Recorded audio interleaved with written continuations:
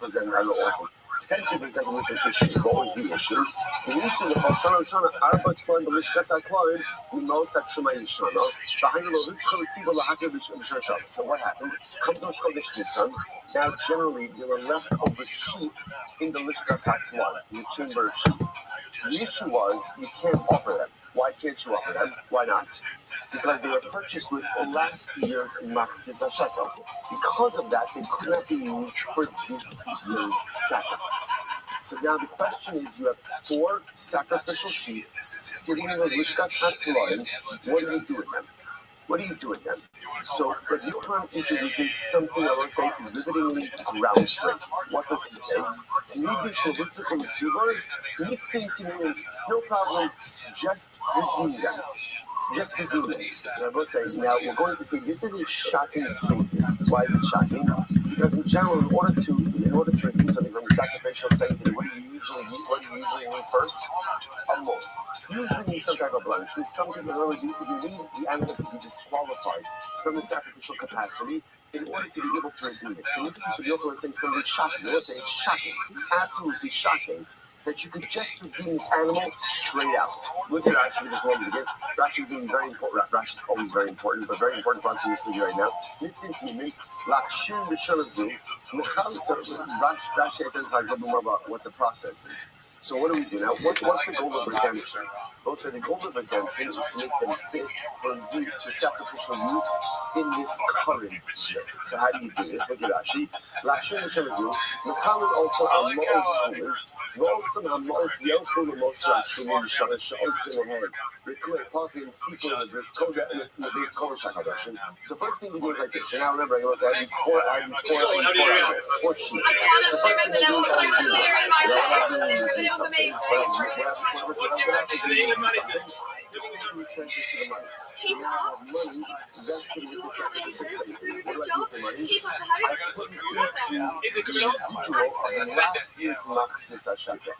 Because remember again, the sanctity of those animals is directly connected to last year's Machzis HaShekel. So redeem the animals, put that money into last year's residual Machzis HaShekel.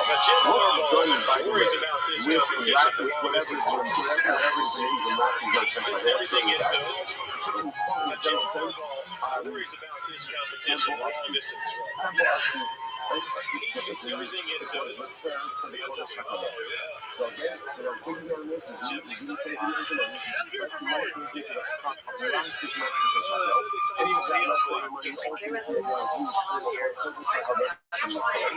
okay, good. So far, so good. Now, what about now? Sheep. What's the size of the sheep? The size of the sheep? So now, what do you do with the sheep buckets? He goes on and says, the older sheep to the food, those who are local person loves Shula Kadosh. The king was also on here. You have shekels from this year's collection, and essentially, we purchase the sheep. For there's meant to be implementation of what we call so again, let's just go through the process. it's What's my problem?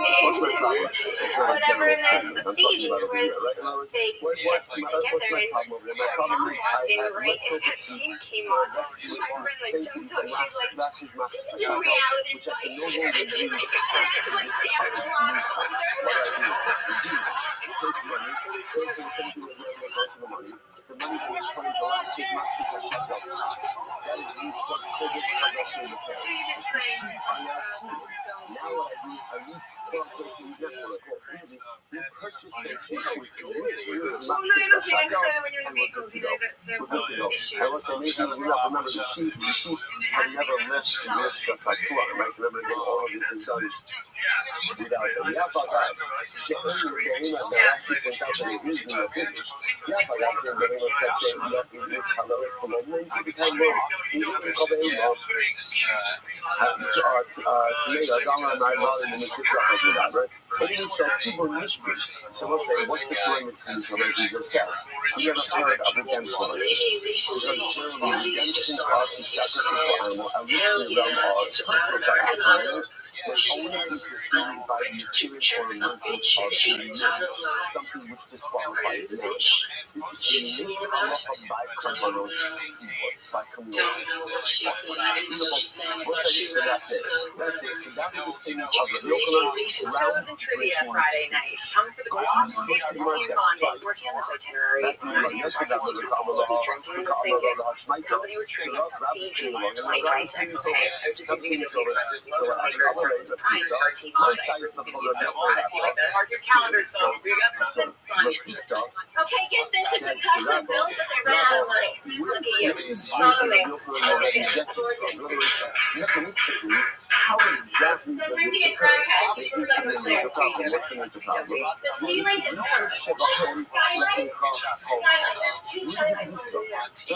We just described the process, but I don't understand why that process works. So we're going to see in just a moment.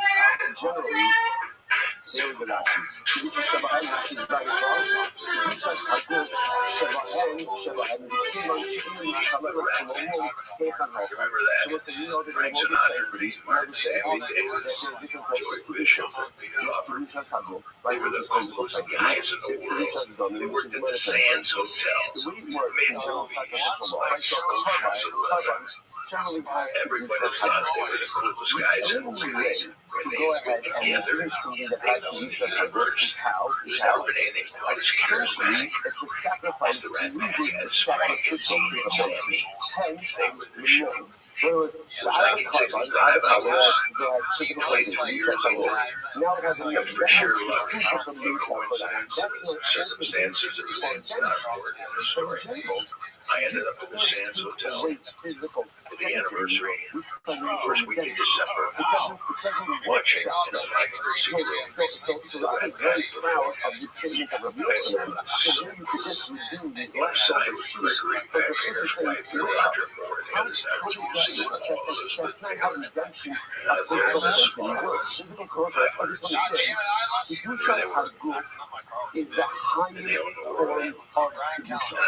And that, because remember, what is Kedushas Haguf mean? What does it mean? What does it mean? It means that the Kedusha itself is part and parcel of the idea. So financial sanctity essentially means that there's an element of sanctity embedded in this object, but there's also other elements. Kedushas Haguf means that the essence of this item is covered. And the sister says, where did the Kedusha go?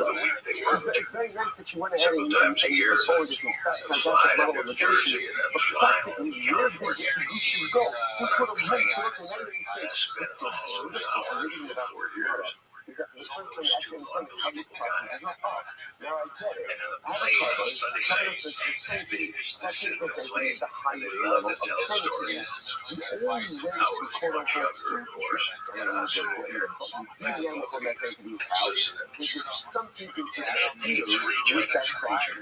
What is it that, what's that thing that interferes with sanctity? A monk. But if a monk says, sorry, you can't offer you up anymore. Okay, so now that monk says, the door, then it's the Yochanan is essentially espousing a model that allows for redemption of something that has Kedushas Haguf without the more. Without the interest. Just as Krista says, what are you talking about? Steve Wynn can't get his own fucking name on Instagram. What is this bullshit? Who the fuck is the other Steve Wynn? Worst username ever. Yo, shut the fuck up. Nobody gives a shit.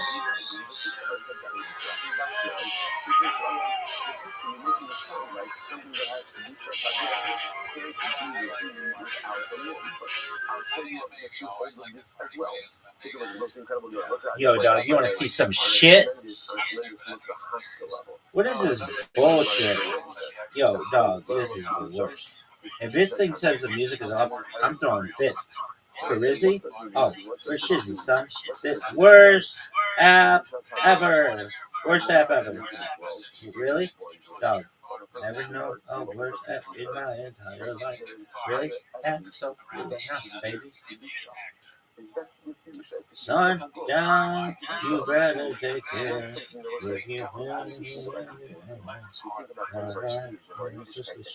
She can get it. I always thought she was kind of hot. Really? Yeah, there's something fucked up about her, though. Cecily Strong. You ever watch this? You're like, oh, you think I'm pretty? Yeah, but there's something fucked up about you. I just can't put my finger on it. But one day, maybe I will. All right, girl.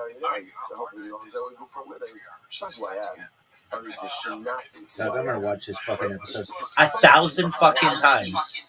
Why? What the fuck up? I hate the world today. And fascinatingly enough, what creates a little bit of the breach into the breach? A moon. Or you what's the moon? The scariest part of faith is that faith has the ability to breach a little bit of that to be possible. But the beautiful part of it is the reality that it doesn't. They love you to breach to be possible. The beautiful part of the unique is unchoosable. And you're riding back in a second dress. Where you move. Oh, that was cool when you fucked up the lyrics, Rabbi.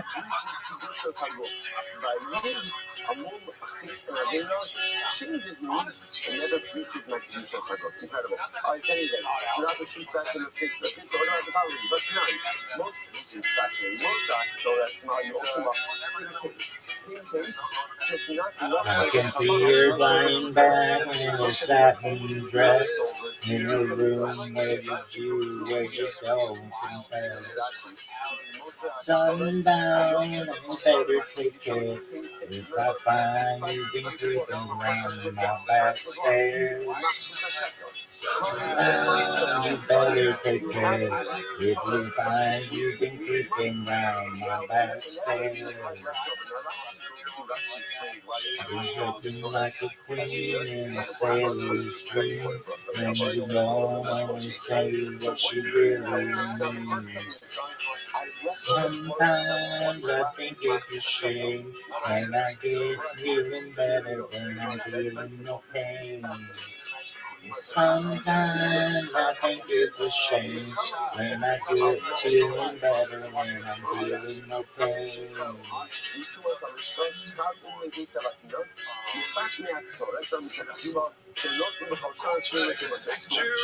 More than a man can make, in their heart and their love in the first mistake.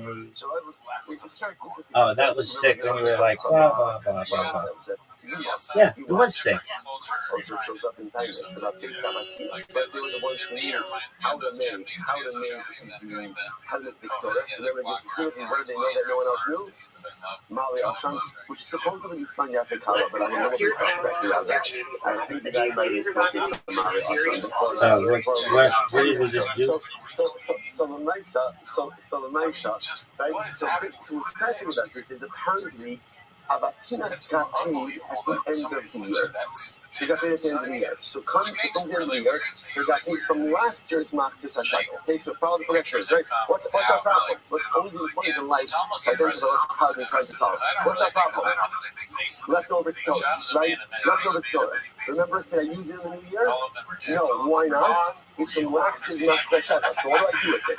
So again, step one, pay your workers. So we paid Big Sabbatina from last year's Machtis HaShakel. Okay. Now watch this over. So now, after we receive that money, we look at the next fraction. The private also started more formally. The fact that there are new ideas after the design, the higher the only. The other fact is how much Torah are in the notion also the only, but we call the culture worker also into a correction. This is great. So watch this. We pay the workers.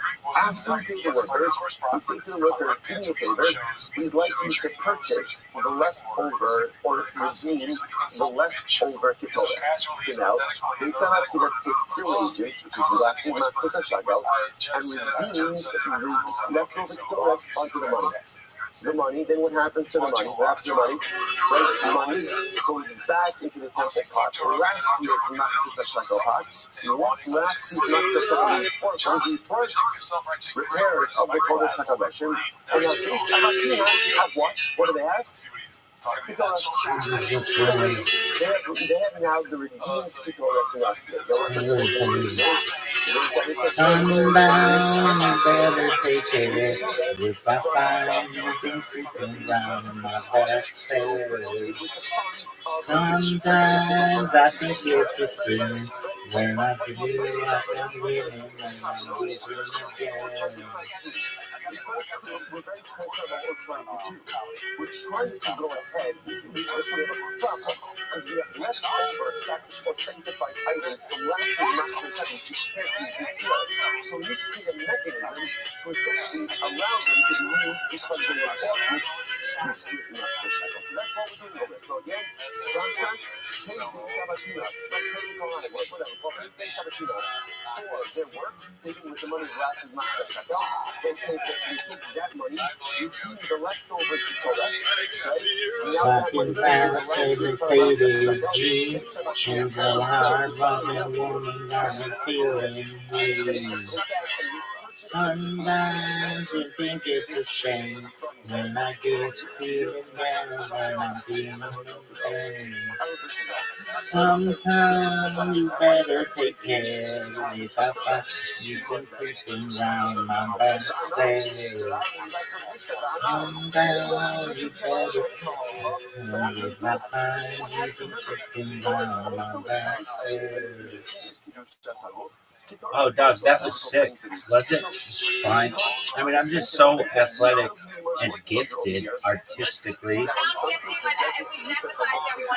takes on a normal day quite a while to get it open. We didn't have the futures trading this morning, so we're now one that futures market interestingly marked in the order gap. It's not on the right order. NASDAQ opens yesterday clear down to 121.76.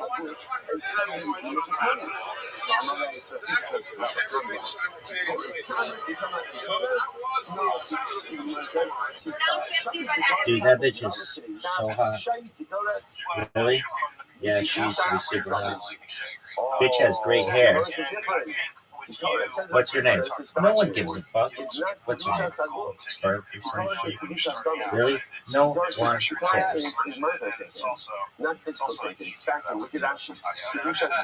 Is she a bitch? Everybody's a bitch. I hate the world today.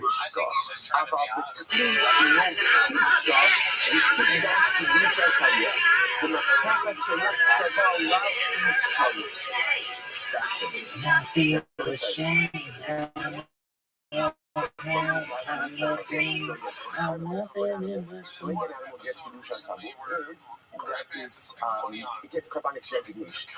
Carbonic designation. Harezu Allah, Harezu Shlonim, Harezu Chatas. So verbal designation by inanimate objects. The way they become kadosh is to place them in three shards, in service utensils. If they're not placed in a service utensil, by definition, you have to use as monetary sanctity, but not physical sanctity. This is fascinating. Doras. It's like three shards at a certain point. Yes, remember how is the Torah offered. Remember, the most on a shovel pan. So that was a three shards. When you're talking about the production of Kedoras, for that matter, again, the storage of Kedoras, so Kedoras is ground that you put the spices and you want to that's not a but it's not a three shards. So because that interestingly enough, Kedoras, I like this song a lot. I like this song a lot. Really? Yeah.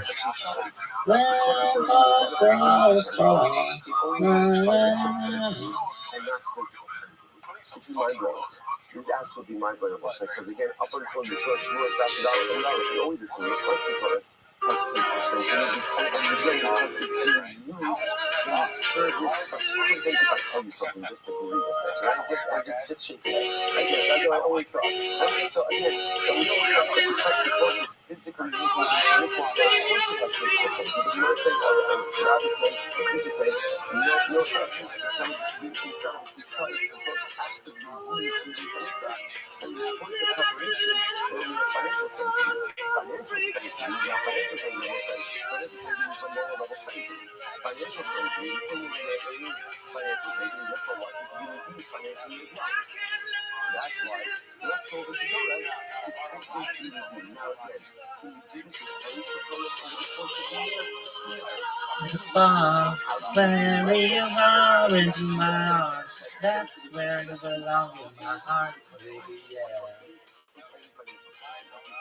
Waiting for a star to fall, where you are into my heart, that's where you belong in my heart, baby, yeah. You redeem them. You redeem them. How you redeem them? You go ahead and you transfer the safety of the money, put that money, then again, put that money into the last part of the Matzah Shekel, and then you purchase them with new Matzah Shekel. This is a bill for those robbers who can do it. The people said, what about the Kedusha?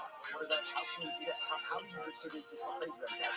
The Rabbi said to this is really good. What about the Kedusha? You pretty much do the same exact thing. It's a just response to your own. Two different items, or two different things, right? The Torah is not physical safety, it's not Kedusha Sago. Rather, what is it? Kedusha Kamen. Kedusha Kamen, monetary safety. You don't have the song memorized. Is it Bob Seger? Next question.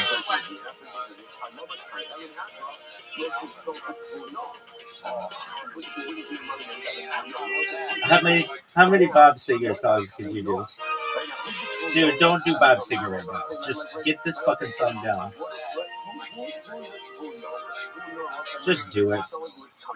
Right, has gone to the mikvah, requires Erev Shemesh, requires sunset. Now, he's an interesting guy, because in certain respects, in certain respects, he's hard, he's gone to the mikvah, right? Perhaps again, waiting but he still needs that sunset. So the Gemara says like this, if you write about Torah, if the Torah only has financial safety, it doesn't have Kedusha Sago, then that's the case that if no one touches it, he shouldn't be able to come in. Yet we know that he does. I love it, Tanya. Why do you does? I hear your name whispered on the wind. It's a sound that makes me cry. I hear a song born again and again through my mind, and I don't know why. I wish I didn't be so strong about you. Like happiness and love revolve. Trying to catch your heart is like trying to catch a star. So many people for me, baby. That must be what you are. Praying for a star to fall and carry your heart into my arms. That's where you belong, in my arms, baby, yeah. Waiting for a star to fall, carry your heart into my arms. That's where you belong, in my arms, baby, yeah. Oh, that was sick. That was so sick when you were like, hey, everybody, look at the reflection in my fucking glasses. And then you were like, what's that? What is this bitch's name? Burkhart or some shit? I don't know. This bitch is fucking on. Probably.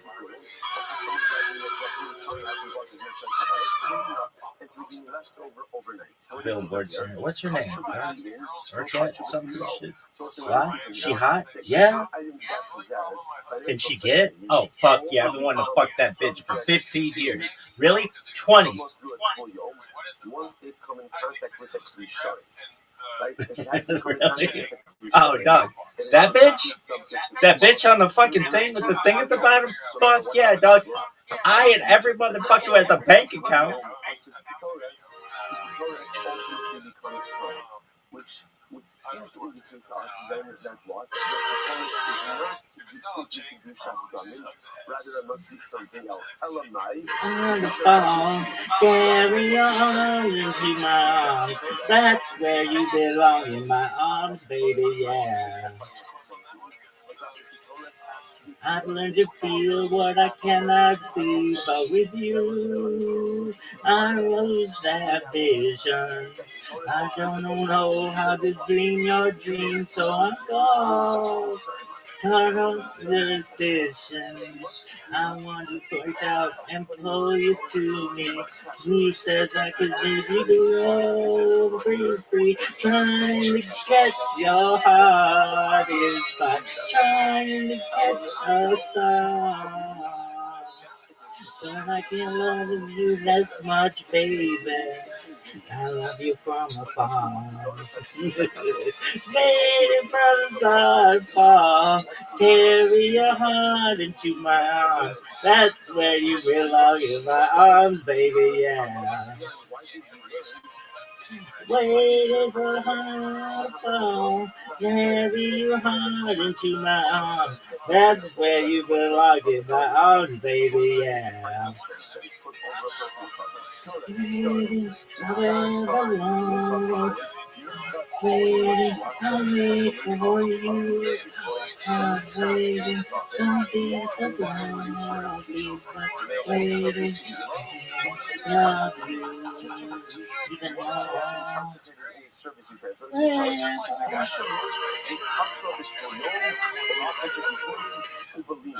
Once they come in contact with the insurance, so then, once they get then you're susceptible to tumor,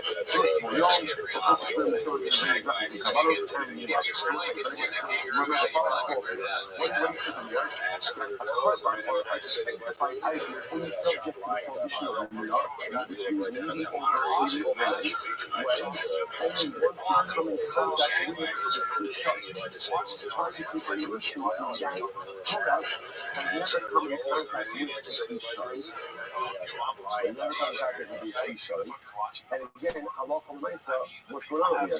Tushul l'maisa is typically no typically low. Only if something has become consecrated Kisharis is a subject to Lina. But if it's never been in the Kisharis, it shouldn't be subject to Lina. I say, see, our problem is, it sounds like we're leaning towards saying that No, this is a shit thing. The problem is anything else. Alright, how many Bob Seger songs can you do, kid? Oh, Bob Seger? How many Bob Seger? You're asking me how many Bob Seger songs do I fucking know? How much time you got, motherfucker? Really? Yeah. Why? Dog. Bob Seger? You mean Bob Seger, the Silver Bullet Band? Really? Who else?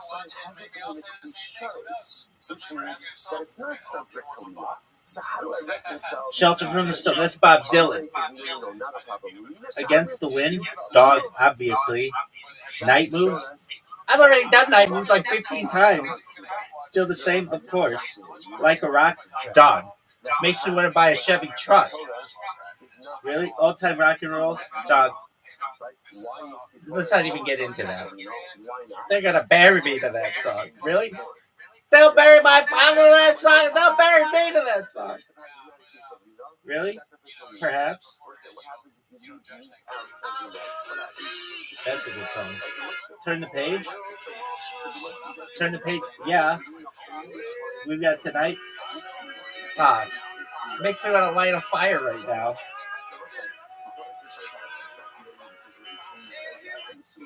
How about Till It Shines? Dog, if it's not on Bob Seger's greatest hits, it ain't one of his major ones. How about Roll Me Away? Dog. They know the back of all cities have the bar to have a brew. We had no drinks and I just all do what I decided to do. Them compliment. Lived down by the riverside, looking for fortune wheels and roll dice. I was just 13 when I had to leave home. Hollywood Nights. I've made my own films of this. Really? Yeah, dog. Traveler Man? Dog. Absolutely. Dog. Yeah, dude, I would just shrunk this one. Microdoses, bitch. Really? Yeah. Beautiful Losers. You'll comfort me? Absolutely. Songs About Baby. Yeah. But not one of my favorites. That's true. Higher Ground. That's fun. We've got tonight. Absolutely. Shailen, not one of my favorites. Understanding? No one knows it. We say anything that goes into Kusharis is subject to Chances are. Wait for me. Because of this time, okay. Big one though.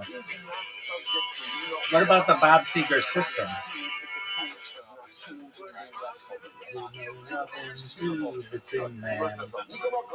How about the real love? How about the Eagles? We know the Eagles are competitive. Trying to live my life without you is the hardest thing I ever had.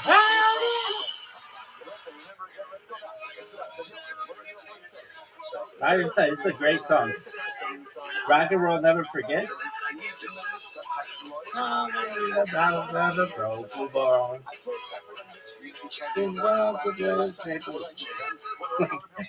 Bob Seger's songs are about me. That's why he's a system. He worked it out, baby.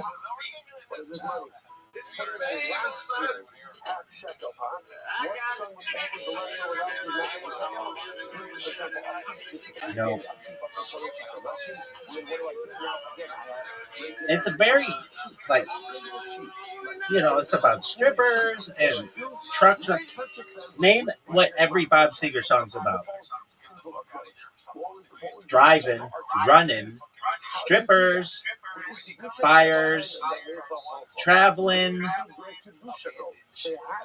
Did we mention strippers? That's a big thing.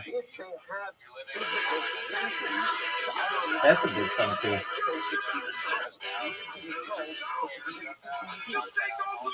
Not the same.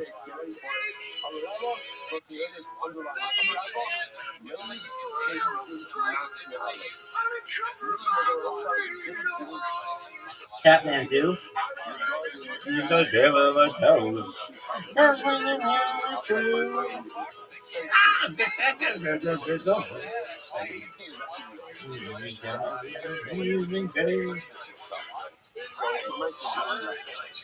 You like the song? Not really. It's on his greatest hits. This one's good.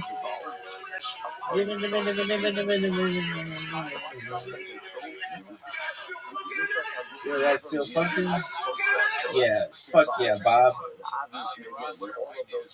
Gypsy winners all along.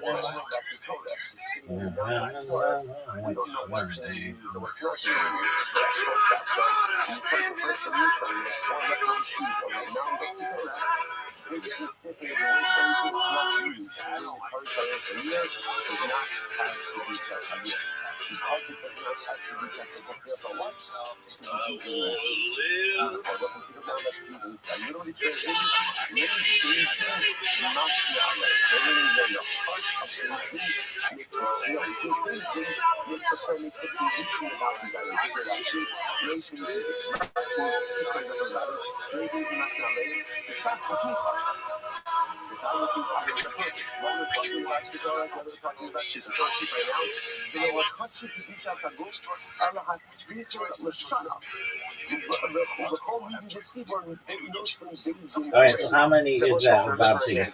Enough. This has to do with a general sense, right? That Jews, like the Jewish court, Sanhedrin, Chazal, actually over monetary matters of concept, which is actually quite fascinating. But what it sounds like is we always assume that was the case for us regular people.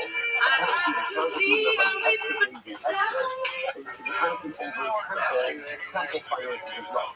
Religious finances as well. So the way it works is like the Jews themselves clearly saying that they left over. So again, it's not the shot that everything is Kedusha Sagot and now we're doing it. It's about something that only stuff we use as Kedusha Sagot. Anything left over, we never had Kedusha Sagot. Then you say, it can never have. No, what's that song about? What? They don't redeem it at all. That's 10 years ago. Because remember, again, the city of the base and the fish that's going to look very strange. If you just put sheep that just look the last thing, the rich is and that's selling it again and making a barbecue. That's not going to be that. So you have to undergo some necessary ultimately of redemption. It's just understand, we thought the whole problem was I'm doing something that has physical sanctity without the emergence of a mum or anything else. Oh, I like this song. David says only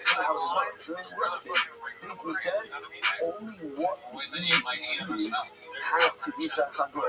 What you don't use never had Kedusha Sagur. Incredible. Absolutely incredible. Rashi ends up in the phone. You give the seaboard, knows him that he's being delivered. Any matter concerning the seaboard, these things, it's actually a very special word, a very beautiful phrase. The phone, you give the seaboard, this is concerning the God's body, so no things doing. Things being raised in their hearts. That is concerned regarding all community matters, and therefore, halacha l'maisa, again, they said only what you use has to be shas. What is it? After we're gonna let it all after midnight. We gonna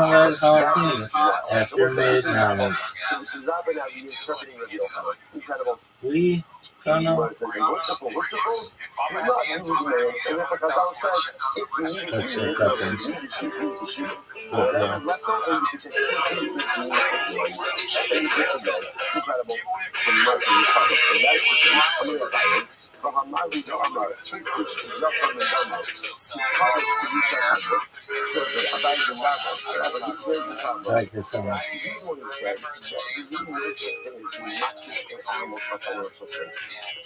Jesus said, and I love for myself, Rashi's example is, if you're makdish an animal, like if you take a ram, and you say, I hereby makdish this ram for its financial success, the animal essentially automatically acquires Kedusha Chago. So whenever you consecrate an animal consecration always results in Kedusha Chago. So I don't understand why these sheep are designated. How about you go fucking 6 boy?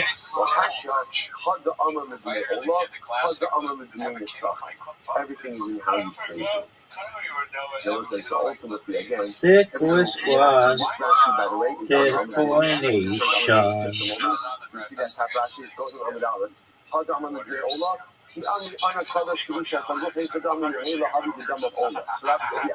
when you designate the animal, you say that this animal should be for Allah, which is what the animal is fit for. That animal is automatically vested in Kedusha Chago. But Allah for myself, let's say you say this animal should be for Way left and way. way left and way. So what does that mean? That means you're vesting the animal with financial sanctity and not. Are you fucking serious? I might have to shit myself.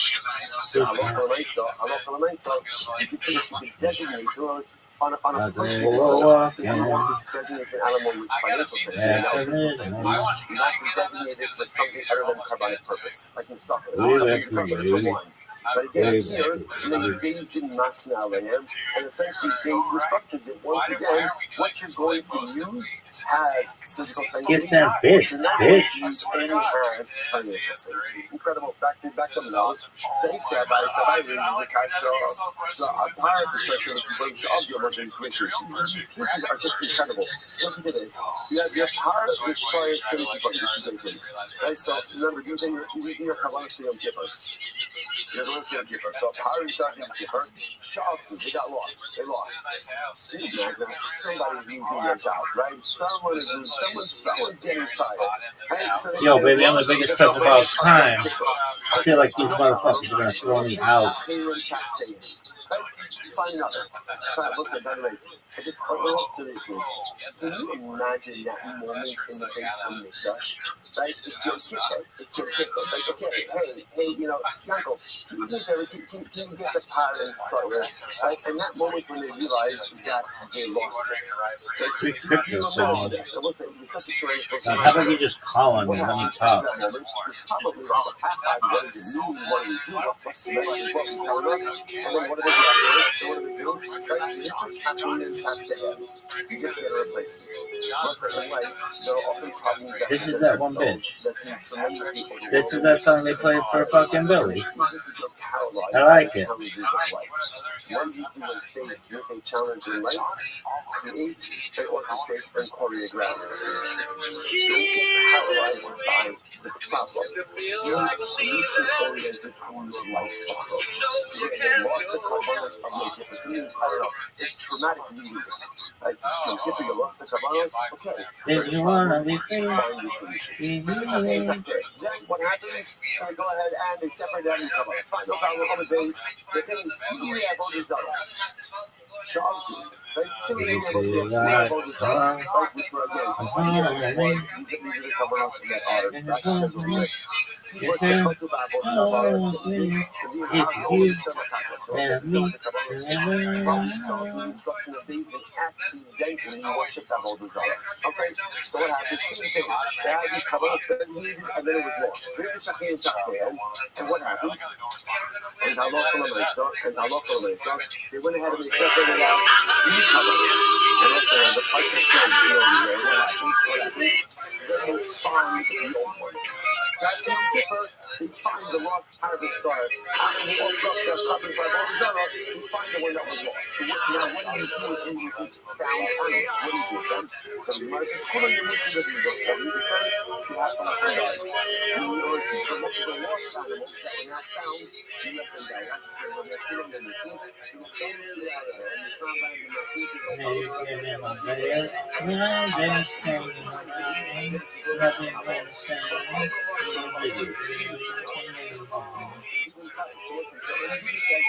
the mountain music like grandma and grandpa used to do.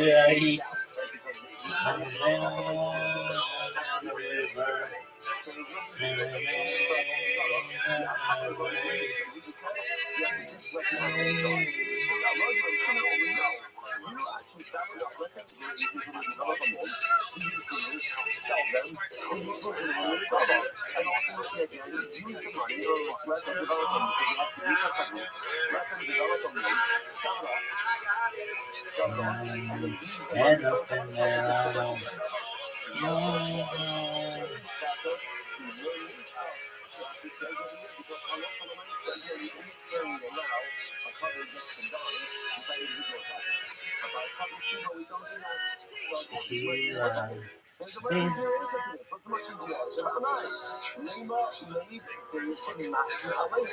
I can still shout down the party. I can sing with anybody. I can bring whiskey and red wine, champagne all night. In the glass on the rocks and I find. When I taste tequila, baby, I still see you. They're on the phone, let's go with a t-shirt. The same one you wore when we were sky high in Colorado. Lips pressed against the bottle, sailing on the bottle, baby, I don't believe you. I can live without down here. When I taste tequila.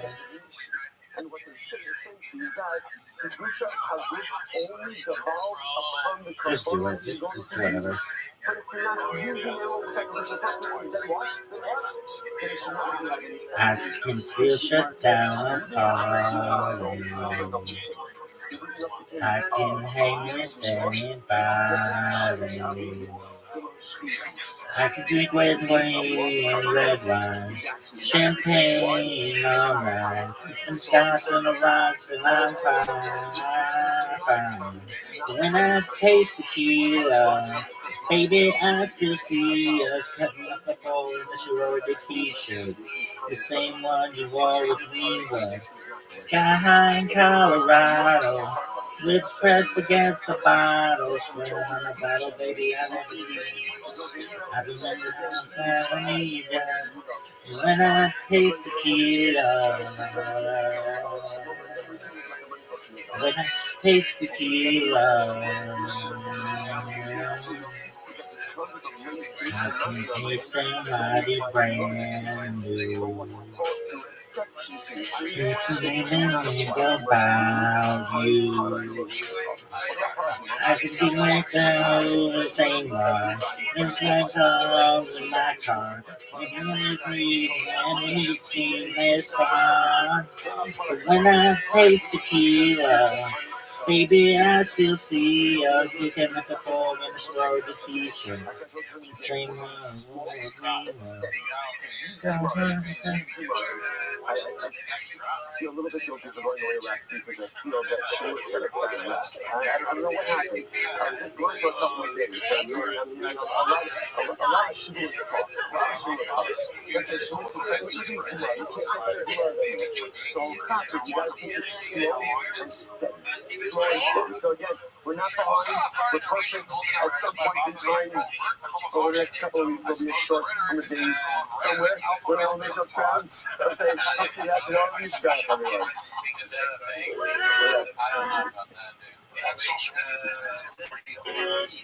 I don't know if truck pods or anything, Truck out of that.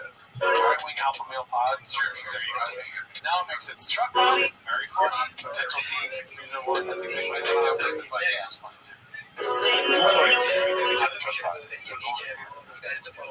Someone water we were sky high in Colorado, lips pressed against the bottle, swearing on the Bible, baby, I never leave you. I remember I never need you when I taste tequila. When I taste tequila.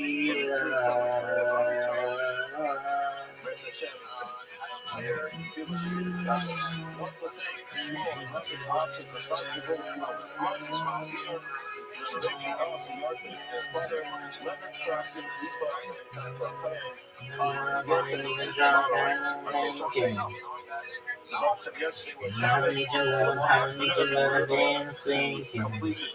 When I taste tequila, baby, I still see a color in a t-shirt. Same one you only love. Sky high in Colorado, lips pressed against the bottle, swearing on the Bible, baby, I never leave you. I remember how that I need you. When I taste tequila, when I taste tequila, when I taste tequila.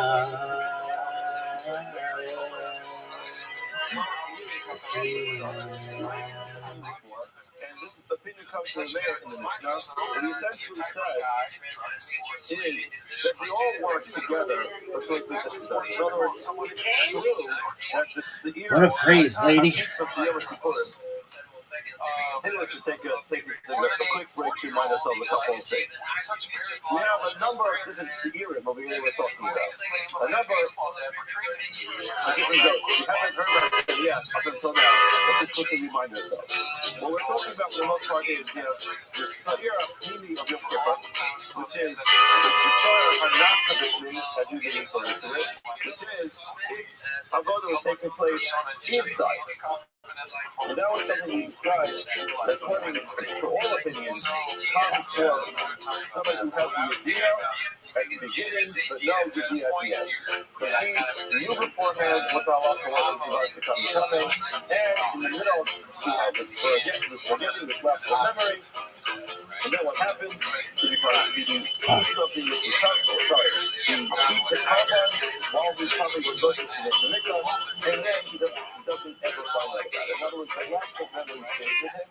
That's what the Messiah, not the snake goes to the soul. Then we have another one, which happens on Yom Kippur, which is the Sarah Pizza. This is not the Sarah Pizza. This is done entirely outside, and now it's done because of my couple when it comes to do. So everyone is of the opinion that it works for a person who does not know about it at the end of the beginning, but knows about it at the end.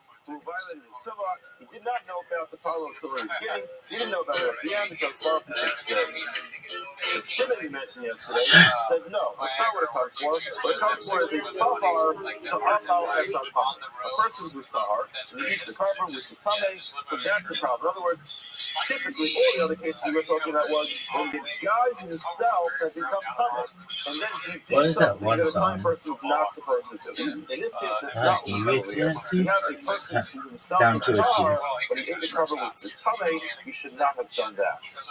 The mayor, who we're going to address right now, he essentially says that all these things can be mixed up. The only one that's unique is the soyer hanatzah.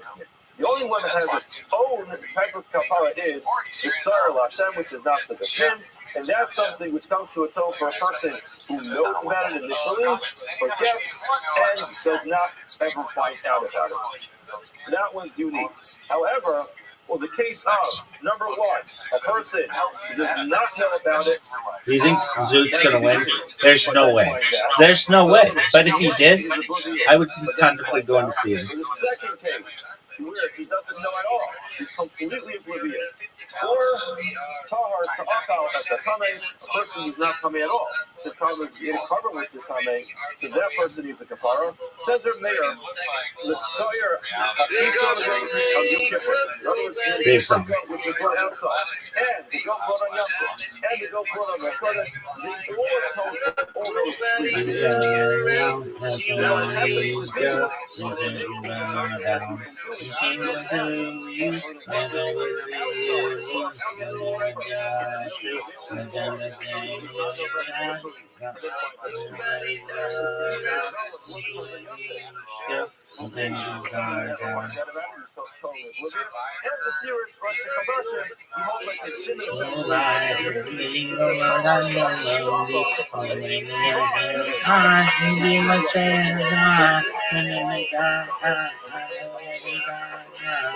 Got you down to a T.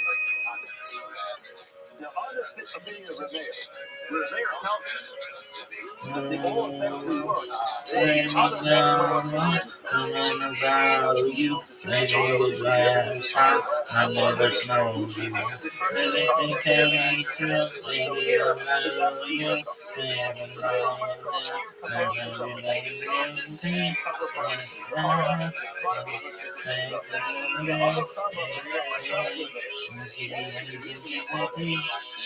My sheets and the line. I'm a young melody, and it's a me. Verse right, you and low line. We can learn as you need tonight. Girl, I spend my time every eye. Do you think you're gonna be Joe Rogan's best friend?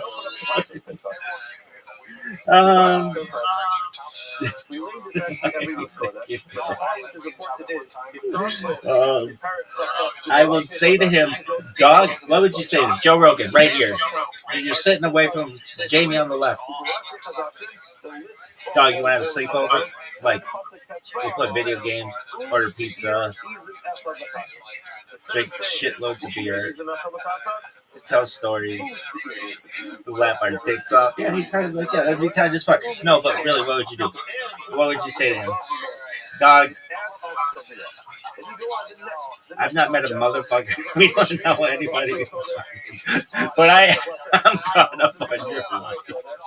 Like, I know everything about every one of your friends. I'm in all the fucking subreddits. Really? Yeah. Why? I mean, why not? Dog, this shit sucks, though.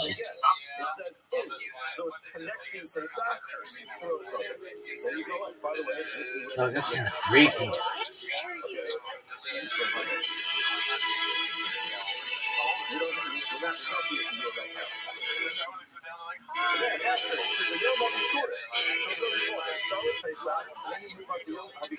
Bird pipe.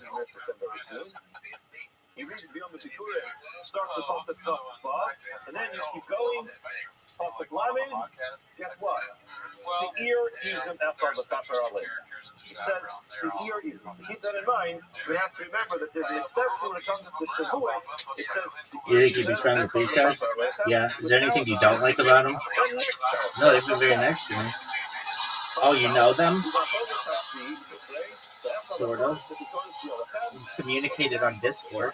And then it says, more than this asshole or this asshole. So again, you have your connecting Rosh Chodesh.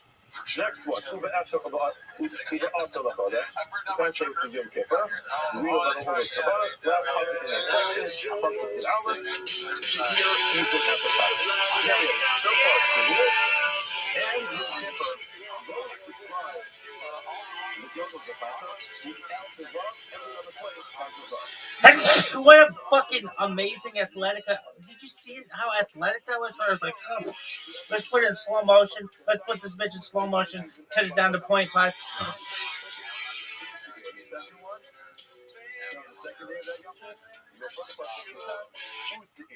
Third day of Yom Kippur, who's here? Fourth day, Pasuk Kaf Hey, who's here? Fifth day, Pasuk Kaf Vav, who's here?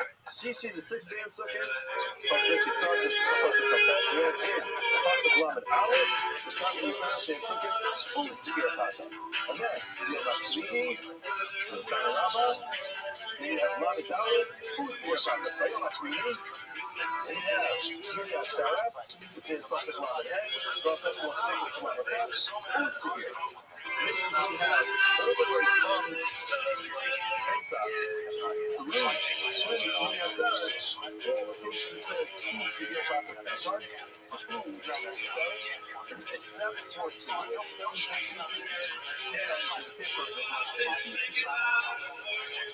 No, Narcanima is saying, right time of the day, I'm not cross the earth. The extra word, that's the letter of love. What is this extra word indicating? But all these goes, but these are described. Nice, standing of the sunlight, babe. My race and rose the cheek. So you're leaving out there, even if it's just so young. Wow, see,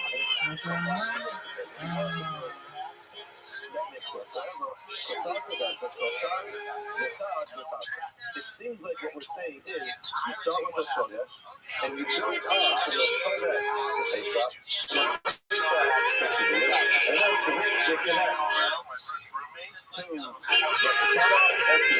Rashi goes through all this very methodically. If you look at Rashi's first line, he says, "Shal Pesach HaShavach L'Rosh Chodesh."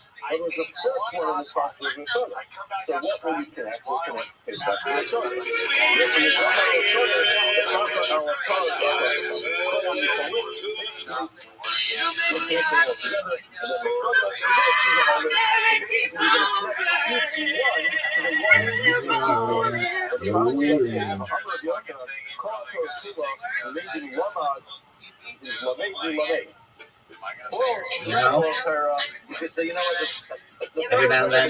and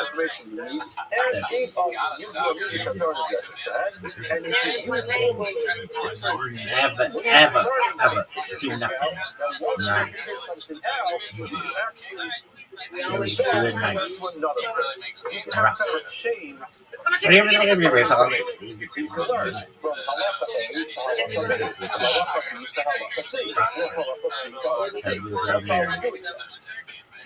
And we rolling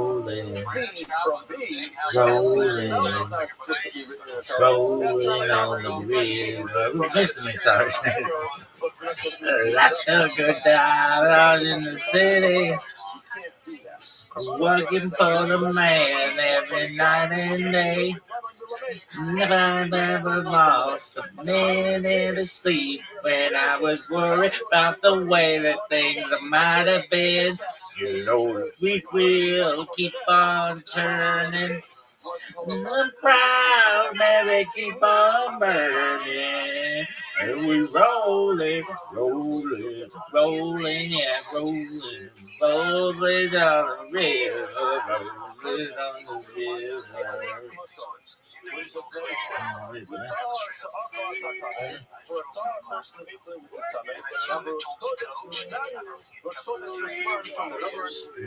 Rolling down the river, rolling on the river. Made a lot of pain and Memphis. And I pumped a lot of tame down in New Orleans. Never talk on the side of the city until I hit the ride on a riverboat. We know that we will keep on turning. Let the proud Mary keep on burning. We're rolling, rolling, rolling, yeah, rolling, rolling on the river, rolling on the river, rolling, yeah, rolling, rolling on the river, rolling on the river.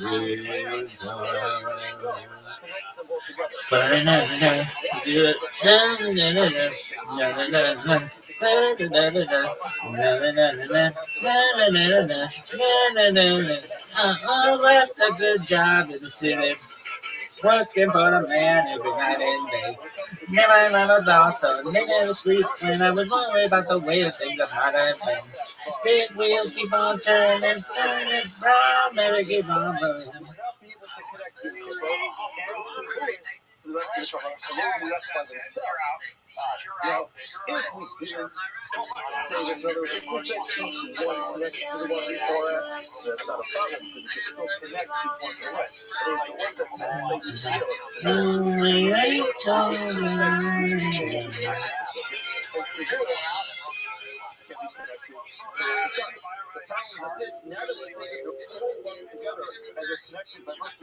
Your love lifted me higher than I ever been lifted before.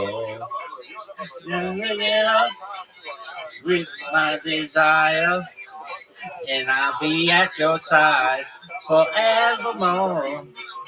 Down in all up, your love it, don't lift it, lift me higher, I'm still higher and higher, higher.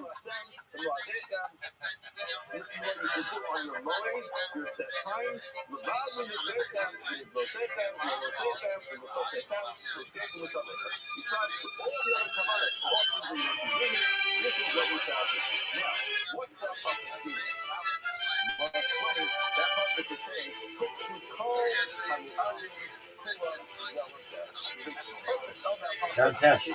Sort of an alien, maybe.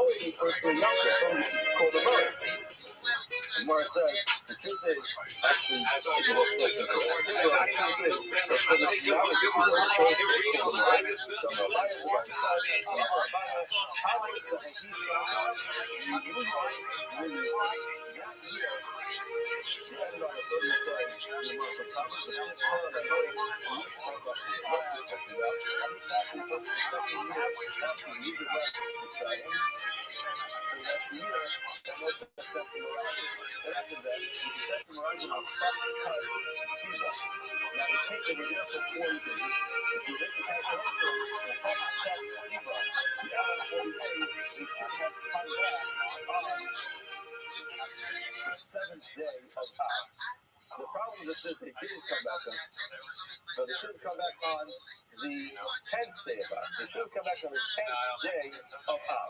The problem is they shouldn't come back on the 9th day of Av.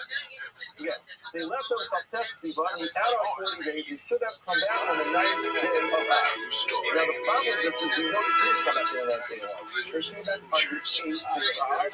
The Moroccan gave the travel report, and that night on Tisha B'Av, on the 9th of Av, everyone was quiet.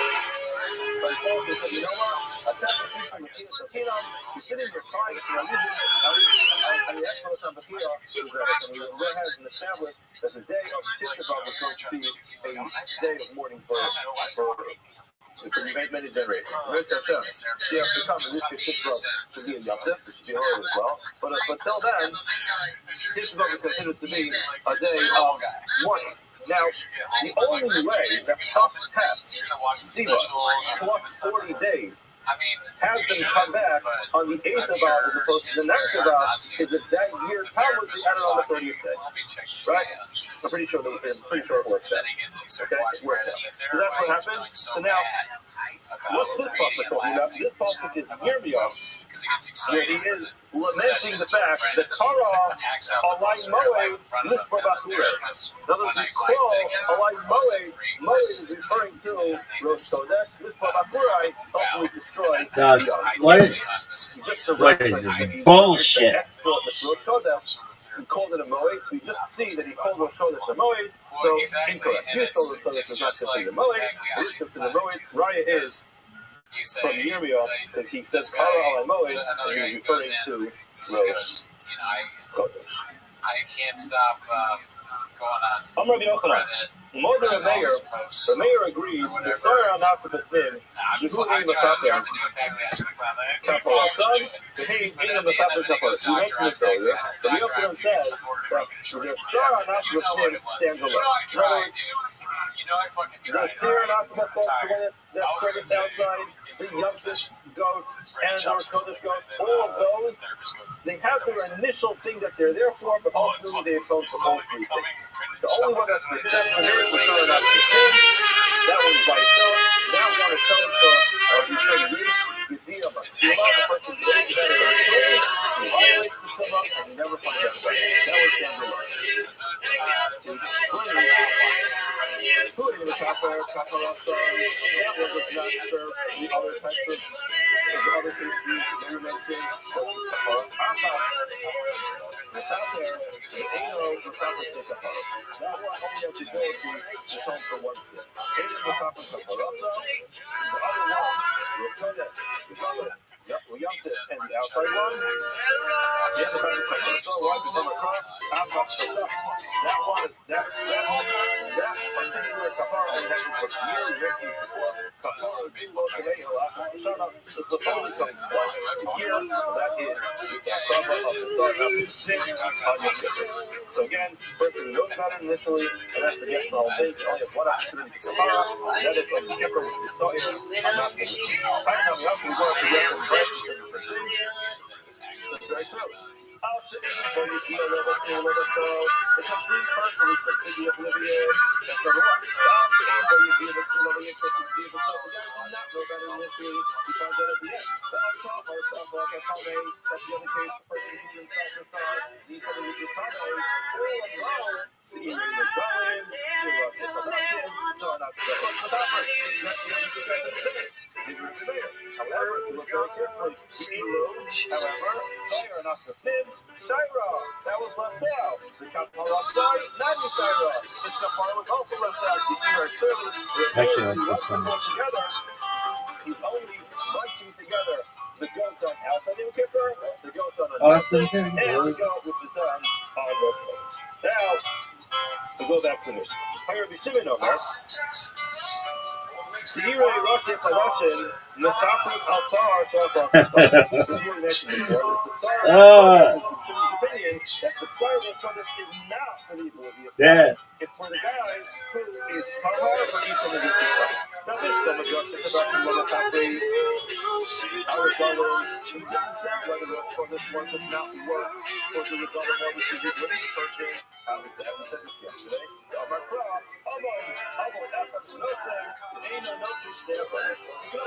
Can you do this? Now, I could do Blackwater in my fucking sleep.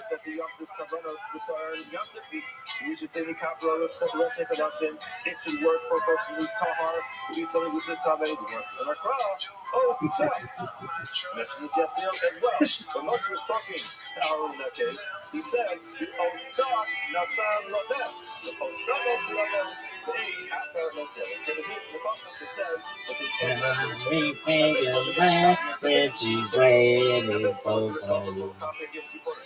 Well, Mississippi, please calling my name. Catholics are jumping like what I've been calling, like what I've been calling on bass is the same.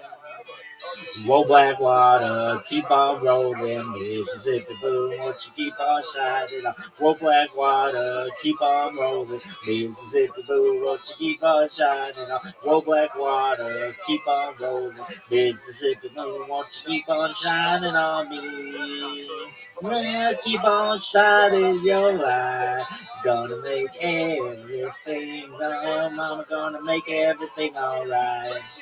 And I ain't got no worries, 'cause I ain't in no hurry at all.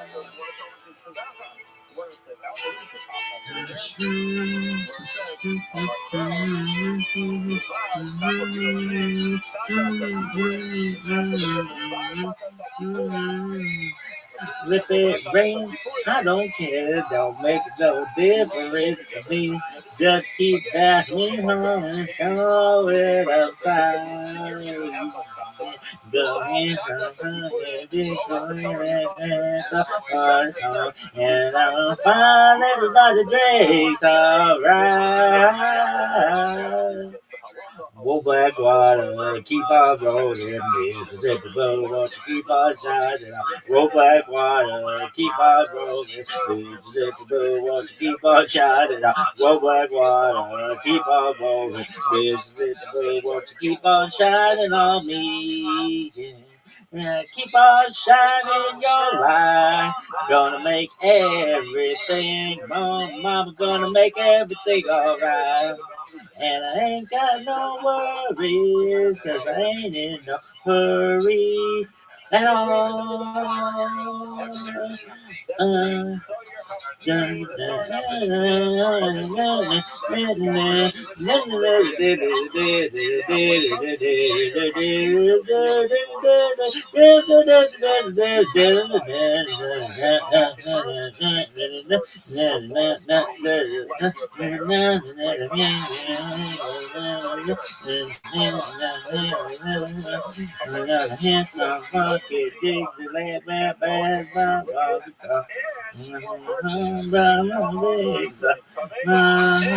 And by the hand, take it by the hand, pretty by out your dad, put your daddy all about.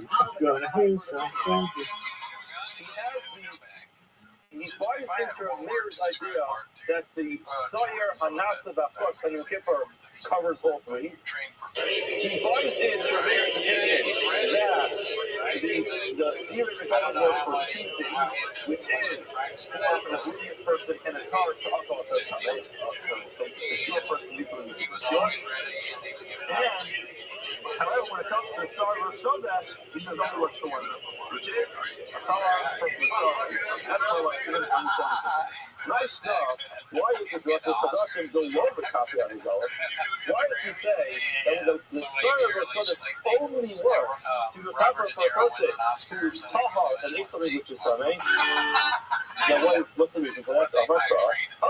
It says Harvard over there. Harvard, Echad, who knows, say, there's a Now, if that's the case, that's the Torah only works for one. We go none of the copy of the Sawyer. What is this bullshit? It's good crap. Exactly what it meant. Exactly what this went from what's in it. You should say the same thing. In other words, you don't say although it means only one, but you should probably go with the first example as well. Rain, I don't care. Well, if it rains, I don't care. Don't make no difference to me.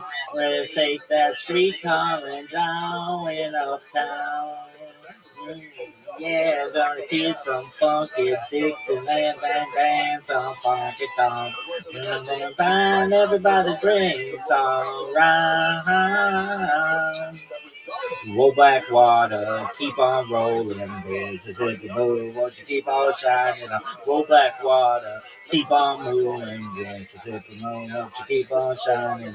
Roll back water, keep on rolling. Mississippi move, won't you keep on shining on me?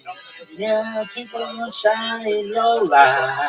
Gonna make everything. My mom gonna make everything alright. And I ain't got no worries, 'cause I ain't in no hurry at all.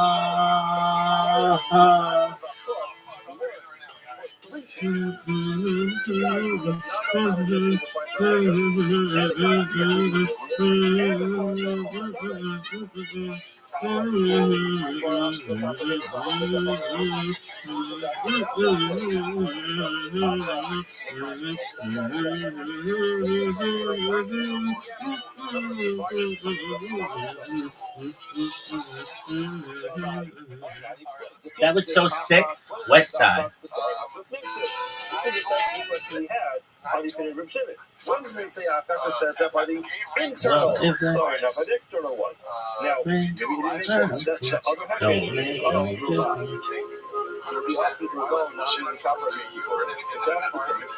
In other words, if you say the Akash part is only the limited group there, then the goal is only to convert by the deep sea Akash is here. That's it. It's not something that's not.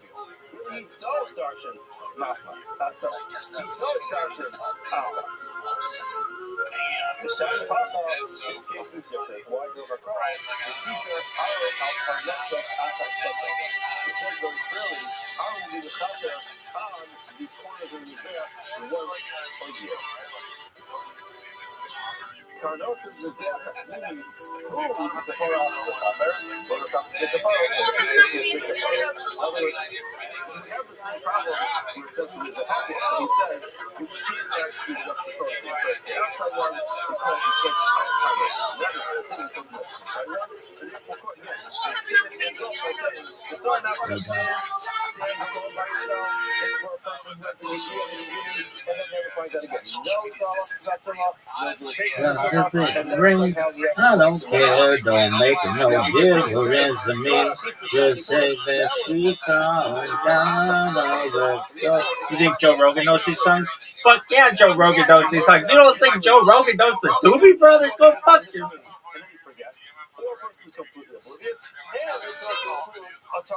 Hey Joe Rogan, you know the Doobie Brothers? Yeah, fuck yeah, he knows the Doobie Brothers. Now we can cover a person who's completely oblivious and cover a star cell phone. Why?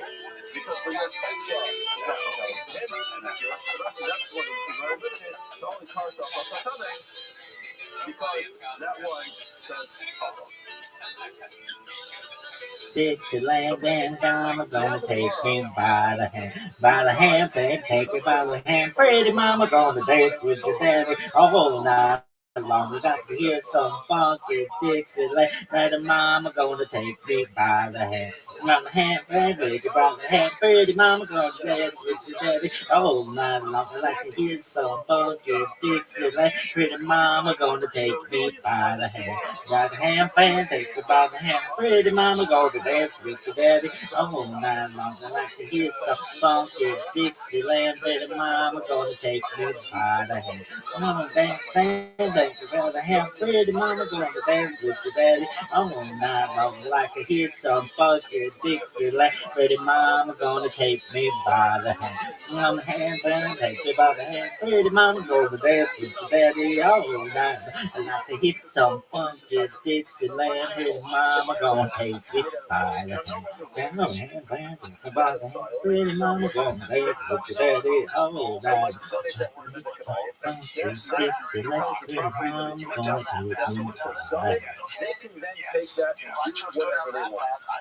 Dog, that was so sick. And then they threw up gang signs for gangs that don't even exist yet.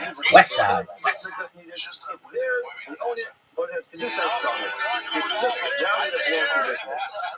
Well, if it rains, I don't care. Who's this bitch? Oh, please be another college chick. Oh, they're a fake person. Really? Actually, they are. They're a Canadian person. Really? They're a rugby player. Oh, they like Dusty Springfield. That's tight. Every year,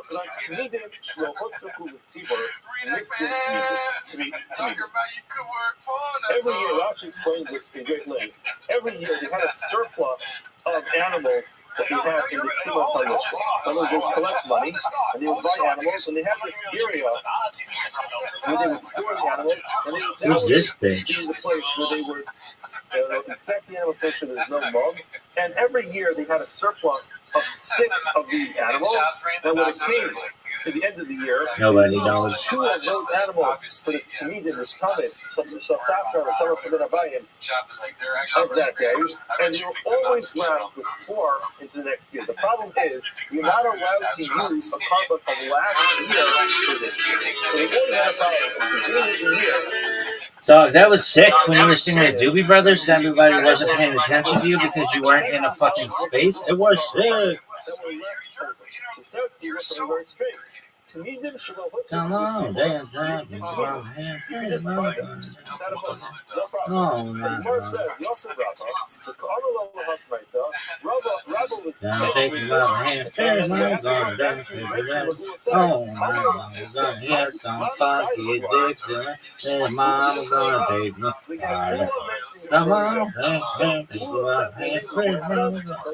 Look at this move, though. Look at this athleticism, folks. Folks, I think we need to go back. 10 minutes of shop. Everybody knows that.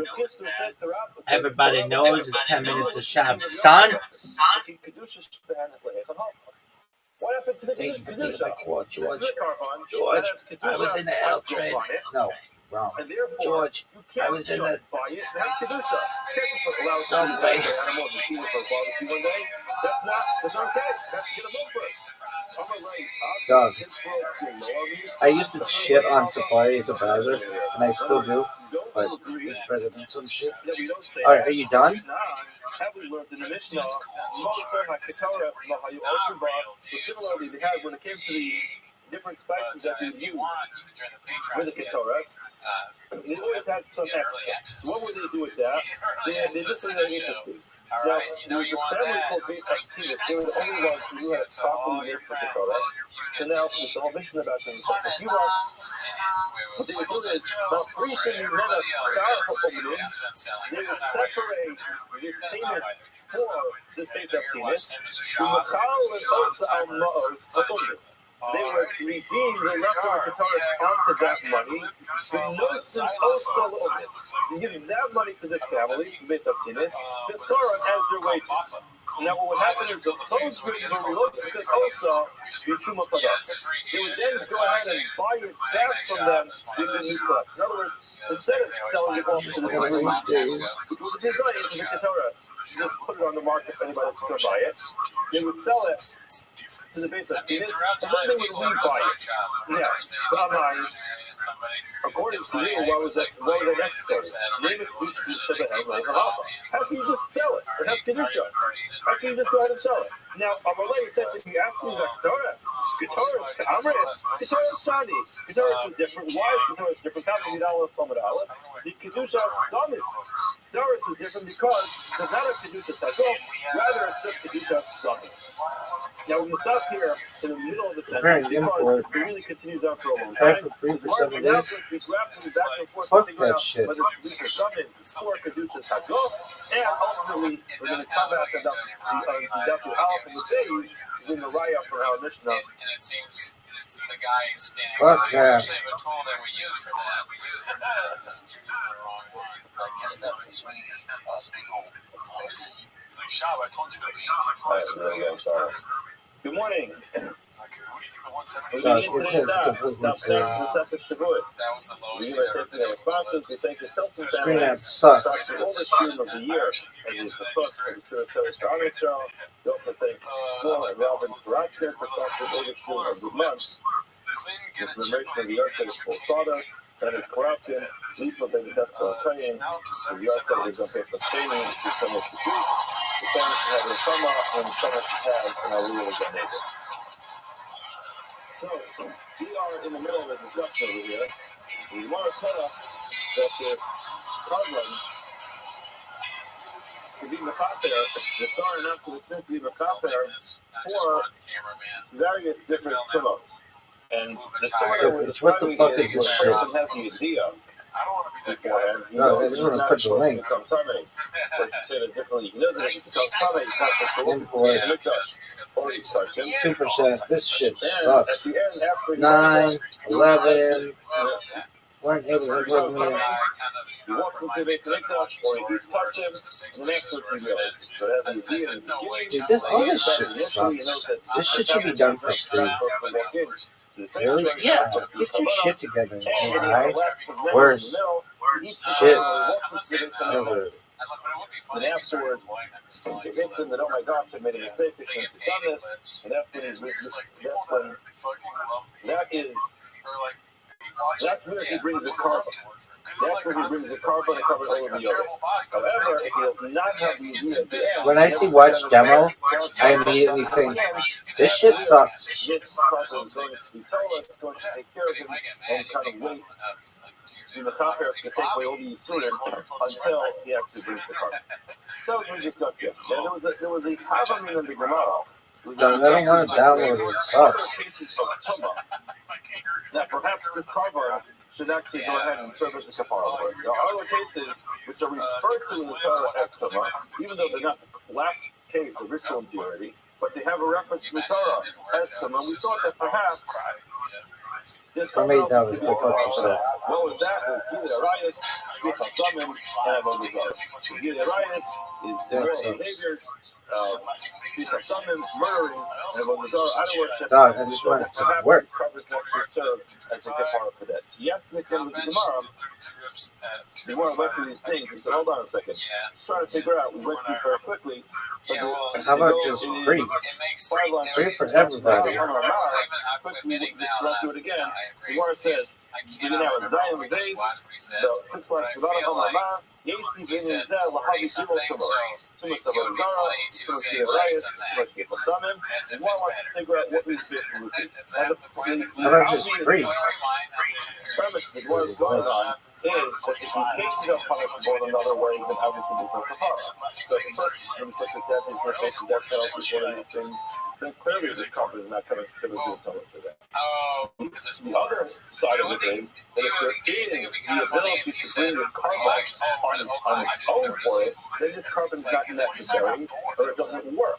The whole idea, we made it practice yesterday, of the Tish'ayim to Chatasam, is to be a Pasha, similar to a Pasha is something which is done intentionally, a case of something which is done unintentionally. The idea was, just like something which is done intentionally, you can't do a carbon. So this carbon is being possible come for another scenario where you can't bring a carbon.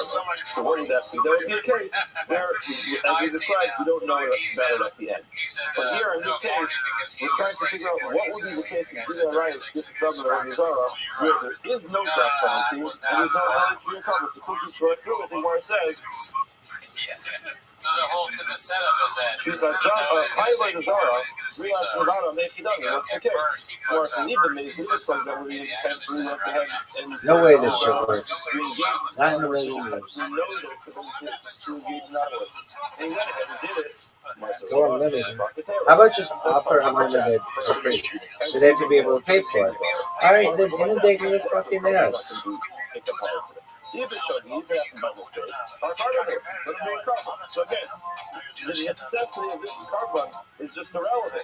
Mora says no, it's something that is amazing to us. Talking about a case where we did it intentionally, but there is a loophole in Trenching content from source? This shit sucks. Or Bishogeg, another case Dog. Doug, look at this athleticism. Let's summarize this for the folks at home. It's time to eat French fries. Psych, we got some.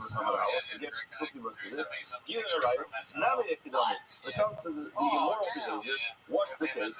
Even means that he intentionally went ahead and engaged in this behavior, knowing that it was forbidden. The guy is subject to the death penalty. Either so, if it happened on the stage, our problem will remain problem. So then this problem becomes irrelevant. Martin, what I'm talking about is that maybe it was intentionally the last week. Okay? There's a loophole here. So he's done it but he did not get a house for he did not get a warning. If he did not get a warning, he cannot be punished with the death penalty. Other cases, the Shogeg, that's by mistake, a little younger right, and was missing one of the necessary knowledge. Again, similarly to the stomach, the case when you murder somebody, Dami, what's the case? If Dami, even they did, if he intentionally went ahead and murdered somebody, he's subject to the death penalty. You kill somebody. Even Shogeg, if it was an accidental death, our goals, he has to go to goals. So again, you don't find that there's just a carbon that is brought on his behalf, which serves as an atonement. Yes, but already we learned about this. Where it says, it could be amazing, and we're asked the same thing. He didn't intentionally do that, get a warning.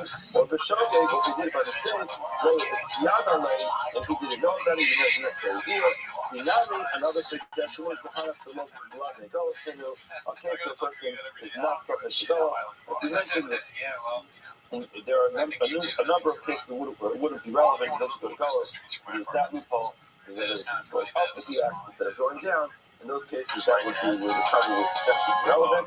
However, it's not. That's what we said yesterday. However, even though we just found cases where potentially this carbon can be relevant to serve as an atonement, it doesn't. This whole idea was, what would the potential case be? And here he wants his potential case, it has to be where it was intentionally, but he didn't get a warning, or it was by mistake, he didn't have to talk about it, or when it comes to the case of accidental murder. In those cases, we have to be a case where it's just in one of those cases where it doesn't go well. Okay, now the Muslim goes well. Break it down, we call it shares. And we were talking before, so again, this is about excellent hours, and it is 2 more.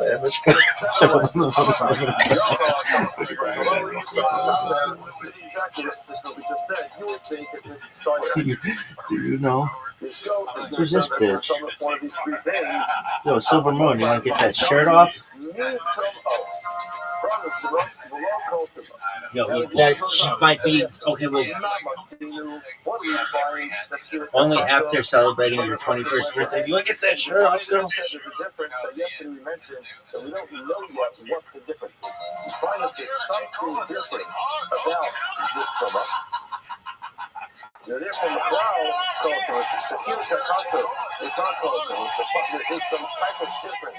The culture is so future to Kedata, person who walks into the Shamika, when he is Skits and bits, baby. eating carbonates when he's in a similar state of impurity. Now, the Machal Torah to us, the Torah is big district of Afghan, the Torah is big district of in other words, the idea is, every need. This carbon, this fire, this goat is here to serve as a cover for a person who unintentionally walks into this Shamika while he is impure, or in touch while he is impure. Why? Because we find that that particular Torah comes with a different set of laws than all other types of Torah. Therefore, that's the one that is going to serve as a kapara for, but nothing else. So now, we would have thought it served as a kapara for the right with someone of a Gemara. But we learned that no, it doesn't. The Prophet doesn't use Torah. It has to be that there's something special about this Torah, something different about this Torah, and once we find something different about it, you can say, all right, fine, that's the one that this Sawyer will be the Sasser. Give her a new delivery to read with it.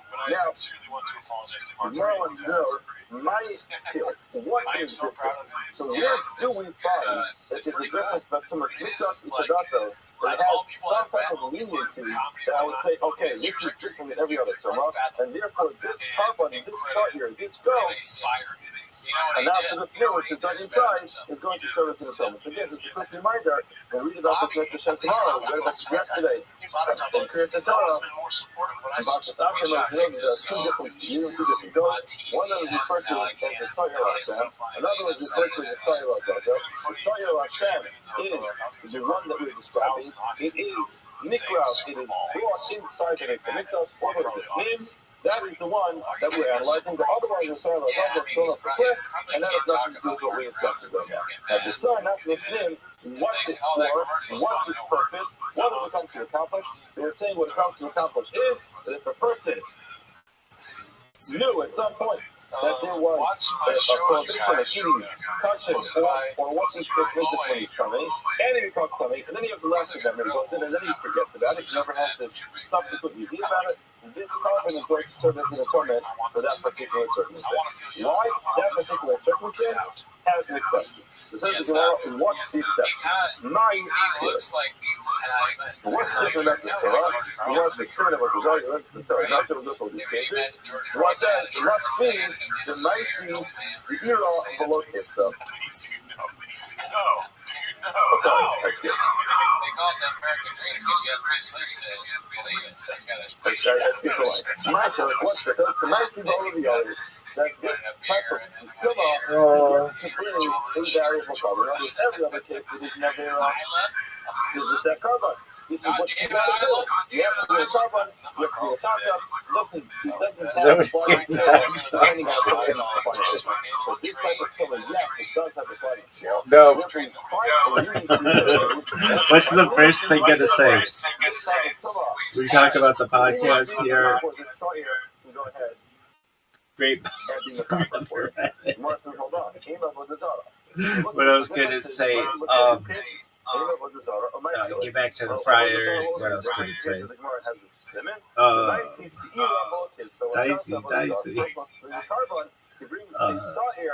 Does anyone here talk shit? And not a sheep. So we find that there is a difference when it comes to Avodah Zarah. So perhaps, just like we found a difference when getting everything ready. What is this bullshit? Getting everything ready should be automatic. Getting everything ready. Hey, I'm getting everything ready. Hey, how about you give me some fucking specifics? 0%, 1%, 2%, 35 minutes may remain, whatever. There are differences, of course. We need to find a difference which is more worse podcast ever. But talk to me about these kids fucking sports. I'm fucking so into travel ball. Really?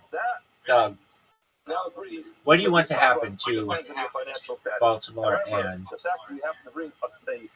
Bobcat? You want them to be successful?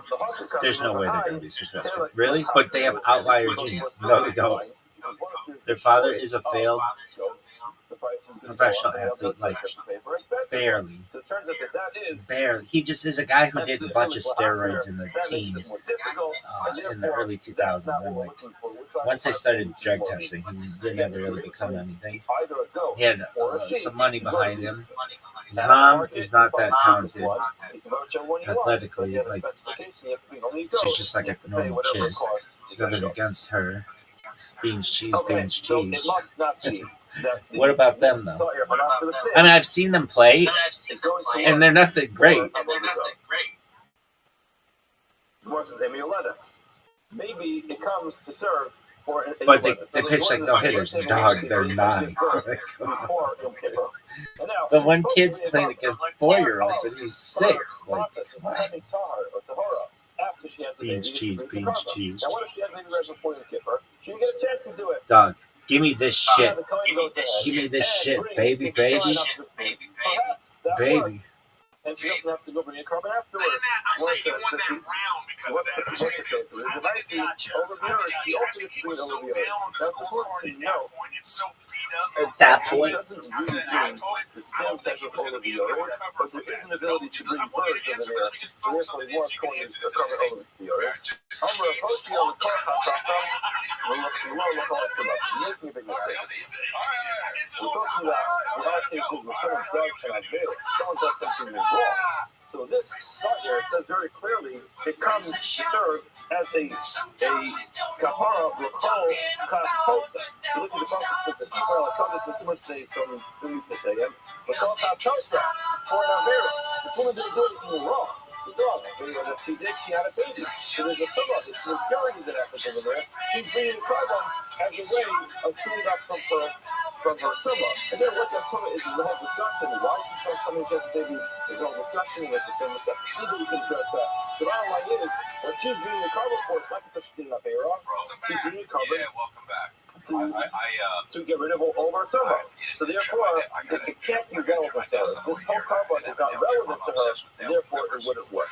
And the Gemara says, hold on a second. I understand that the woman didn't do it in a bear by having a baby. However, you have to remember that Rav Shimon Bar Yochai, the Omo, you read that Nami Chotasi, that a woman who gives birth also does have some type of avera. What's he told? What does he mean? She has an avera. The Gemara tells us in the Sefes Nida that when what the avera that she did when she's giving birth, it's so difficult and so painful and so overwhelming that she makes a neder right there. She will right then and there, but she's never going to do the husband again. She's still going to too painful, difficult to do. And obviously, in that moment, you can understand why she is saying that. But then again, women are much more mature than men. And afterwards, when it passes, they say, you know what, it was painful, it was difficult. But look, I have an baby over here. I love my child, and therefore she gets back on the shua, but she goes ahead and she gets back to the husband and she has more fun. So, is this a big avera? Just avera. But ultimately, you want to find some type of avera that her carbon is coming for. It's coming because she made this shavua at that time, saying she never have a baby ever again, or she never be with her husband ever again. So now this carbon is coming to atone for that sin that she has for making a false shavua. So okay. Bottom line is we can call it okay, so then perhaps the Sawyer, this goes back to Shimon Sikakara for her. It's nice one, Mela. Mar says with Shimon Lukainei, you're forgetting that with Shimon is the same person who told us something else. What is it? Ama, we make Komo, whom Mokra. You have to really mention this, and we'll get back to this again. But Shimon's of the opinion that you don't need to have this different. And Shimon said, if you look at it, it says very clearly in the person, Mi Tum Oth B'nai Yisrael. Mi Tum Oth translates from the Tumos of Bnei Yisrael. That means some of them, yes, but not all of them. So he didn't actually miss this drasha to actually find some type of difference or some type of leniency in these types of tumah. He just said it's only one that it works for. It only works for one, and therefore he says what is that? It's B'Kesher Kedusha. But not any other case you can potentially describe as an available. Okay, fine. Next one. Let's say perhaps if this Sarah not B'fnim comes to atone for the Mitzvah, I'm going to post you again, the same thing. With Mitzvah is a leper. What happens if the Mitzvah comes for an Avera? But what we call Tumasa, again, Sarah is a type of impurity. So that's what's this carbon coming for? We mentioned it's coming to atone for a sin, for an Avera.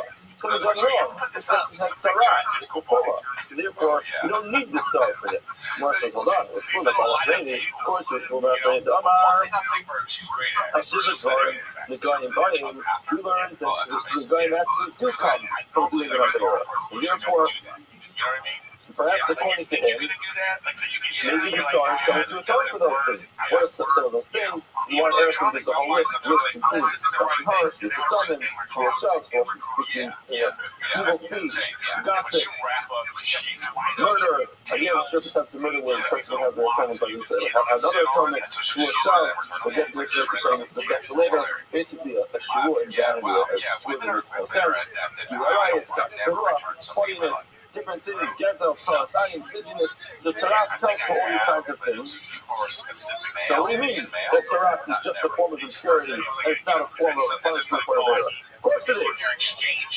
What it says, the Rashid is already going by him, Micah, what it says, Hasham, Nigia, what's to say, Nig-A, the Akapole, the carbon was to leave the cup. You have to remember, yes, the Nega, the Taras, comes to a temple over there. But when he's done with the Taras, he got a compile for the Avera. In other words, the Avera is ready to wet to wet. The carbon is not just for those Averas. The Taras, he got it for those Averas. Once he gets the Taras, he goes through the process. Now he's clean. Now he's good to go. No more Avera left. What's the carbon for? The carbon would be bring it to come back into the Kahal, which is ultimately the Torah. And therefore, it would not be relevant to this case, because this case would be talking about in Pesach, some type of Avera, and not just with them. Okay, the Ibn Nazir. I treat my neck, but it's okay.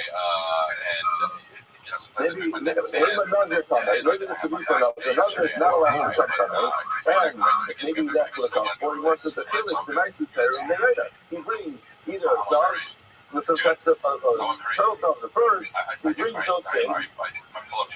Again, that's definitely leniency. He brings that instead of bringing a carnal type of an animal, he gets to bring birds.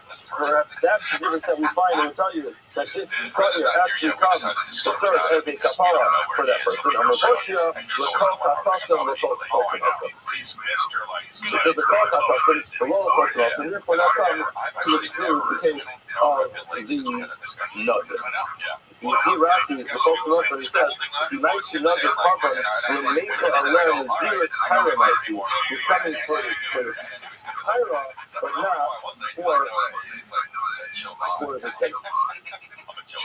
The Israelites says, the Israelites Rashi up to bring the big stuff of Xeris, the Kostafu, what Kairos is Xeris has nice carbon. So this is much more relevant for the Xeris than not for the state of the government. Okay.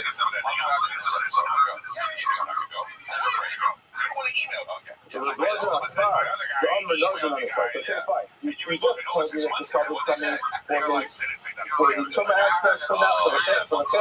Hold on, what happens to Rebbe's outside? The Amr knows another focus. And not has to be a carbon because he didn't have it. What's the Avera? So again, the Gemara tells us that the Israel after the Yanim. But as long as he gave us certain, so he does the beautiful things to enjoy his world, and he didn't ask us to make it also. So another goes ahead and turns himself to another, so makes himself into drinking wine, so to a certain extent, there's an Avera on his hands for forbidding himself to drink wine. So nice with him, right? Maybe it is a case. There is an Avera by another. And that would be the case if the son is coming to stone for it. But the son should have ever come on Mukha. The other continues and says, no, you don't need this whole Joshua to find the difference is not necessary. So he just narrates the fact that it's natural. It says, you need to most, and I'll come to say only one specific tumor, which is perfect. And nothing else. Okay, now get into this opinion. Shimon says we learn it out from its actual phrase. Hareo Omer, the Efer Al Kodesh, you throw out this basically what I just explained or just goes out. He explains Hareo Omer, the Pasuk says, the Efer Al Kodesh, Os, it goes ahead and serves on the Kodesh, which is a kapara in the Kodesh inside the sanctuary. Os, it serves as an atonement for side of the Tumos, which means, he explains, Os of Kodesh. In other words, the idea is it serves as a tumos in the Kodesh. So again, the way he explains this is that it says very clearly the Pasuk itself, if you read it and understand it, what is it saying? It's saying the people are the soil, his goat, have massive listening, which is going to be brought inside. It is in the top area. It serves as an atonement. From its tumor. Which tumor is that in our explains? Which tumor first are covered. In other words, we just got finished explaining that the first opinion is understood that it's just some random single tumor that is occurring. We have a list. Is it going to be a is he going to be Nazir and Yelagah and Torah? Any of these cases, very nice. That makes sense if you just have some type of difference. But if you read the Pasuk and you understand what it says, the Pasuk seems to say very clearly, meet Tumah, which means meet from us so from its Tumah. What is that? Tumah Social Kodesh. The person who violates the Kodesh. How do you violate the Kodesh? You violate the Kodesh either by entering the sanctuary when you're Sabbath, or by consuming something which is sanctified or consecrated while you are Tameh, and that is really what the Pasuk means. You know, it says, if that's the case, Shaper and Amar and Shimon, this sounds pretty good. In other words, just read the Pasuk and understand it. So now, when you read it and went ahead and made this whole graph over here, what was so difficult? Why couldn't you just read the Pasuk and consider it? When it says, if you do the honor law, we will tell you, I heard me quite aware, he reads this very differently. He says, I need that for something else. He hates the oven with knife and with name, how can you not get the hater? exactly as you do. With neither of them, with the blood of the spot, you do this in the hair culture. Where is this here? So, and in Kippur, what a large part of the agenda is sprinkling the blood. So they take this, soy not this one, what to do is go So let's check out the right of them. and there you have. You would have come in here and been like, dog, you're never gonna believe that. I destroyed it. In full glory on the Kippur. Achas. Achas Yakas. Achas Ishdayim. Achas Ishalos. Achas Yabra. It goes to Achas to Achas Sheva. So there's the whole process of doing what else? In 7 days. But they had medicine for it. Maybe he's got to do an audition for us after dying, after death, but this is part of the perception. So now, what he says is, Keeper our Kodesh B'Shumos, B'Tumos Kodesh, we understand this is that he basically the Ovid, L'fnai L'fnim, exactly as you do inside the Kodesh HaKodashim, to sprinkle the blood right up and set it down. You do that Who's this again. bitch? We are inside the sanctuary, which is, in other words, you have the Kodesh and the Kodesh HaKodashim. So being a body between the two rods on the Aron, that's where it's done for the Kodesh HaKodashim. And the pasuk says that Keeper our HaKodesh, the two hours, tells you again, you're the Kodesh. That's the promise, the curtain that separates the sanctuary, the holy place, from the holy of holy place.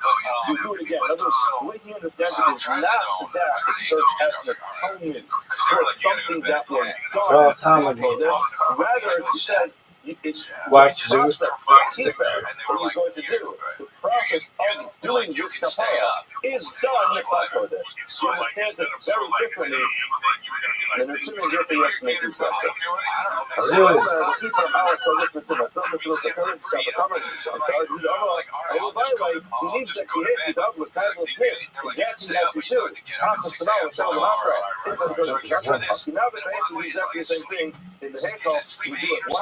On the surface. Okay, so all right. So now once we're getting into this, if that's the case, the Shimon, how does he know? How does the Shimon know you will repeat the process of sprinkling the blood a second time on the surface? And what it says, the pasuk says very clearly, the pasuk says, the keeper our Kodesh with 2 months days from the Shem HaKadosh, and it says very clearly, the chain Yaseh L'Ohel Moed. Such shall be done in all others. So it says, the Shimon, I don't need to understand the word. That's true. Right over there. Come on, Zoo. One up and 7 down inside the Kodesh. Oh, Zoo. You know why? Because it says, and the thing now says, so it's not something done. So therefore, I don't need to actually send it that way. You want to okay, you do that. But you can play. These are all boxes. The first person that people on the Kodesh, you know. We're state finalists.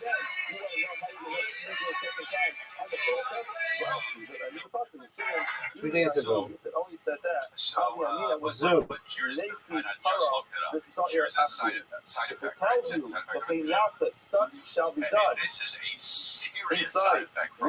Chelsea. I may have thought what you're telling me is to bring a second set of carbonates. No way. That's a pretty big deal. He's on there. He doxed himself. No way.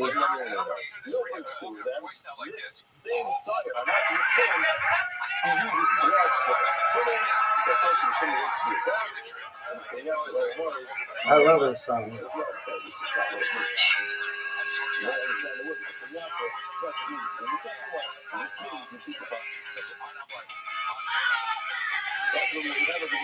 There he is.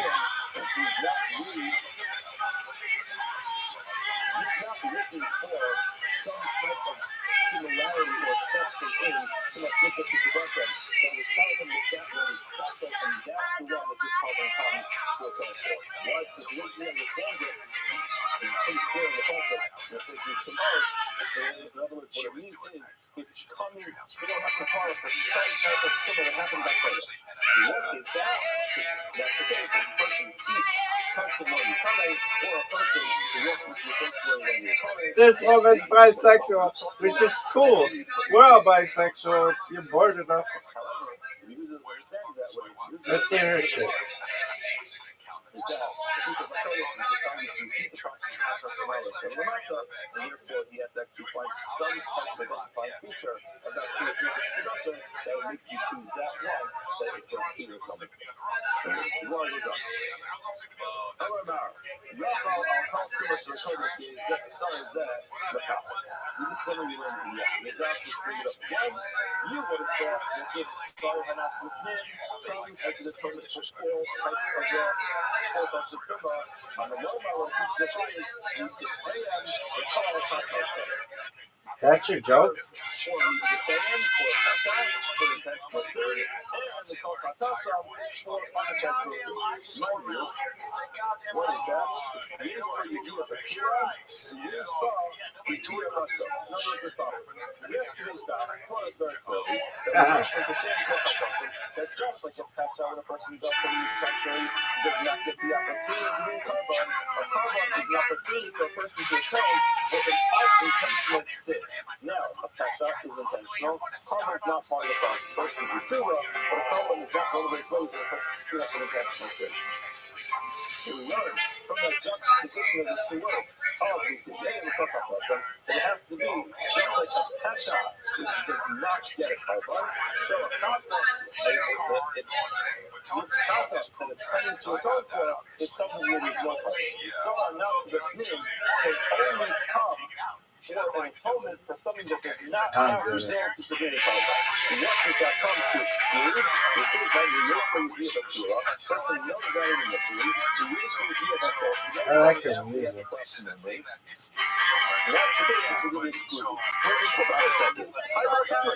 That's the case, and you do need a Karban. So what do you mean? You know, if you just up and say, what is cases when you charge the final case and you charge the Karban? What do you mean if this is the case? And if you're just coming to a coming court.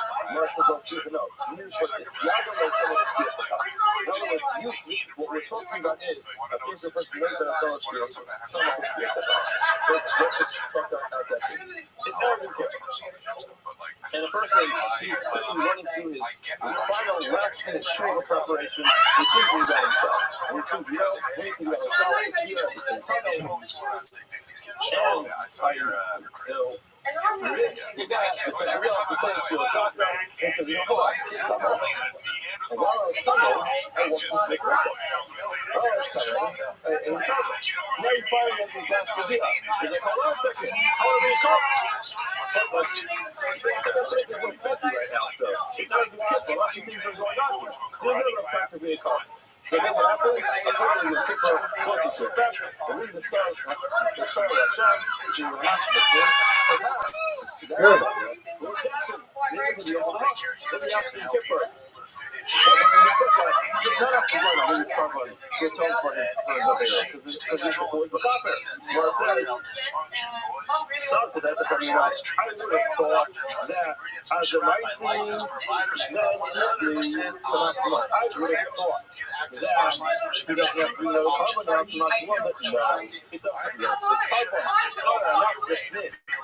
only works for a person that does not have the idea of myself.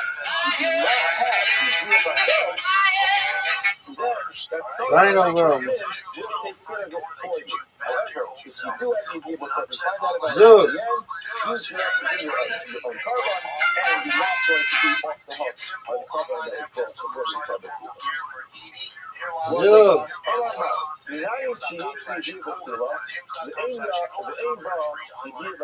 do I know that it came for a person who knows about it initially, that anybody do it myself, and he has the lapse of memory, he never has that initial, that subsequent memory or the piece of knowledge that tells him that he's just great. violating the Mikdash or the Tamei, Cesar is that Torah, that this Sarah is going to be a Kafara.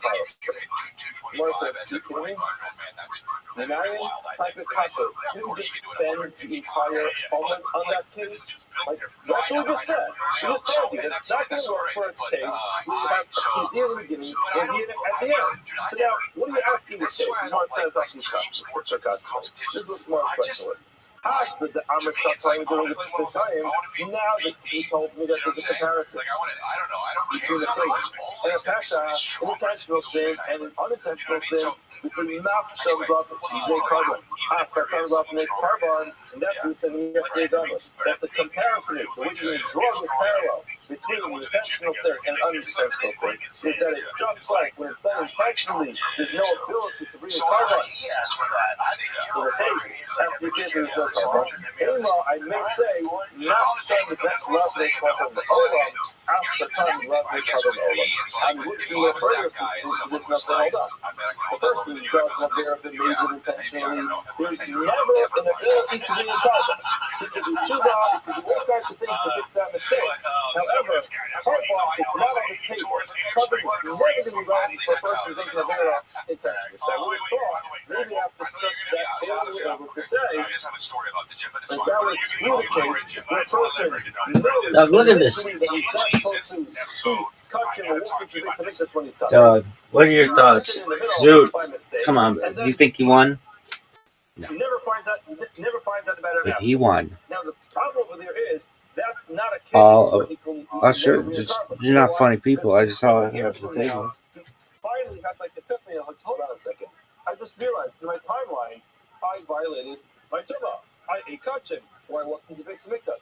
Maybe that's not a case that could be atoned by the Sarah Natsmithman, because it's not perfectly comparable to a case of intentional sin.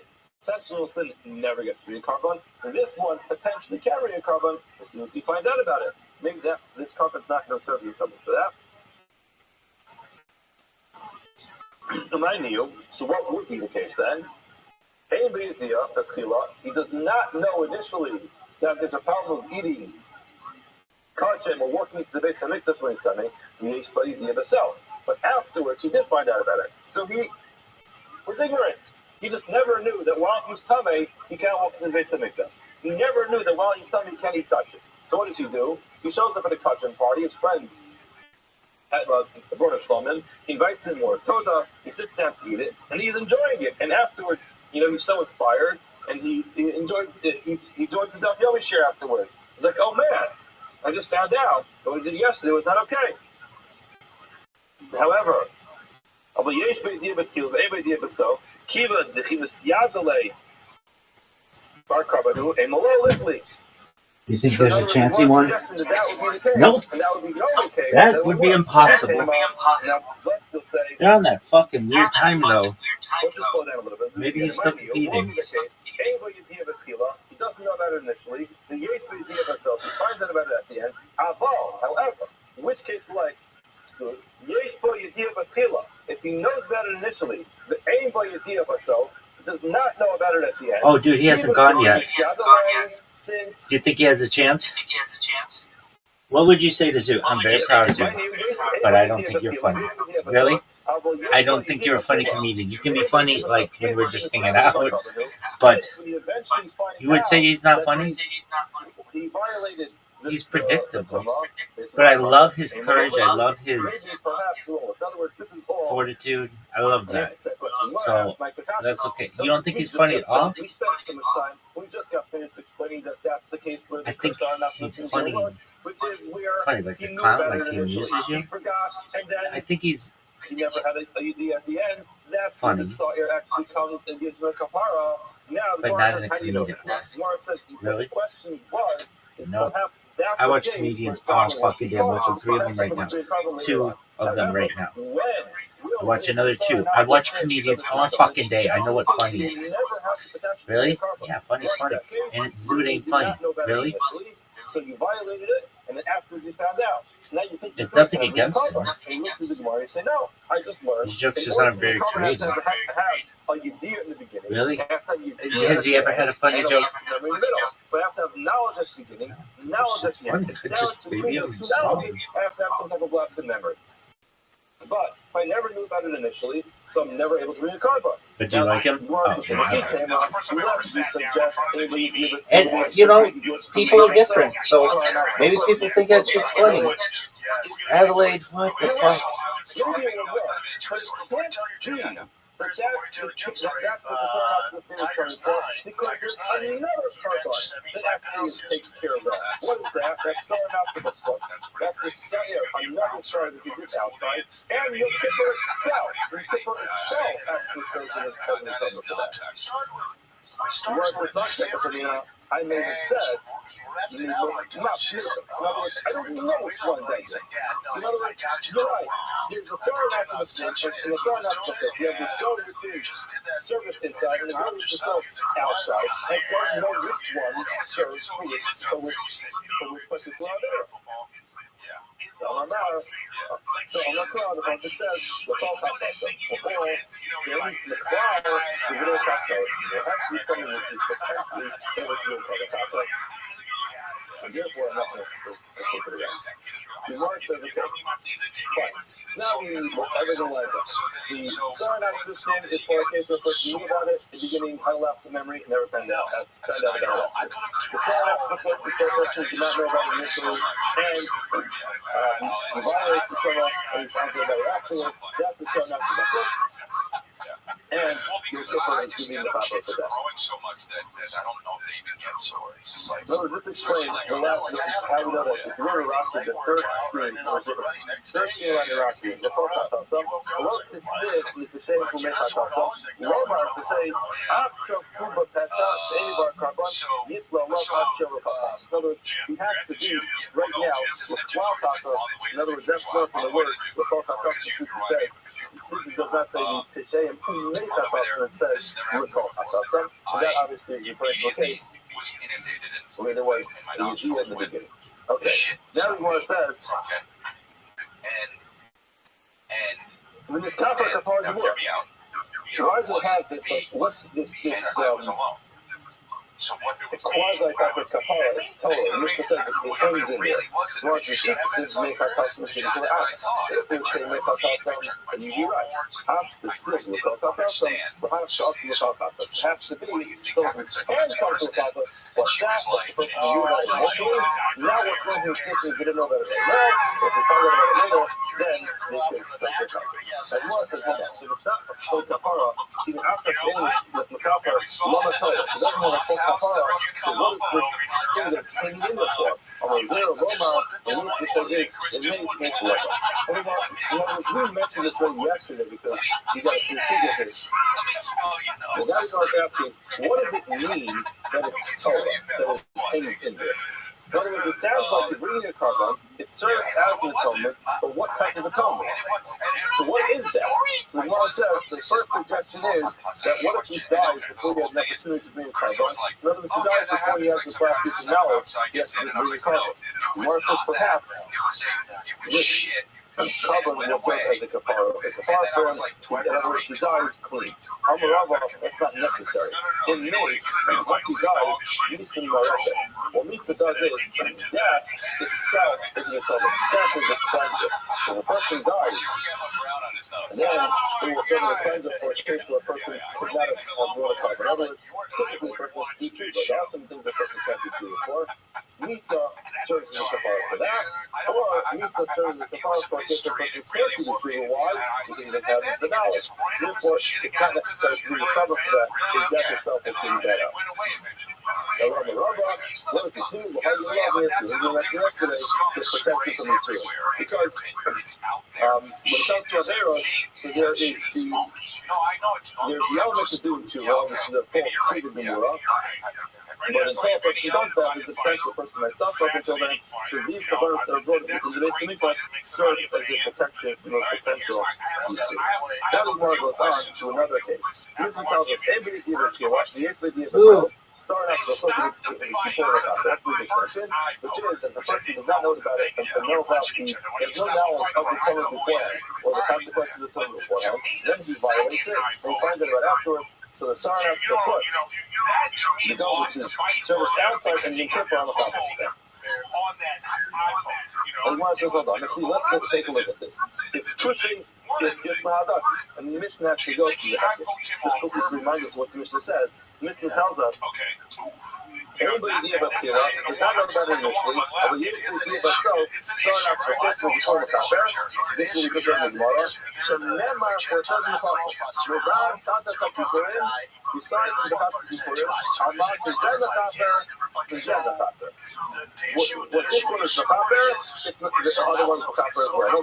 Not really just like the inside one in the Kaper, however, if you did Judea, after the Kaper, always if you did some type of Judea. In other words, the inside here served for someone that would be at the beginning, and then you'd be at the end. The outside one served for similar capacity, but where you hear Judea at the end, as opposed to in the beginning. You know, to the outside, so the description is since these two are juxtaposed to each other, we cover me as a day, but as a people. One would have two, one would have one. What's the answer? Allow it to do both. Now, what's the difference? Nafkamina, they have a lot of pizza.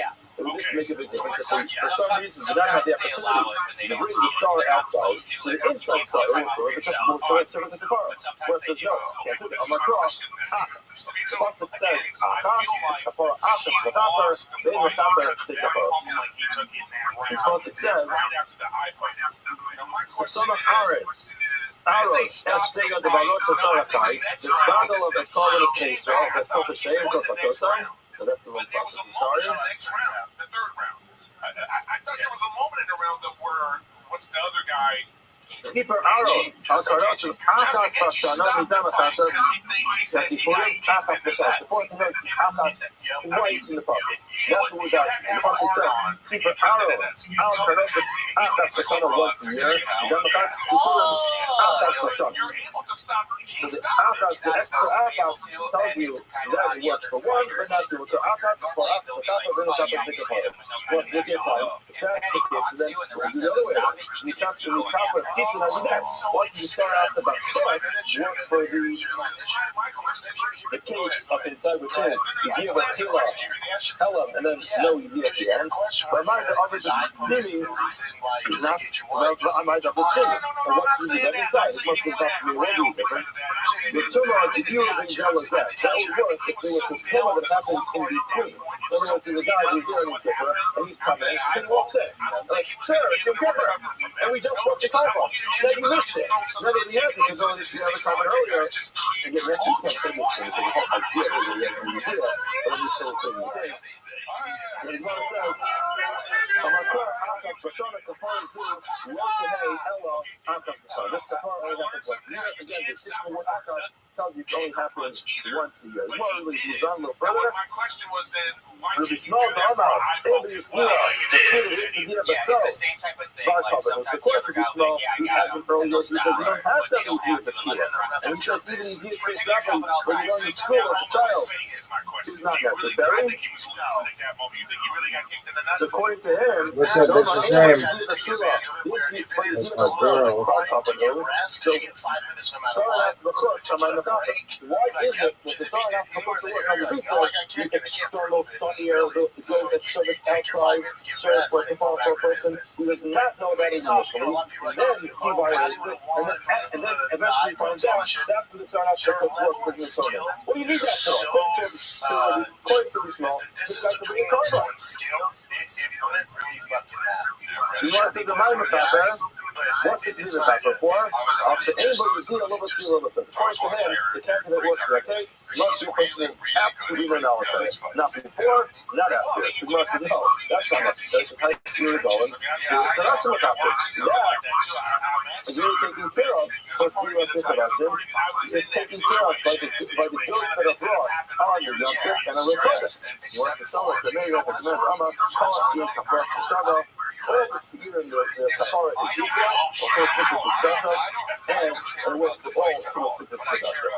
That's why you have to have for the son of the first, because all those here in the only serving that can take this process. You must know what this. So what would you actually work here? Minus the issue piece of the opinion. How will component of the piece of the opinion? Or is this work the next? So for what purpose?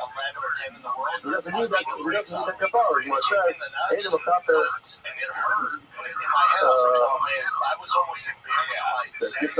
So I just like, oh, Not only just like the inside the in the top of the tower barrel, the pool is not in the top of the tower barrel. That was only the first picture. That's a pizza on the top of the tower barrel. It's only going to be the top of for 26 discompression. In other words, we have very significant discompression. You have the skilla, you have so no you gave a kilo, no you gave a so, not from the beginning, not real, no assume from the relative concept, not the fact that you tell us it has to be in the concept in the parsha of the concept. If it's within that, to be a kafara. If it's not, then it is not. The ROTHSCHILD have a wonderful shop.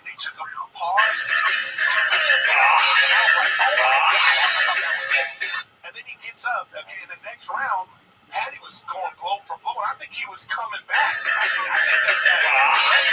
that well, this kid is about to really get into it. It definitely didn't help. It definitely didn't help things. You know what I'm saying? Didn't fucking help now. But if you're a fighter, like think about this. And I'm not saying there are some guys that are Cyril Gunn in particular, John Jones back in the day. But if you know. It's such an advantage if you can poke a guy in the eye, kick him in the back. It changes the fight. If you know that, and you know they're not taking a point away. That Zion will go begin. As a bubble of age begins to example over Santos, we thank the Tilson family for herself as the student of the year. As a spokes for the Surah Torah for all on the show. The open face for the practice, the pastor over student one. The rest of the artist was father and practice. Each of them kept on playing on the artist that just as the case of training. Started to have a little, the kind of level of the also saying, Ari, until you listen to the perspective of the student. I think this one is so hot. It's just beautiful. In the summer. Okay, but here's my other question for you. This is a technical question, and you and Nick can know this part. The announcers, you can hear them saying that Patty's corner is like, back to the Mishnah. Take him down. The Mishnah taught us the halacha was is the use of Yediyah Batzira. So we're talking about bringing a carbon olive for somebody who knows before he becomes tummy that becoming tummy comes along with certain restrictions. And some of those restrictions are I eat this bitch's box of French fries. He's also not allowed to eat touching. He can't eat carbonos. Like, I think this bitch is one of the prettiest bitches of all time. All the way back to that page Really? She is exciting,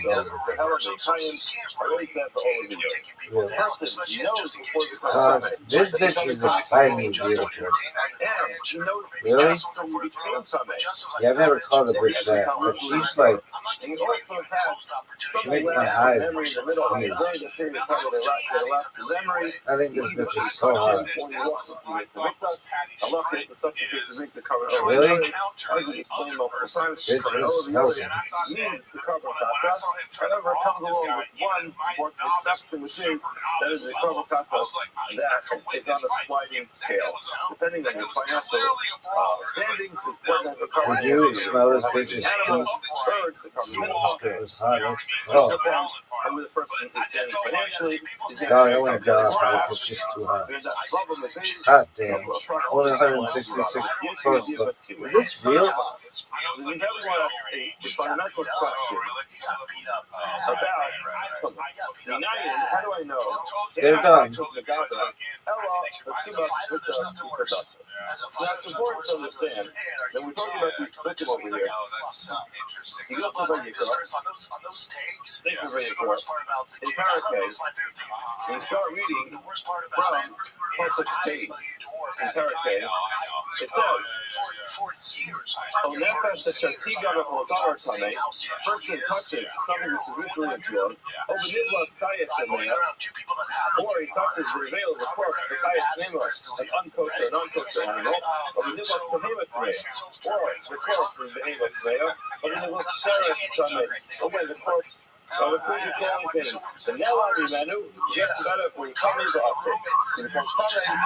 Is this bitch done with him? has it, particular year, always be constituted out. So you find a number of different descriptions. I thought they broke up. But there's one very important omission. It doesn't say that when the person became Tameh, that he's done anything else. It just describes what may be perceived as the sin of becoming Tameh.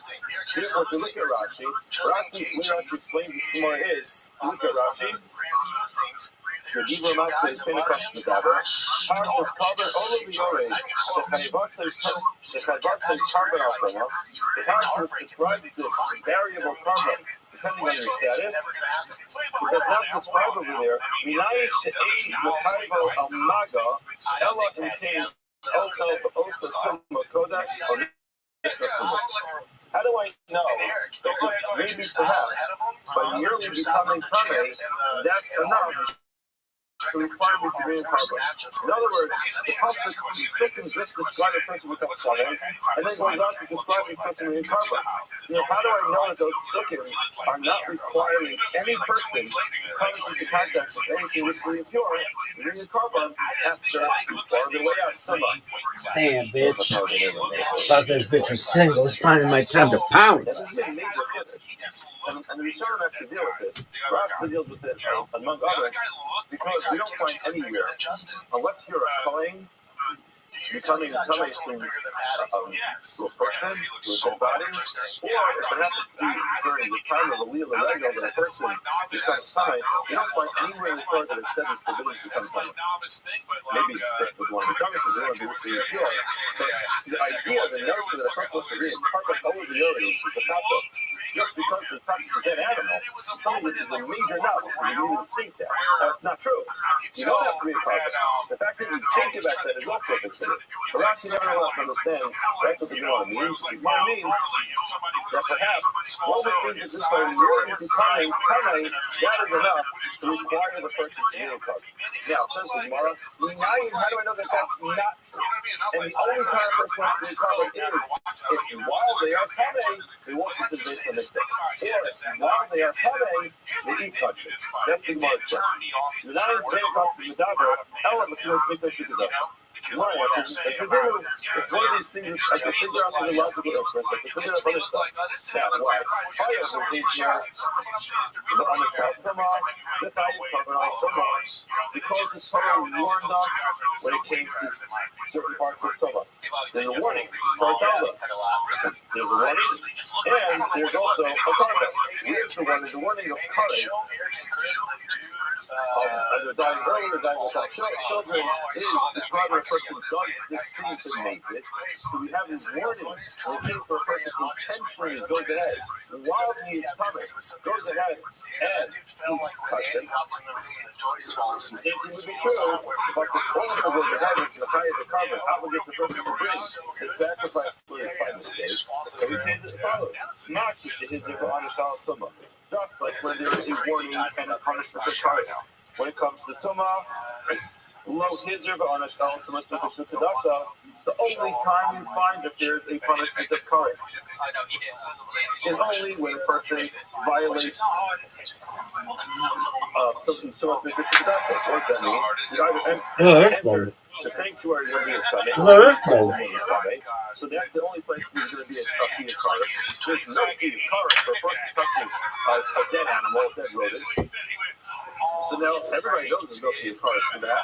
So therefore, if you understand, the person intentionally touches a dead rodent, there's no feed of courage. The feed of courage is only if the person subsequently then goes ahead, enters the base of Mikdash, or eats touching. That's the feed of courage. So I would say, when it comes to the mistake, other types of mistakes, of doing the kind of mistakes, you want to be punishment, or here, the obligation to bring a carbon, and that's just what happened was that he entered the base of Mikdash, or ate touching. It's not simply going to be an obligation to bring a carbon over the Urim. Every kind of person touches the corpse of a dead animal, which is therefore, the kind of covers. All right, seems pretty straightforward. You can figure this out by yourself. You compare the obligation or the punishment of kares to to the obligation to read it. Just like the obligation or the chiyuv, the punishment, the kares, only going to be relevant when the person goes ahead and walks into the Beis Hamikdash or eats kachim while he's tamei intentionally. So the flip side of that with unintentional, not to read carbons only if he walks into the Beis Hamikdash or eats kachim, not to do but tamei. Okay, we should accept that. We can accept, and everyone now accepts that there's no obligation whatsoever to read carbon just by merely becoming tamei. Fine. If that's the case, how do I know which things I would have done that would obligate me to be a carbon? You're assuming that if a person becomes tamei, the only two actions that require to be a carbon is either eating kachim, eating from sacrifices, or walking into the Beis Hamikdash. Okay, fine. Maybe it's something else tomorrow. Learn to tuck away. Maybe it's something else tomorrow. The Kohen is allowed to eat true, but he's not eat true while he's tamei. Maybe it will be allowed to bring this carbon if he eats true while he's tamei. Why? Because here for August. There's a warning about eating. There's a warning and a punishment of Nisa B'dei Shemayim, which is different in color. He's done early with doesn't come along with anything to do with the children. So now, perhaps in that case, I would say, that's the case we have to cover over here. When a Kohen eats trua while he is tamei, in that case he has to bring covered over the if he knew beforehand that he's not allowed to. In other words, he knew in advance that if he becomes tamei, he can't eat trua. Then he became tamei, then he had a lapse in memory. He forgot. So what did he do? He ate trua, and they asked him, oh, man, I can't believe it. I just ate trua and I'm tamei. Maybe that's the case we have to be covered over the and it's not often their case where he eats kachim, like from a sacrificial offering, or when he walks to the Beis Hamikdash. Mark says that that's not going to work. Why? Because low aspect on a bone mitzvah, the chayv allowed carbon. You're not finding with a feel from Nisa B'dei Shemayim that the flip side of that is that a person is going to have to be a carbon when it's a mitzvah. Mark says, really? Is that really true? I'm honey when you travel to war. So they don't find a person with a bigger carbon katas, which is not a sliding scale carbon. It's not variable. It's set. Anyone who has to be carbon katas has to read exactly the same carbon katas. All of the Yored, and they see maybe he should actually have to cover all of the Yored, variable carbon. In other words, you're right. You would never bring a carbon katas in a case where you know for sure. Sorry, we know that he has Nisa B'dei Shemayim, but maybe all cover all of the Yored to have that halachic dispensation depending on your fashion, on your finding dimensions, how much you have to do. Maybe in that case, you will have to do it even when it comes to Nisa B'dei Shemayim. Now, what's the rationale to say this? You need to have just like we find that Shmias Kol could be just the same. Shmias Kol is worse than Shmias Kol against this later in the sector. Shmias Kol is when a person takes an oath and does not know English. The person that says the person is obligated to say English, report witness, to become a witness, report their testimony on a particular case if they know it. Now, a person takes an oath, they don't have any. Now, if a particular circumstance, that's Shmias Kol, and what's the halacha? The person does that intentionally. There's no being at all. It's still what's the halacha. The halacha is probably over the other if he does that unintentionally. The same is true was Peter, again, a person violates a notice. He will do something. I don't want to get into this whole discussion right now, but essentially what he does is he swears falsely, whether it's amazing, potentially, or unintentionally. In that case, he's fine, even though there's no currents or if he gets Misa, still there is a going on with all of the others. So we're fine from all of the others. Can't be introduced. The Mark says no. Amar Krav, it's very important to remember this. Amar Krav, the Prophet says very clearly, oh, Asher Yiga, the Shema Salda Mikol Tamasa, Asher Yitma, Ba. Now we find that many times when it says Ba, the specification of Ba is Ba, Nirut Mutei. The council excludes Ba, True Ba. So yes, it can be that we would exclude the case of eating truma. Sorry, I said that wrong. Logically, what you can say is that the heel carbon over the yard, bringing this variable sacrifice would be for a Kohen who ate truma while he was tamei by mistake. However, the clause in the Pasuk tells you we're going to exclude that case. So therefore, when do we find that a person brings a carbon over the yard, this variable carbon, that's when he knew in advance that becoming tamei restricts him from walking to the Beis Hamikdash or partaking in a meal that includes sacrifices. Now, he became tamei, and then he forgot that he was tamei, or he forgot that it's also said doing this thing. He did it, walking to the Beis Hamikdash, or he ate a carbon, and then afterwards, like, oh man, I just remembered that I want to do that. I just recognized I'm not supposed to walk to the Beis Hamikdash, or I'm not supposed to eat this carbon. So now he brings the carbon over the other. That's the case for coming over the other is very. How about the exact same case? But what was the error that he made? The error was that he ate them up. In that case, logically, yes, he didn't cover over the other. However, the Pasuk tells you, no cover over the other when a person mistakenly eats truma while he is tamei. That is more good. It says, okay, since it says ba, which is an exclusion, but how do you know what to exclude? Ema ba, who is the mikdash, the outside you need to cover over the other. How do you know that ba, the extra word ba in the Pasuk is excluding where a person's error is that he ate truma? Maybe ba is telling you that if a person walks into the Beis Hamikdash, it covers over the other is not sufficient. In other words, maybe, yes, if a person violates or makes his mistake and violates truma by eating away his tamei, it is covered over the other. What is the word? This is the case. The person who walks into the Beis Hamikdash, in such a case, it will not be sufficient for him to bring a carbon over the other, they will have to bring a real fixed sacrifice. Agamasi covered the Gemara. The Gemara says, Kari Rabba are land the Rabbi, Zola, Mayim, and Goros Kamus. Rabba said, I'm about to teach you something that I learned from Rabbi, and this teaching that I have from Rabbi is an example of how deep Rabbi's understanding of Torah was.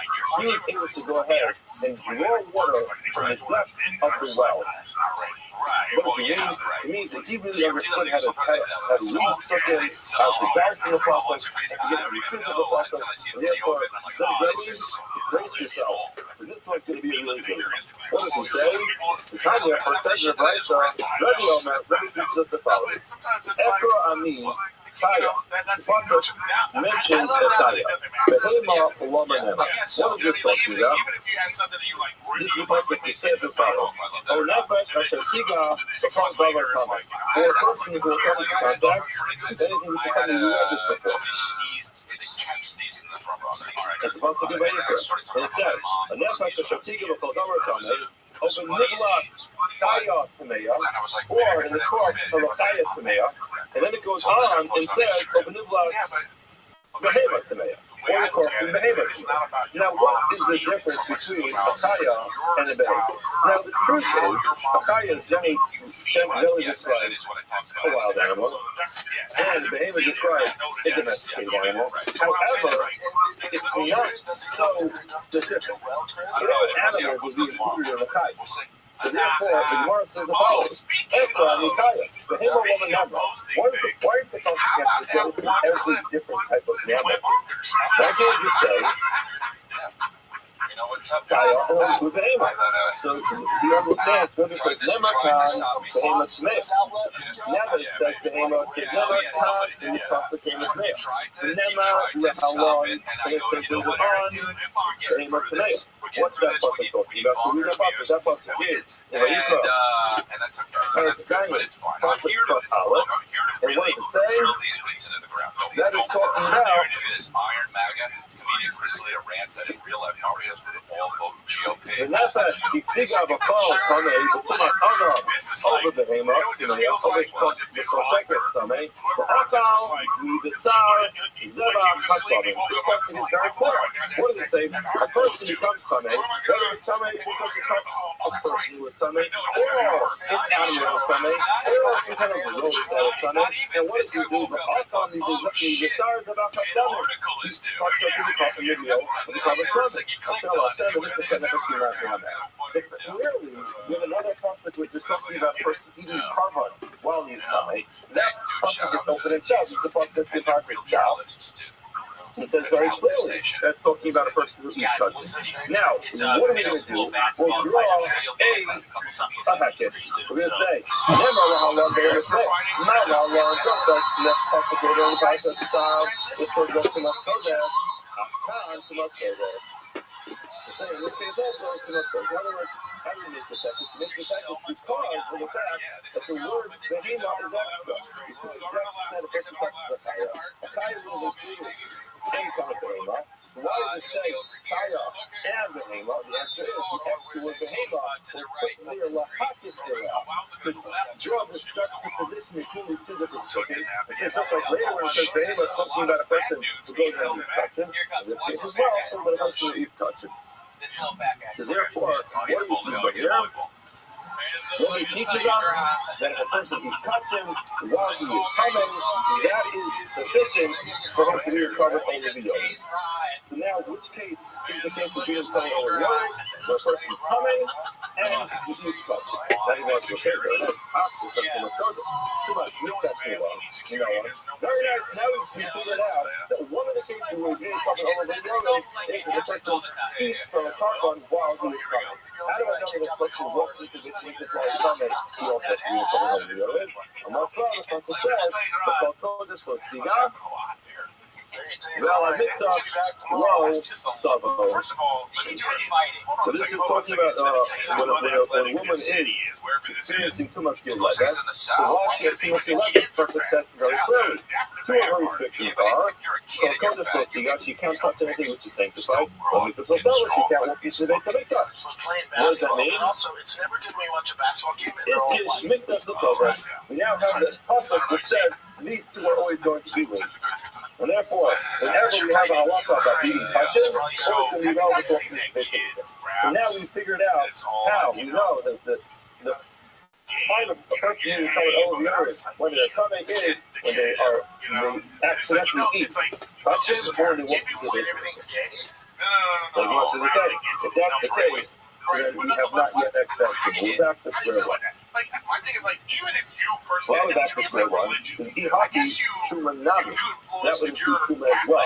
Why? Amar Mava called Kodesh Lo Siga, the pasuk tells you that the Yolemus, if you should not touch anything which is Kodesh, it says, oh, Kodesh Lo Siga. Lavos, that's a truma. The extra word kol tells you all sanctified things, even truma. That is what it says. Okay, very good. You're right. But you forgot something from this movie, from our Amos, from our Gemara. Amita Kwanakba. The word ba excludes something. It excludes truma. Like force opinions on okay, the says if that's the case, then you're right, you have a hekesh, but if there's a meal that is excluding the pasuk, it excludes something. Maybe that excludes the case. I'll use my brain for this. The Stavra Mikdash Mikdash. If I have to choose one to exclude, I would rather not exclude the one to exclude. It's in the current, the matzah. If I like to do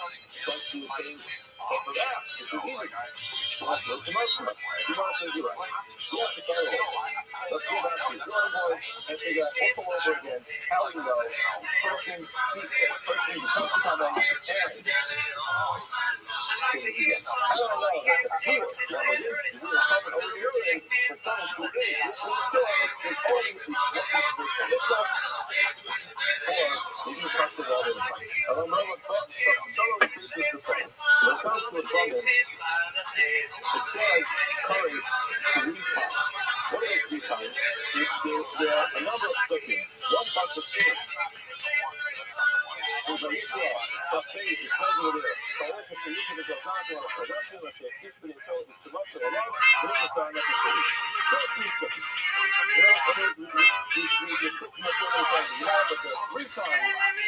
to a coverage plumbing that the concept talks about.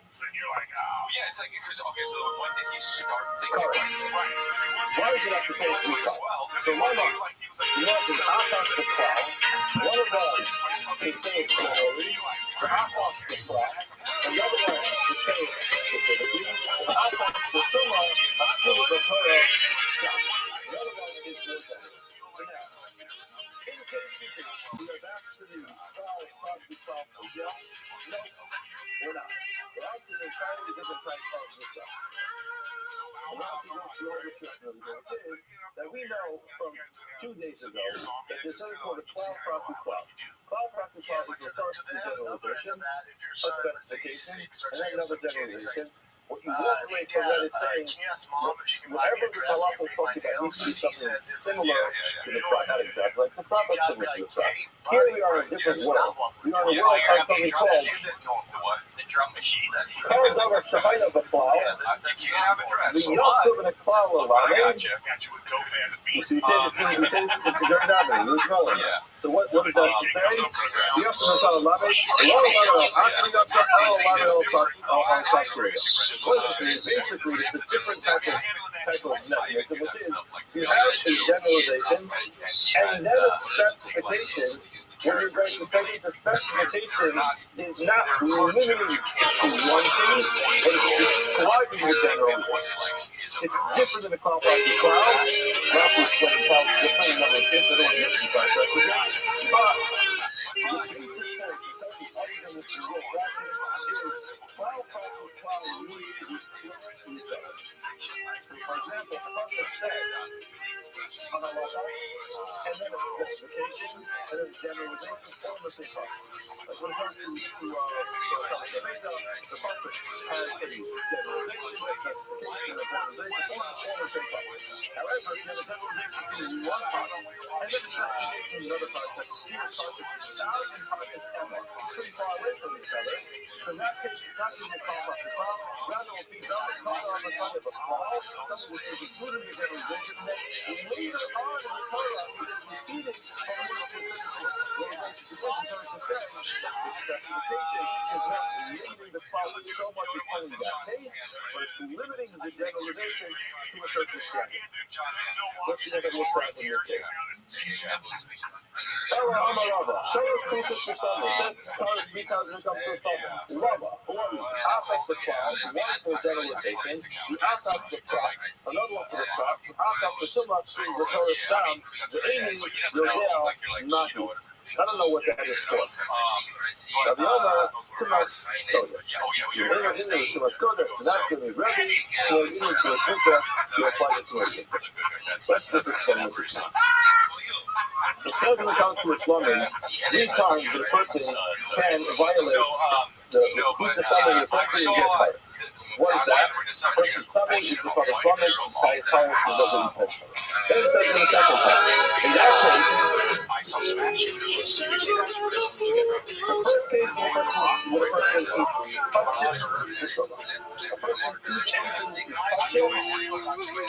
it's a carbon eating his tummy, that is carbon.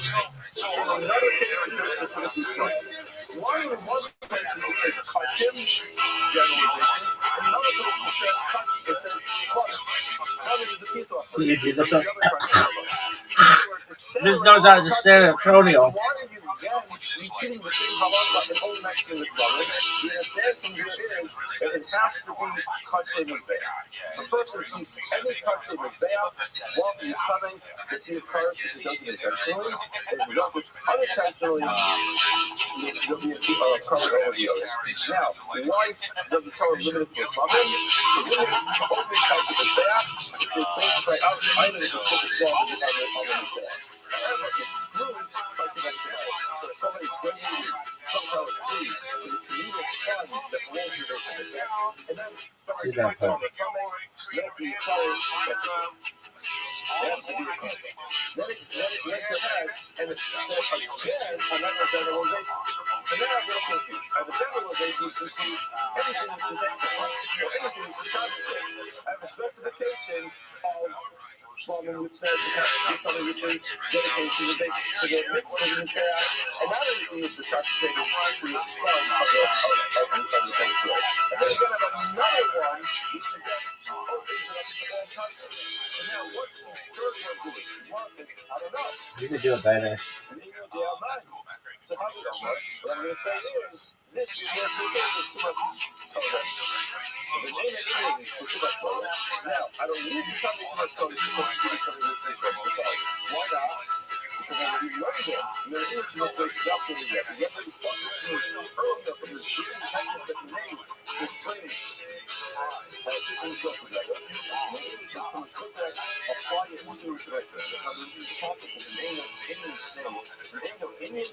the When the sun comes down in a sleepy little town down around San Antonio,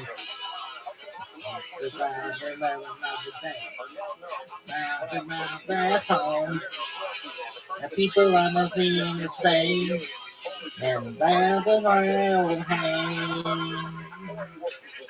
When you're talking about the child to grow, whoa, whoa, child to grow.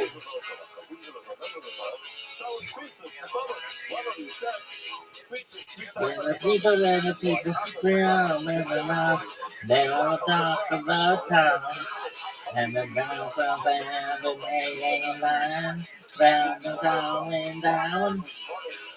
Okay, then we say, and the violence living the game. They're talking about the China Grove, whoa, ho. Go up China Grove. Dog, that was sick when you didn't know the lyrics. You have to have that to exclude that. No, that's the third one. What exclude that case, we all actually have cards. Now, hold on. The Shimon almost don't take up on any kind of requires. Now, you might say that. Well, that's only one thing. Of course, it should be not called cards first. Any kind of only cards, you should come off. But I'm assuming it's not called something here. So for him, the third one will include the first piece of concept, which is going to where the opposite is on the inside is there. The side of it, I would have thought. Fire bomb is going to come from the fun in the type of the table, and then they're coming on the other side, come out from us. In other words, the bottom line is there are two things you can include. Either a person eating wood from the gas, or a person eating from a carbon catalyst, which is service on the inside of gas. One of those two. If you're a raw person, you'll say it's about eating wood. If you're a Brazilian person, you'll say it's about a carbon, which is service inside of gas. And either way, you have something to include from that. That's not one. Look at it. So we must look at that. So we're kind of in trouble over here because we don't know that this is included in the picture of Dasha. Maybe it's including these other things. I'm reading out. It's made the Rabbi. Shalosh, too much to start with. You're right. We're not focusing on the word. How is that it says there? We're focusing on the word Tumah that it says. Why do you have to say Tumah? Because we'll repeat exactly the same way.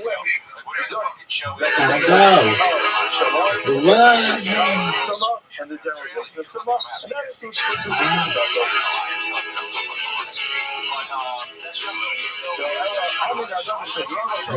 Today there's a new thing coming straight in the morning and hope you.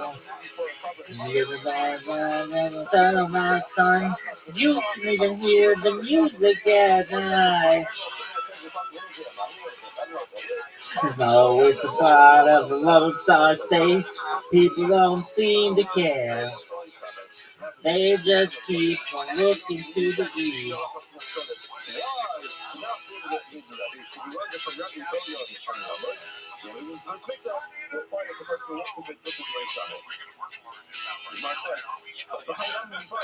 You need that. You want someone it's not extra. You need it.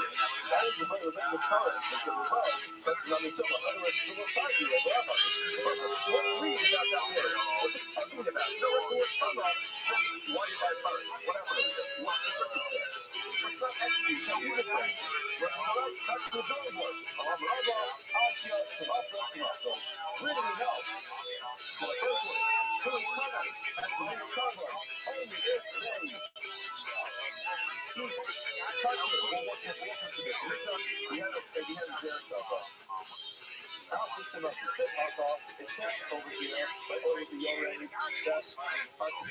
Talking about the child to grow.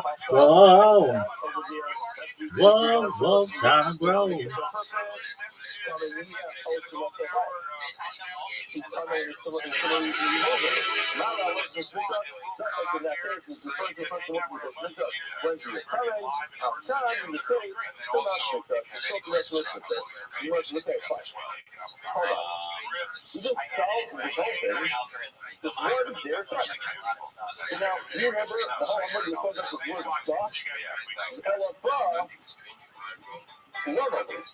So why do I need the word "ba" to exclude true?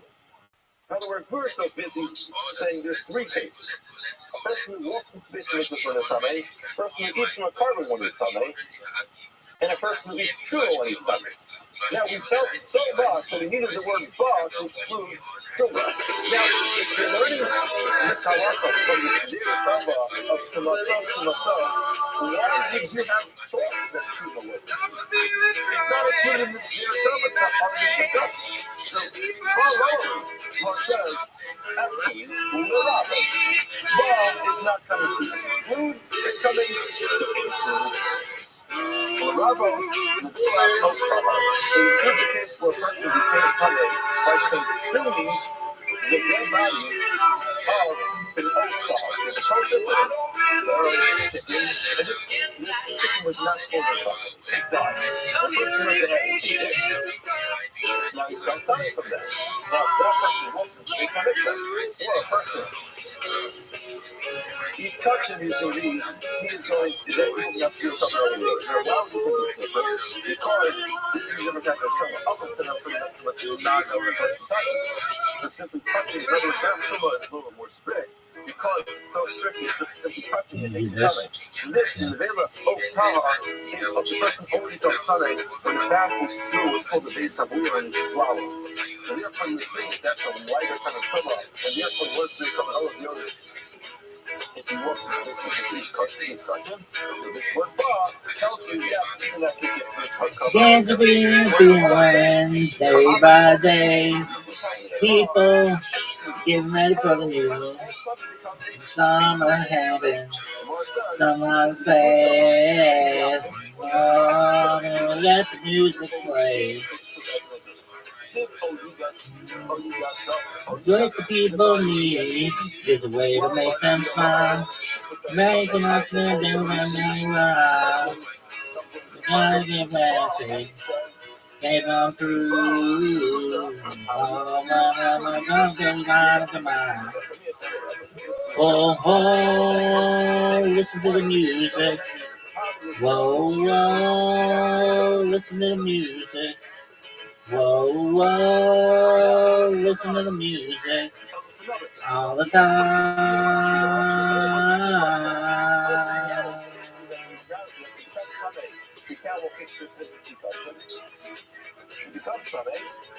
He never finds out. He never has that like epiphany, like, oh my God, hold on. Never know. You will never everything I say. This is something the karma, the Sayar LaHashem, that is brought on Yom Kippur, it serves as like a partial atonement. What does that mean? That means that all punishment, all yisur, all suffering will be suspended, but he does not get a full kapara, full atonement until he brings his karma. So now the Gemara says, the people are Kodesh, the Torah Beis. This karma, the Sayar LaHashem, which is damn, bitch. Quick background, it's actually this week's girl's hair is amazing. Shabbos, it talks about on Yom Kippur, they take two goats, they draw lots. One of them is called the Sarah Lazar, it has procedure out there, which is a complicated procedure where you draw off with a cliff. Another one is slaughtered inside the Beis Hamikdash, and that one serves as an atonement for various different things. One of the things is for a person who became Tamei He cuts and walks fixed business to know about it. It serves as a protection for this person until he finally finds out and brings the carbon. So now, each of the Indians there will have to tell us to us. I would conclude that this Sayel Hashem, this goat, covers for 3 different tumas. Which ones? Tumas of the Zara, the impurity of idol worship, the Tumas Givarayas, the impurity of the moral behavior, and Tumas Givarayas, the impurity of murder. Now, how do we know that these things are considered to be impure? These are big errors. Impure words. The other Zara will Omer, Lumnan, Tanis, Mikdashi. It's a word Tanai is used to describe someone. Meet me in the country world of way. Keep me happy. Man will dance. Oh, we're gonna dance news away. When I'm good to you, when you're feeling good to me, even nothing you can do or say, made it good. Feeling now, we're happy to play. Listen to music. Whoa, whoa, listen to music. Whoa, whoa, listen to music all the time.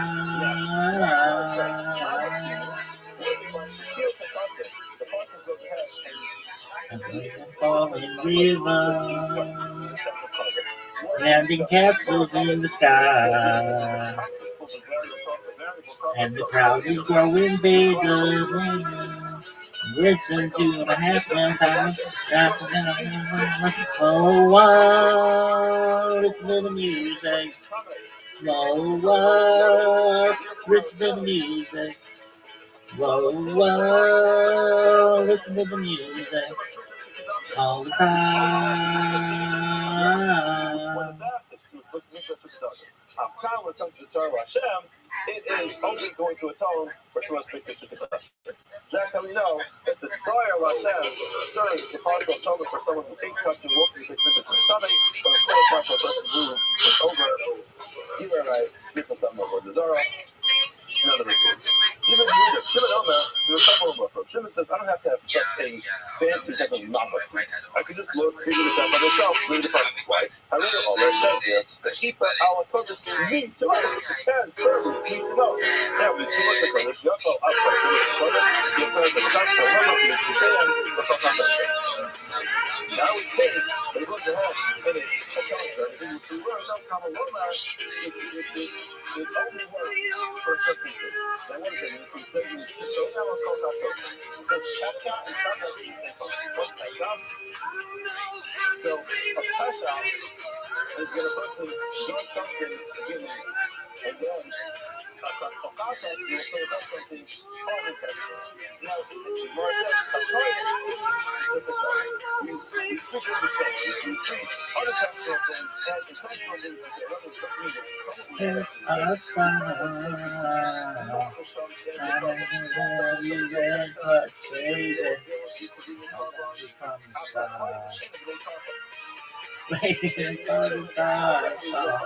No, when it comes to amazing, the person can't really cover it. Cover going for a full Now, the same thing too, when it comes to, which is the showcase, there are certain cases we can't bring a carbon, for example, if you have the idea. This guy sucks. What do you want to say? Hey, dog, I'm not in Uganda, but I can tell you this. If I were, you still would be calling my ass. Uganda. Well, you need to shut the fuck up.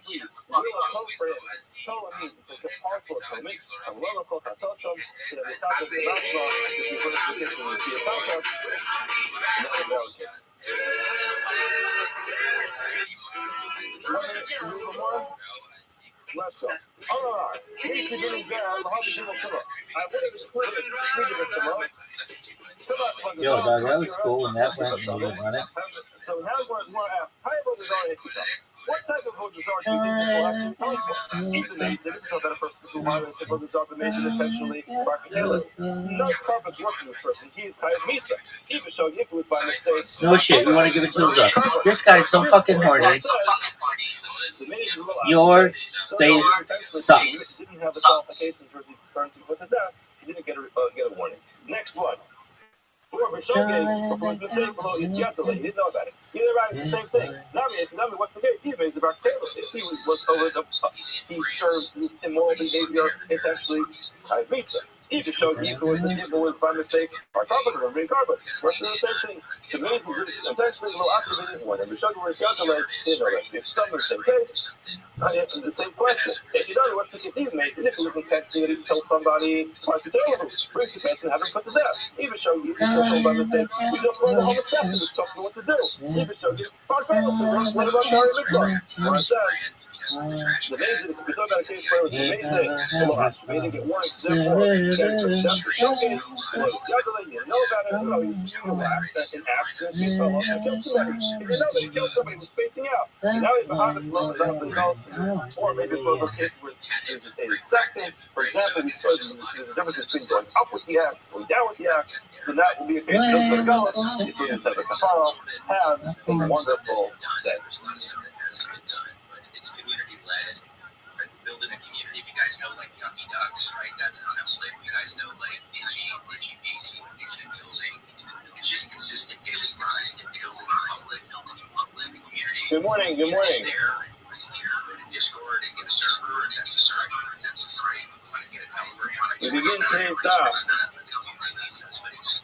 Daf above in the second Shavuos. We begin by thanking all of our sponsors. We thank the Tilson family about Shavuot Shul of the year. It's supposed to be published for Am Yisrael. We also thank Shmuel Rabbi for sponsoring all the shurim of the month. The commemoration of the yard site of Shmuel's father, Leonard Korobkin, Lipa, Ben Yefesta Kain, on case of Shane, and Thomas and Aliyah. We also thank Aaron and Ripton for sponsoring the shurim of the week.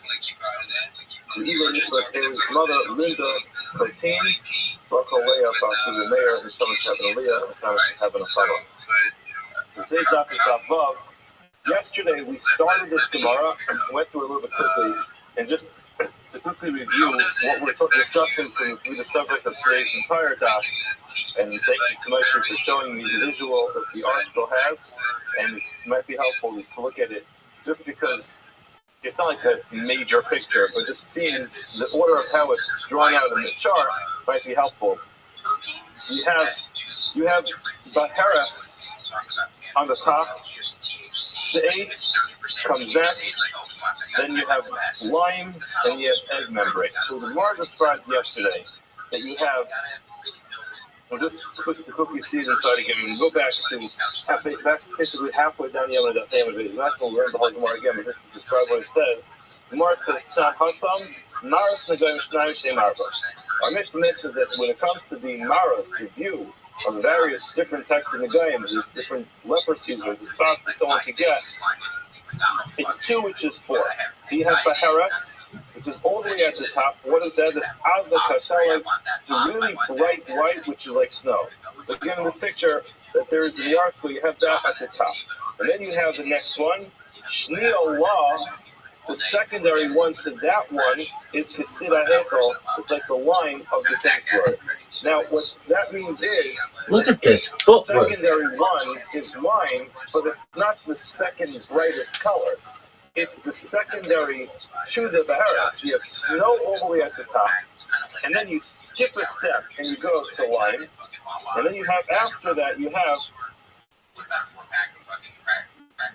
Seis, Kesemer Lavan. Seis, which is the other one which is mentioned in the Torah, is like white wool. And then Shni Allah, the secondary one to that one, is Kukum Beitza. It's like the membrane of the egg. So again, the way that the chart looks, I think what you said to the group, is you have the Baharas at the top, which is the most bright. You have egg membrane at the bottom, which is the weakest white. And then in the middle, you have Seis, which is number 2, which is the wool. And then you have lime, which is number 3. So now, interestingly, the Av, the main category of each one, is going to be separated from its Tova, its second one, by the other Av. So again, just to speak this out, you have at the top the Av of Baharas, and then under that you have the Av of Seis, and then you can have the tilde of line, which comes next, and then you can have the tilde of the egg membrane, which comes next. Now, what the problem we described yesterday is that according to Akiva, we know.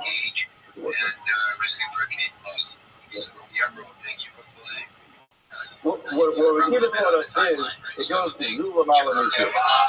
In order to combine them, because the halacha is for Nega Sarah, which I see in comments, it needs to be the size of the grip.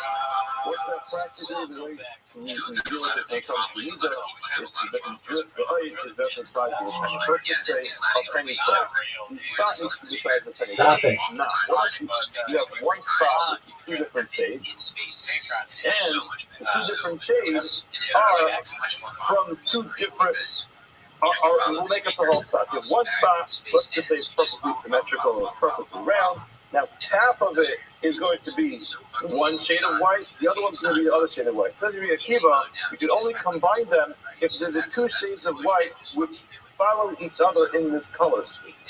So, now the problem is, according to Rabbi Akiva, you could only combine snow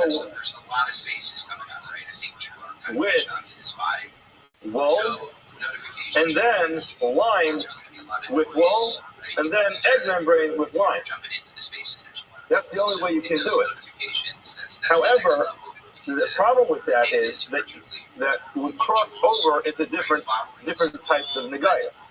You have two problems. Number one, it has to go in the order of the color scheme. Number two, you can't combine one Av with another Av, or one Tolda with a different Av. You can't combine a secondary color with the primary color from a different one. So therefore, you can have a problem combining the wool color with snow color because those are two different categories. You have category A, which is snow, category B, which is wool, so they can't be combined, and now lime and egg membrane. Every day is a holiday, every meal is a feast. Thank you for the opportunity to be here. First and foremost, I've done my best to follow as many people in this room as possible. Feel free to give me a follow back if you can. If you want a free follow back, make sure to send me a follow. I follow everyone back. Additionally, I want to make sure everyone is aware that I am about to celebrate one entire year of 24/7 spaces on X. I've been hosting spaces every single day for more than 333 straight days. These aren't just normal spaces that are audio. My spaces are video. If you want to check out all of the spaces, look in my timeline in the most recent post that I reposted of one of my other accounts. You can check me out 24 hours a day. So that means I have an entire year of my life on video on the X spaces, which is not something that I've ever known anyone to do, which is quite a cool accomplishment. With that being said, I'm Rabbi Rothschild. If you don't know who I am, you will. I stream my life 24 hours a day, 7 days a week, 365 days a year for world peace. I've been doing so for more than 4 years. My streams go back to the pandemic. We've seen the death of a queen, the birth of AI, the coronation of a king, and everything in between. This is a real-life Truman Show, a real-life Big Brother. This is the timeline and the time capsule of human achievement. In the 1990s, Bill Gates coined the phrase, content is king, and I'm making it true today. I'm king of the internet. This is the biggest event in global history, and here's why. In 2018, The Economist magazine stated that data had overtaken petroleum as Earth's #1 resource, and I have more data archived on the internet than any person ever, which is making me very influential. I'm going viral, and when I do, I want to make you, your friends, your family, all financially independent if you're not already. I want to ensure that you have generational wealth if you don't already, and I want you to be able to start charities and philanthropic organizations of your own. I'm unlike any influencer you're ever going to meet. I'm not live on one YouTube stream nor 2 YouTube streams. I'm live on over 20 simultaneous YouTube streams 24 hours a day. You can view my life in 360 degrees. I even have a ceiling cam. If you want to view my YouTube streams, the link is available in my profile. Additionally, you'll find it in my pinned post. You'll also find in my pinned post a link to my link tree. I dare you to look at my link tree. Nobody dares you to look at their link tree, but I do, because I have more social media than anybody ever. I have more content than any person ever. Additionally, you'll find a link to my Discord, discord.me/rabbi. I'm proud to say that we recently surpassed 2,800 people in our community and continue to grow each day. In addition to making you all extremely wealthy and wanting to promote world peace, I want you to know that I want to help end world hunger through the use of technology such as agricultural drones, floating greenhouses, saltwater greenhouses, hydroponics, vertical farming, cloud seeding. I want to help end world thirst. I'm sponsored by a cryptocurrency that's worth about $100 million, and one of the things that we do is we build wells and water towers in developing nations for the benefit of the less fortunate. Additionally, I'm an advocate for the Lifejar program and, most importantly, desalination technology, where we pump earth seawater onto land and make it drinkable. If you are a reply guy, if you're a Web3 marketer, if you're a raider or a shiller, and you want a free mentor, coach, and friend, send me a follow. I will follow you back. Send me a DM. I will respond. I want you all to know that I'm here to support you both personally and professionally. I'm here to be a positive person in your lives. I'm here to have an optimistic view on the future. And most importantly, I want to give people hope. And with that, I sincerely appreciate the opportunity to share. Over here in the art scroll. So now that that's the case, so now what? How do we know Rabbi Akiva says this? The Heicha Shaminim Rabbi Akiva Zulamal Nizu. Where indeed do we find Rabbi Akiva's of the opinion that we say Zulamal Nizu? In other words, we're trying I've done that in the past with other accounts that I've had and they've gotten banned. So it's not that I'm anti-blue tick, it's just I've already done it, and for whatever reason, many times because I do put out so much content, I lose an account here or there. So we'll see how this one goes, and if it continues to not get banned for a little bit longer, I potentially will. But for the time being, I've been burned on the blue check mark, so I just kind of wait until my account is at least aged until I repurchase them. He's often known as Yeshua ben Karcha, and the Akiva was called Karcha. What reason? Because he was bald. Others say that doesn't make sense, that he would get a nickname between Karcha just because he's bald. But ultimately, it is Yeshua ben Karcha. Yeshua ben Karcha, or Yeshua ben, Rabbi Akiva asked his followers the following question. Maros Negoyim Shnayim Shehinar. Why is it that in our Mishnah we talked about Negoyim, we said the visuals of Negoyim are two categories which divide into four. In other words, Tosfos explains, you can see this tiny little Tosfos over here called the Mei Amru. What up, baby? Hi, I'll be there. Just 1 second. Tosfos explains, he asked his father, why do we need to actually mention the names of these things all together? In other words, we're only a few minutes into this share this morning, and everyone's already confused because they keep mentioning all these different colors. Snow white, is it wool white, is it lime white, is it egg white? Everyone's thinking, for heaven's sake, I don't even know the difference between these colors. So what are you telling all these colors for? Oh, it's smoky. Just a moment, big dog. So you better make this point later. Essentially, the question was, there's a Mishnah in Psachim which says, when a person is teaching Talmidim, you always want to try to teach things in the easiest and most concise fashion. You'd rather leave out all the extra details and just give the necessary. Terms and conditions. He's asking his father, why are we giving all these colors? And he explains. Now, he answered him in this is probably the cause for answering a question with a question. The Jewish concept. He said to him, 100%. Thank you for the offer. I appreciate what's it. your problem? Your problem is, they mentioned all these colors. What are you suggesting? What would you like to do? These are the colors that you need to know in order to determine whether someone is pure or impure. What do you mean? What do you ask? Why does he mention the colors? You need to know the colors. So he explained to him, Yomi said to him, in other words, the point that you're making is that these are the four brightest white colors. So why don't you just mention the least bright of the bunch, which is the membrane of the egg, and say, membrane of the egg is the threshold. If you have a dimmer white, then the dried out membrane of an egg, so then you're automatically going to be you'll be pure because that's not considered a problem. If it's brighter than that, you've got a problem. In other words, that's very simple. Mention one thing, like this all Kohanim have to have in their house, is one dried out membrane from an egg, to use as comparison, they'll keep it in their pocket, and anytime someone comes by with a question, what are they going to do? They'll pull out the little membrane, say, is it brighter? Is it less bright? If it's brighter, the guy's coming. Thank you so much for the advice. Yeah, you know how X is. They're just trying to keep me down. I don't let them stop me. We can't be stopped.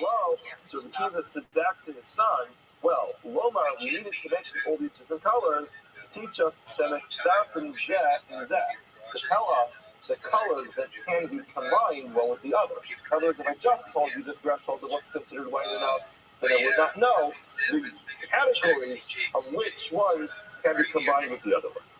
So I'm alone. They said, okay, fine, I get that there. However, the Yombu, why doesn't it just say, that you'll start with the membrane of the egg and say anything more bright than that is going to be. All right, I'm all yours, Smokey. How have things been? Give me an update. Again, we're trying to teach you in the easiest possible way. Okay. I will give you an update, and then you tell me. I will give you what you updated me with last time, and then you can move on from there. Okay, last we spoke, you of course had a son, and he, I do remember his name. It is, hold on, it's a famous Luca, right? Yeah, absolutely. And things weren't going all that well with Luca's mom, but a lot had to do with her parents kind of having some control. And you were living like with a friend, and of course keeping up the smoking, and not gaming as much as you once were. And you were looking maybe to get a job, and that's kind of the update. So update me from there.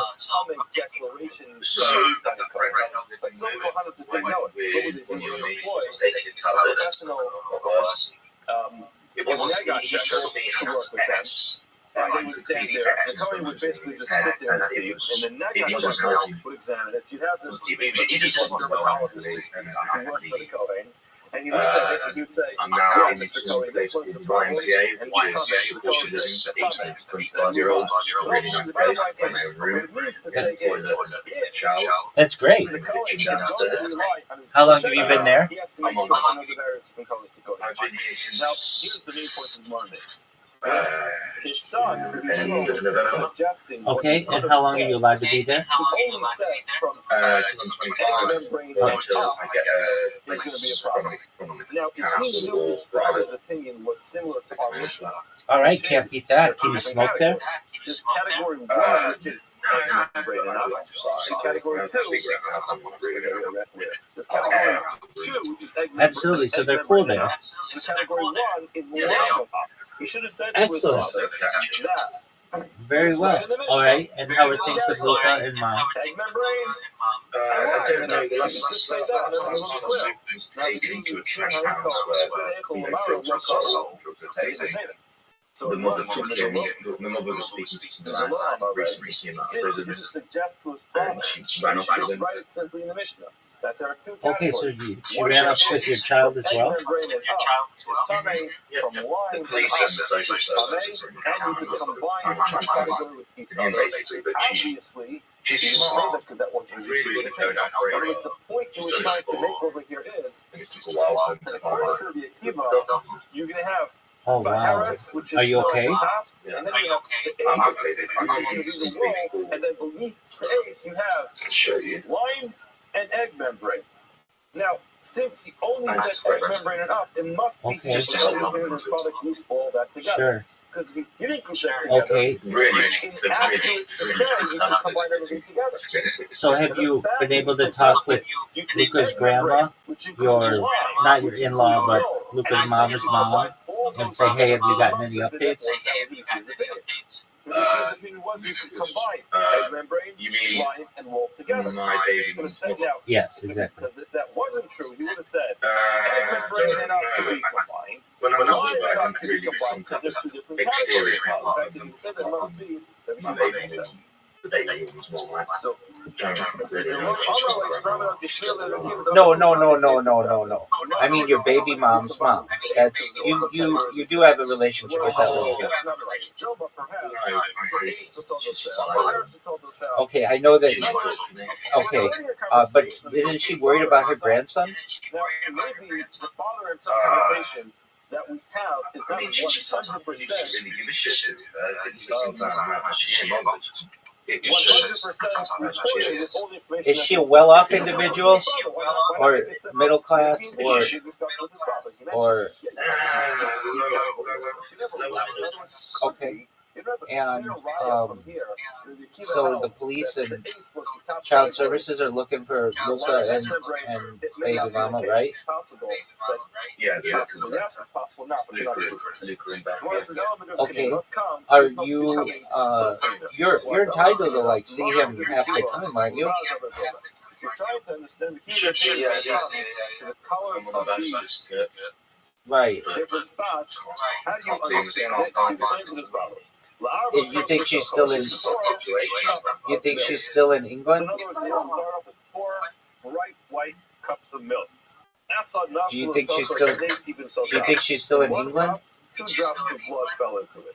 So Yeah. it's like it loses a little of the brightness because of the red that goes into it. Okay. So it's another cup of milk. We were looking so just in my county, in my district. But the police say if they need to widen search, they will contact other police. Like other districts.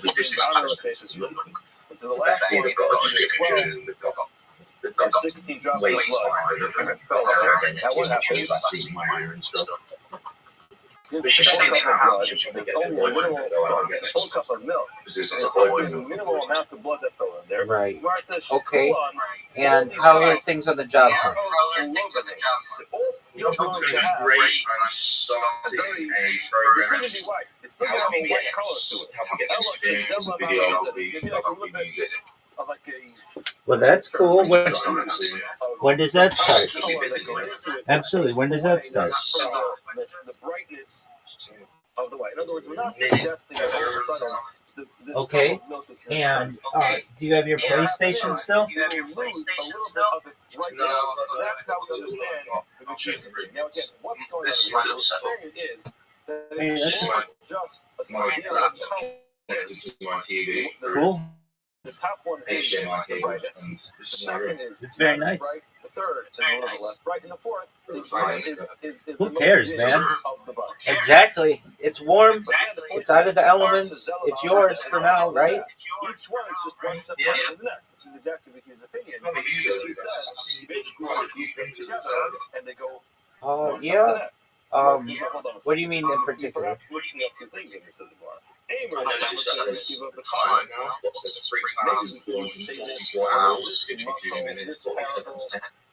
Yeah. So we're not necessarily going for any kind of record, but that's a long call. And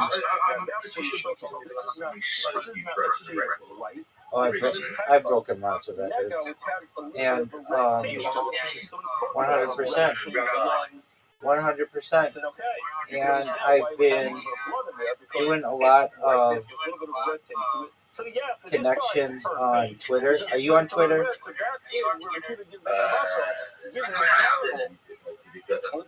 That's okay. So in the last like 90 days, I've gotten 3,600 followers, which is cool, you know, organically, just going through and telling people about what I do. That's what I was doing when you came in and was talking in front of like 50 people or something. And the servers showing really great growth. We're at over 2,800 people in here, approaching 3,000. So, you know, once you start getting into the thousands when it comes to your server, certainly you become a bigger target, but also, you know, you get more people who are certainly interested in what you're doing and sharing what you do. So that's cool.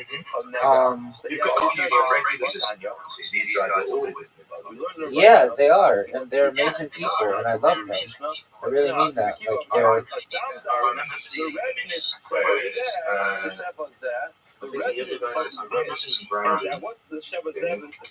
I do check in. I do from myself. I try and join on daily weeks when I can actually get a couple of hours just shadow you. 100%. Thank you, Big Dog. You're one of the people who have spent the most amount of time in this server. In fact, if you want to know, I think you might be either just outside the top 10 or in the top 10 of people who have spent a lot of time in here. Yeah, I mean, you used to spend a lot of time in here with gaming and such. So,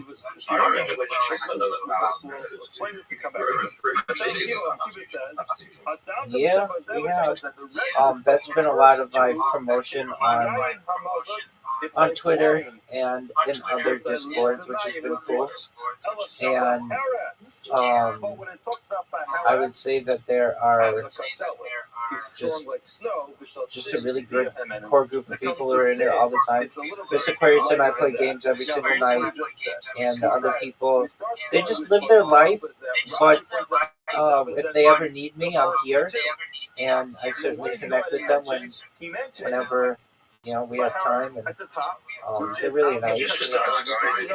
Well, thanks, Big Dog. I do my best to treat others the way you want to be treated, right? $100%. I mean, it's a full-time job, 24/7 for the last 4 years without really any breaks. Well, maybe someday we'll be able to make more of an impact on the world than I currently do.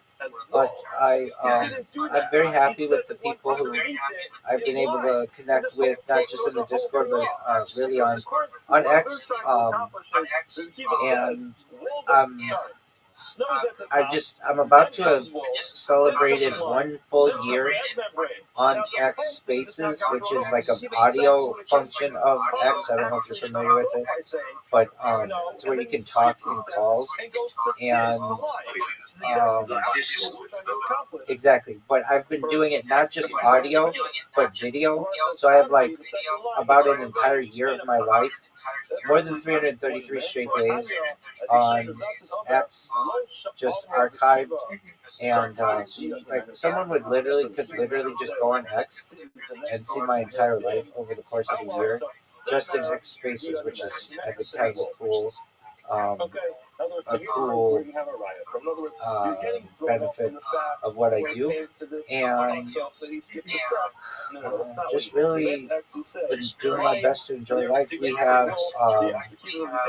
We've been doing a lot when it comes to sports recently. So this in the United States, we did in a cryptocurrency I'm in, we had a fantasy football league, and I was super involved with that, and that meant like 4 nights a week we were watching football games, and then we were watching Kill Tony on Monday nights, and we basically had something going every single night. And then we also have the Super Bowl coming up, which is cool, and this will be the 4th Super Bowl we watch on the stream. And then we've got the Winter Olympics coming from Italy coming up this winter, which will be the 4th Olympic Games that I've watched on the stream. So that's a really cool thing too. It's the World Cup, and part of them are going to be in the United States, which is really a cool deal. And then in 2 years, we've got the Olympics in Los Angeles, and I would like to at least do something for that and do some IRL streaming for that. So I'm excited for that.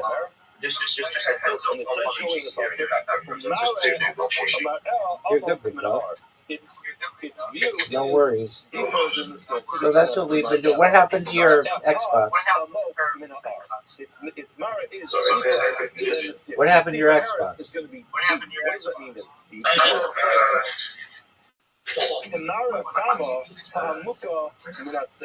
Sometimes if you have a sun which is surrounded What happened to it, Big Dog? What happens is it will look like the sun, even though it's did you get the red ring of death? Exactly the same place. No, sun, whatever shade is you have some type of light, which is exactly the same place as the shade, the light will look like it's deeper in. So, because the shade are all your games stored on it, or were they? Or are they on the cloud, or how does that work? It's so bright, and there's something which is so bright next to something which is dark.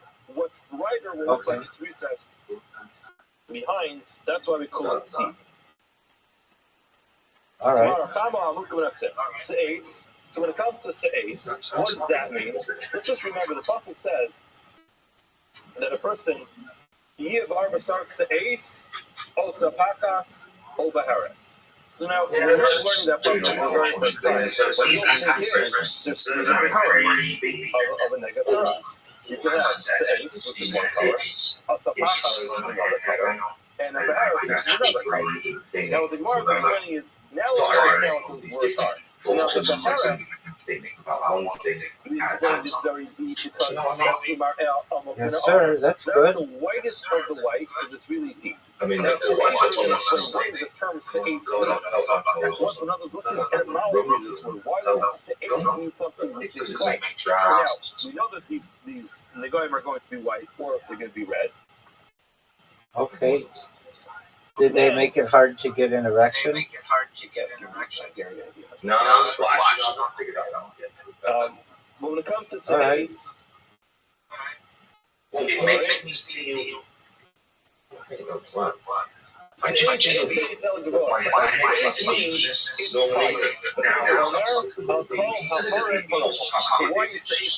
because it's a more dim white. So now with the dimmer the white, the closer it's going to look for you. Look to you again. I don't know enough about it. I'm not an artist. Very well. Any plans to? Do you have connection with your family? To a white that's whiter, and the Gemara brings a raya that's what it means. Call Haharam Harabim. And mountains and hills and valleys. did they ever get a chance to meet Luca? We talked about surfaces. It's referred to as kindness, which is the same thing as se'es. So therefore, the se'es color will be a color that's more dim, Okay, which that's looks something. more close. So he's like a year old, right? So what does sapakas mean? Mark says, in sapakas, the word sapakas always means a secondary category. Oh, okay. Wait, March or May? This is the whole discussion. The nothing. I was gonna say. All right. And how about girls for you? What about like? Did you ever talk to Sky again? It means there's a secondary. So now we have se'es and baharetz, mega colors. How's Ebony doing? Now, obviously, for the se'es, it says, I know that you have se'es. And is she allowed to come? Is she allowed to come where you are? Yeah. But it's fine. So the question is secondary categories. You have Baharis on its own, and then you have se'es, which is two secondary categories. But now, according to the Rabbanon, how do I know the Baharis? The snow-white color has its secondary category. So she's got to be out by 9 p.m. though, right? Okay, what is that called? Like a curfew or something? It says why when it comes to Baharis. It's like the whiteness that comes along with. Do they have a name for it? Se'es has a secondary category. It also has a secondary category. And the Mishnah learns how to accustomed with sapakas means se'es with the pasuk put the word. I understand that. Do you The feel word safe where you live? inserted between the words se'es and baharis. To teach you. That's wonderful to hear. I like your room. It's nice. Looks cozy. In other words, two more ways to understand. You have two categories, which is se'es and baharis. In our language, snow and wall language. Just like you have a secondary category to snow, which is line, you have a secondary category to wall, which is egg membrane. How's your bike? That's why the word sapakas is stuck between them. Okay, now we're going to go through different illustrations. Yeah. not illustrations or examples of how we know what it is. Seis, September lover. Seis is like white wool. Light summer lover. What's this white wool that we're talking about? Aside from your critique, what happened to the scooter? On the very first day of its that they prepared that for us. Now, you know, sometimes it's here, I'm not sure if that's what we translate. I don't know what role is called. Whatever the role is called, they're very slow. If you look at Rashi, it's Rashi is the first stimulated Rashi says, Roshon or Rechele, he explains, when the sheep is born, V'cha'im lo sachar, its mother will make it all off, like all the remnants of the milk. Aim seven lucky the electric control on the inside. It's an animal. It spends time that'd be dangerous. On that day, after the animals, It's too much and on that day, the wolf can be the brightest and the cleanest and the softest. Now, the ROTHSCHILD steal the Mila. First wants to say that from the large type of material,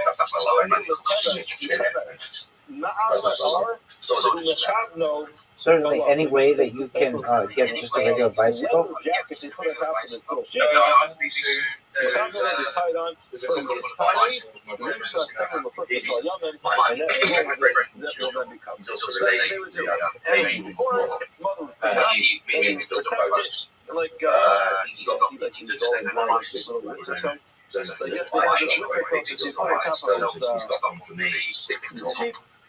Last we spoke, you were jerking yourself off about getting your ID. Did you ever get it? Okay, were you able to work for DoorDash? We skipped categories. Why not? We made the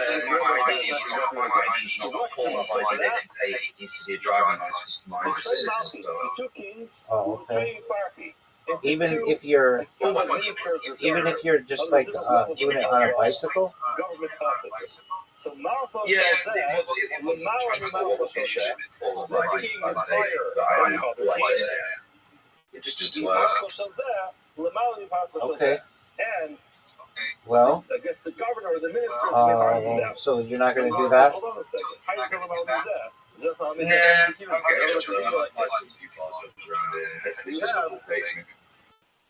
Okay.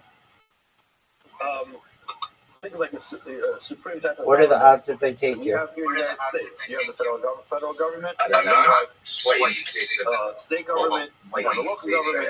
So let's just say you have like the president and the vice president, and you have a governor and a lieutenant governor. So now what the Gemara says is you have this king is higher than that king. Do you want a job? And then this minister is higher than that minister. So Okay. essentially what you have. Do you have an Indeed account? President, governor, president, lieutenant governor. That's the way the Gemara explained it. Okay, stop. How many jobs did you apply for today? Stop. How many jobs did you apply for today?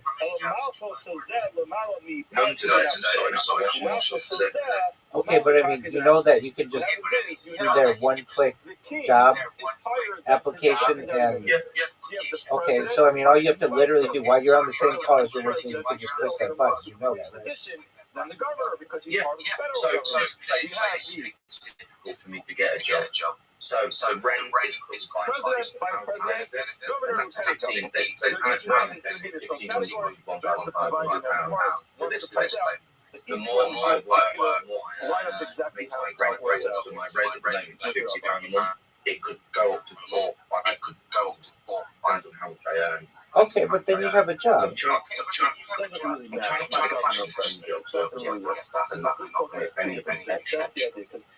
Okay. I mean, so what about bartending? President, vice president, governor, it's still not going to matter. So that's not going to work. But that's the point. Okay, but I mean, you and I both know that if you got on Indeed right now, you type bartending in your city and anywhere within like 10 miles or whatever, anywhere you can take a bus. You just sit there and you apply to those jobs every single day for now for the next month. You'll have a job by the end of the month. You and I both know that.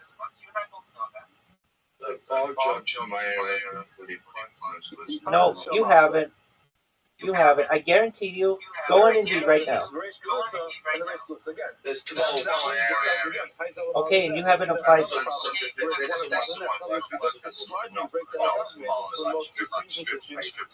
Okay, but you haven't applied to the ones that are now stripper places. And the king's minister the following. There's not a single one in there that you. I mean, so what about no transport? You could take a bus.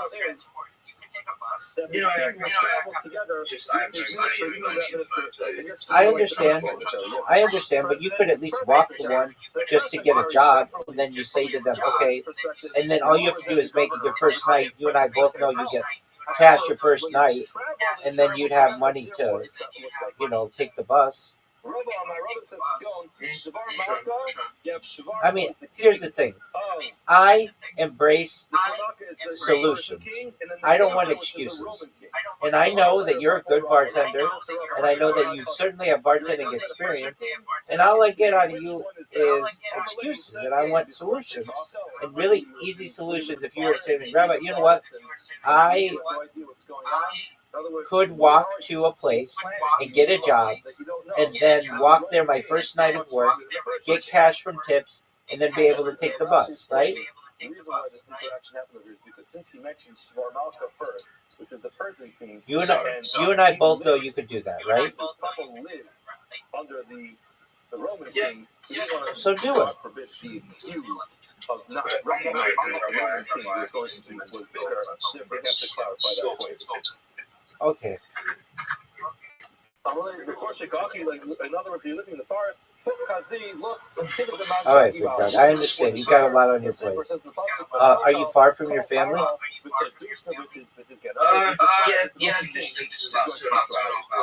Oh, that's not far. They're in the same city. Which is in other words, the evil Roman dictatorship.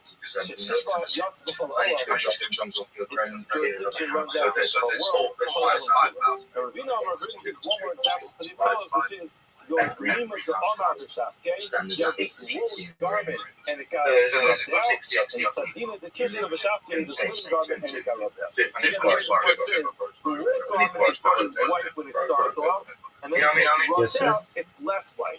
And then you guys look out for each other? The woolly garment, which is quite bright white when it's new, then it gets rubbed out. All right, well, you go take care of your friend, and I appreciate you checking in with me, and don't be a stranger. When it gets rubbed out, it comes from the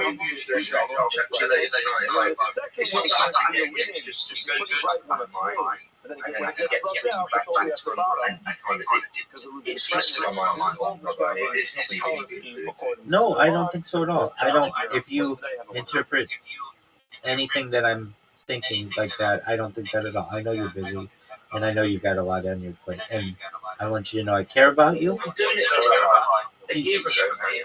I'm doing any of this. So I'm not misunderstood. I'm just little by little. That's all it takes, my man. All right, you go take care of your friend, and then come back when you can, okay? Okay, stay around. Good morning. Baby, I'm going to be asleep. It's 3:41 in the Morning. morning. We begin today's stop. All right, God, you take care, big dog. You as well, Mr. Shout out to Smokey, everybody. You like Smokey? Yeah, he's cool. I want the best for Luca. And Luca's mom. And Luca's mother's.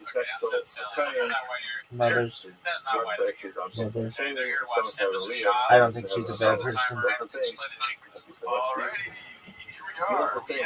Our listener perspective, Lisa learning English was Haley's mother, Linda McKee, Rachel Leah Baku the mayor, Sean Cavalry the Ganeden, and the challenge is held in the summer. this is reheated and classic. Saying that Shab is one of those. Today's after stop, we're going to pick up like the solid Amar Bays. We're going to pick up from Amalei Ravina Rameir. This is a very quick recap, as you just heard a couple minutes ago from Zevi, that was the one starting to do here and start to figure out who the Tana of the religion is, and if we went back and forth, is it Rabbi himself, or is Rabbi 47 people, and ultimately, we wanted to figure out if Rabbi possibly could have been the one to be darshaning Reboy Liot as opposed to South Africa. Now, I'll show you this was just yesterday, but very quickly, Reboy and Liot and Reboy, Liot, and Reboy. And South Africa are very similar concepts. The question just is, which one are you using? Reboy, Liot, and Reboy is more inclusive. South Africa is more limited. So anytime we're going to have a focus, whether we're going with the logic of Reboy, Liot, and Reboy, or cloud,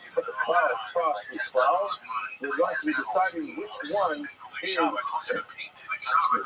That is about right. If you're going with cloud to cloud, it will be much more limiting. If you're going with Reboy, Liot, and Reboy, then it's going to be much more inclusive.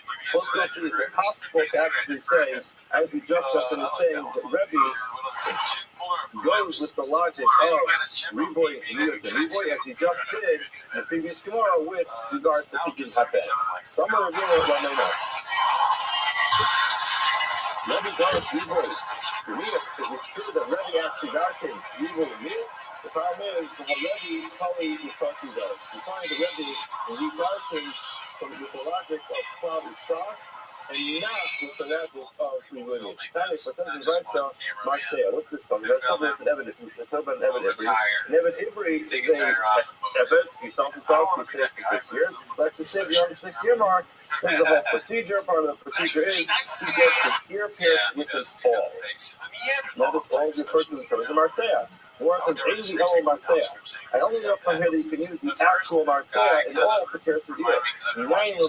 How do you know that I can actually use another type of tool, such as a sword, a sira, a makat, a kadeh, from the stuff? So the first 3, sul, sira, and makat, are all rooting types of elements. Whether it's a split or a shock. So one is going to have different types of rooting tools that will be used to pierce his ear. Kadeh, Mara even a kadeh for his wall. They didn't have like it's not referring to like a big wall. Drill that we reported in Home Depot. We're talking about a hand type of drill that you use to pierce his ear with. But on Mixel, again, those type of metal instruments that you use to pierce his ear. How do you know? You can use all those tools to pierce the ear of the other. Every time a little mouth, you go look top. It says the look top there from our trade. So take this ball. So we got from there. Close of our Samilkat Piyat. Any item that you're taking in your hand. These are good to use. That's the thing that you have. The top that tells you to take anything. Marseille is limiting. Now, Rabbi says, Marseille, Ma Marseille Miyukta, just like the Marseille, this ball is something which is special. Why is it special? Because it's Shamatafet. It has to be that whatever you're going to be taking is going to be made out of metal. Now, Rabbi was the one with the logic of Reboy and Liot, he would be the one who's much more inclusive, not the one who's much less inclusive. I just went ahead and told you you can use all these types of tools. Even the ones that are made out of wood. Who is the one who says that? That's not the Rabbi. That's the Rabbi Yehuda. Why did he say that? Because Rabbi Yehuda, he darshans Reboy and Liot with his lakafta. You take anything, you can hold in your hand. And then it says the Marseille. So again, Marseille does limit it. What does he actually limit? So the Gemara is actually explicitly saying this over here. So Rashi brings it on the next, on top of the next Talmud. And according to the Gemara, that the limitation of Marseille tells you actually a tool, as opposed to using some type of salve, a medicine. This is some kind of acid. Seems like a pretty painful procedure to burn a hole in someone's ear. But one might think that any way you make a hole in someone's ear would be okay. The concept says, no. There has to be something which is lakafta and somewhat similar to a Marseille, but it's an actual tool. If it's not a tool, rather it's a salve, the medication, it's going to be excluded. Now, the one who's more inclusive in this case is Yehuda. Why? Because he's using the logic of Reboy and Liot. Who's the one who's vote for limiting? That is Rabbi. Why? Clearly the Rabbi follows the logic of follow prop. Therefore, the Kafka says anything. Matzea is limiting. Therefore, that's something which you hope has to be. He said Something which is great out of the middle. Of course, not that for some reason. My correctly, one of us being subject of focus. Rabbi Dar solely praki. Rabbi used the power praki with much more limiting. And if you do that, Dorish, Reboy, this is not the solution. Yes, we have a major problem for even though you just told us. But Rabbi, when it comes to also picking up in, it's going to be back to Reboy and Neil. However, we see very clearly in the focus between the two, with the Yehuda and Rabbi, there is what we darshan with the logic of Reboy and Neil for a follow prop. And who's doing so for a prop? Rabbi. Now, top of camera, where it says right here, the Alma, generally, in the typical case in shop, when Rebbe's going to darken the puzzle, he's always going to use the concept of the Alma calling Praktivar. He's always going to use the logic of power practices, more a generalization and then a specification, as opposed to a Reboy which is inclusive, and then immediate and then exclusive. He's always going to use power prop. Also, what's the reason why when it comes to figuring out that? He doubts his Reboy here. The Tarnberg is small. Because he follows the Tarnberg is small, which is the Tarnberg is small. Bamayim, Snei, Thomas. It says Bamayim 2 times in a row. This is not related to our Sugya, but Tarnberg is small, especially in a case where we actually read this recently. This is the part of Shmini that talks about the halachos of kosher fish. It says, this shall be eaten for anything that swims in the water. Anything that has fins and scales in the water. So now, Bamayim and Bamayim are the color, the generalization. Now afterwards it says, after it says Bamayim twice, then it says Bayamin Ubanachalim also Tokerim. So Mayim is a generalization. Yamin and a fellow, a sea or a stream, is considered to be a specification. The problem here is that instead of it being a klal, a generalization, and then a pra, which is a specification, and then a klal, it says, which would be the Mayim, it says Mayim, so it has both columns together, and then afterwards it has the pra. So it's klal, and pra. So in such a case, Tarnberg is small says when you have Bamayim, the man same problem, this is another existing exception to the rule.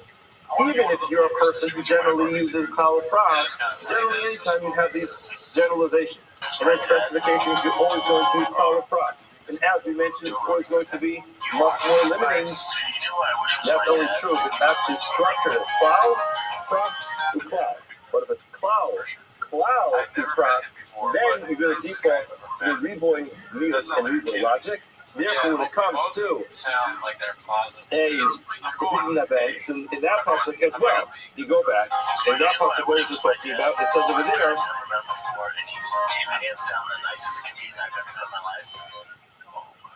It says, we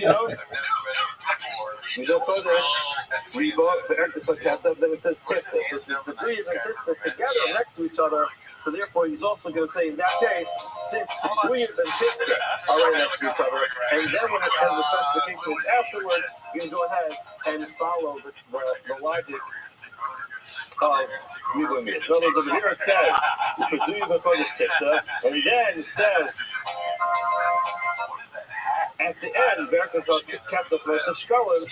he's going to use the logic of Reboy Midas as opposed to Kalafah. In other words, the bottom line is, the Lord is not going to say, now those who argue actually read that to Kalafah, but they say the Rabbinic is not even Rabbi, the logic of Kalafah, they call it the difference here.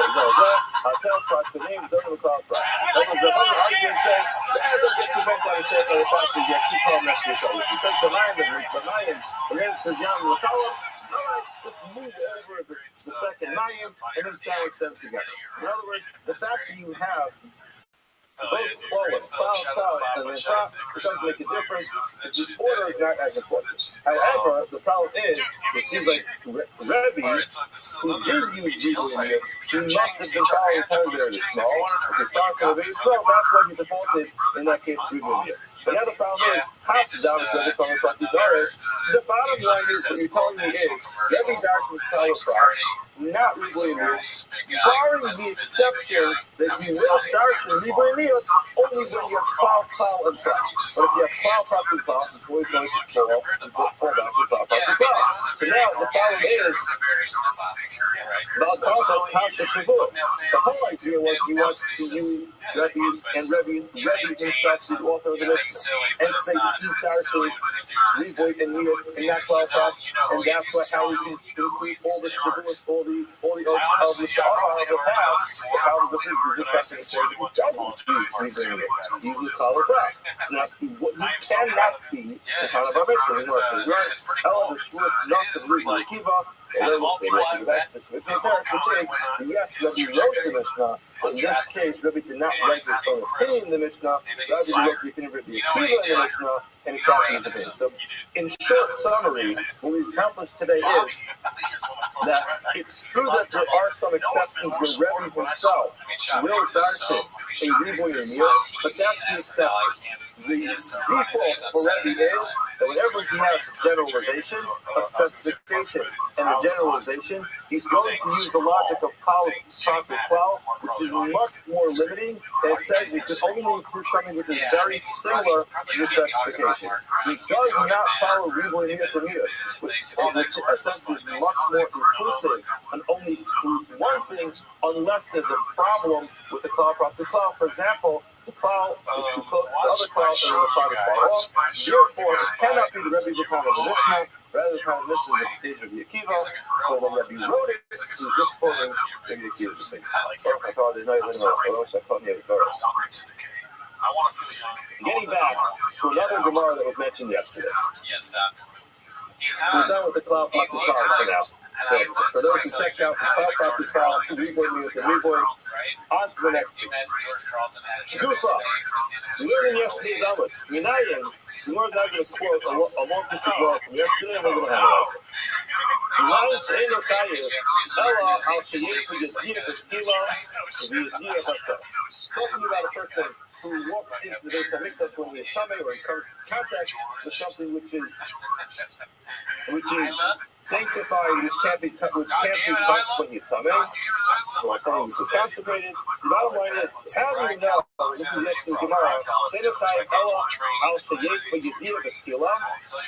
you know, he knew beforehand that he wasn't supposed to touch it, and he knew at the end that he did touch it, or he knew he wasn't supposed to go to the Mikdash, and then at the end he went in, so he has to know beforehand and know afterwards, and then the Halam B'Tayim, and he forgot in the middle. In other words, a drop of background, whenever we have any type of fear, any type of responsibility, for a person who's liable for a mistake. So what he's liable for is the concealment in the middle, the mistake that he made in the middle. So we're always going to count the fact that in Parak Kal Gadol in the Sefer Shabbos, there's a whole thing called Shigagos. And Rambam has a Parak called Shigagos. And what we're doing there is you always want to find out how many mistakes were made. Generally, a shogeg is considered to be a hella. It means a person knew something, and then there was a halama. There was a temporary lapse in his mind from not knowing what happened. Now, the halama could either be that the person forgot the halama, or that the person forgot the specific circumstance. So a person could have forgotten that it's also for a person who's coming to walk into the Beis HaMikdash.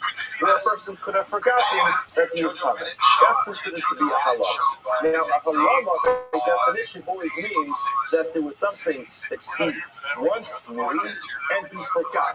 And that's going to be the basic premise of today's Gemara, which is you have to have an idea in the beginning, you have to have known at some point, forgotten that, and then found out after. That's the Gemara said yesterday. The guy saying no tired, person's not tired. Ella al shiyeh v'yadiyah b'tila, he originally knew, yadiyah b'tzah, and now at the end he knows he made a mistake. However, the Halam B'Tayim, the mistake happened during the concealed period in the middle. Hamalomar, we know that from the Nelam Shnei Father. It says the Nelam twice. Let's read the concept. So we must have them started. Person who touches something which is tamei, over the nibble of chayas meim, when he touches the corpse of the animal, or the nibble of kolim it's who touches the corpse of the dead. Again, the pure animal, the nibble of sheretz tamei, the nelam mimenu, who forgot about it, who touched today, the nelam mimenu, got to be touched it, who tamei bought it. Now he becomes tamei because he touched this impure animal. Next, oh, Yigaba Tumas, when he touches an impure person, L'chol Tumasa Shayit Mabah, the Nelam Mimenu. So again, he touches the person becomes Tamei, and the Nelam Mimenu gets done. So 2 times in consecutive psukim where it says the Nelam Mimenu, he forgot about it. Therefore, he wants the Nelam Shmei Pamim. You read the Kibbutz, where you see the sentence that says the Nelam Shmei Pamim. We learn from there you have to have known about it, and then forgotten about it, and then known about it again.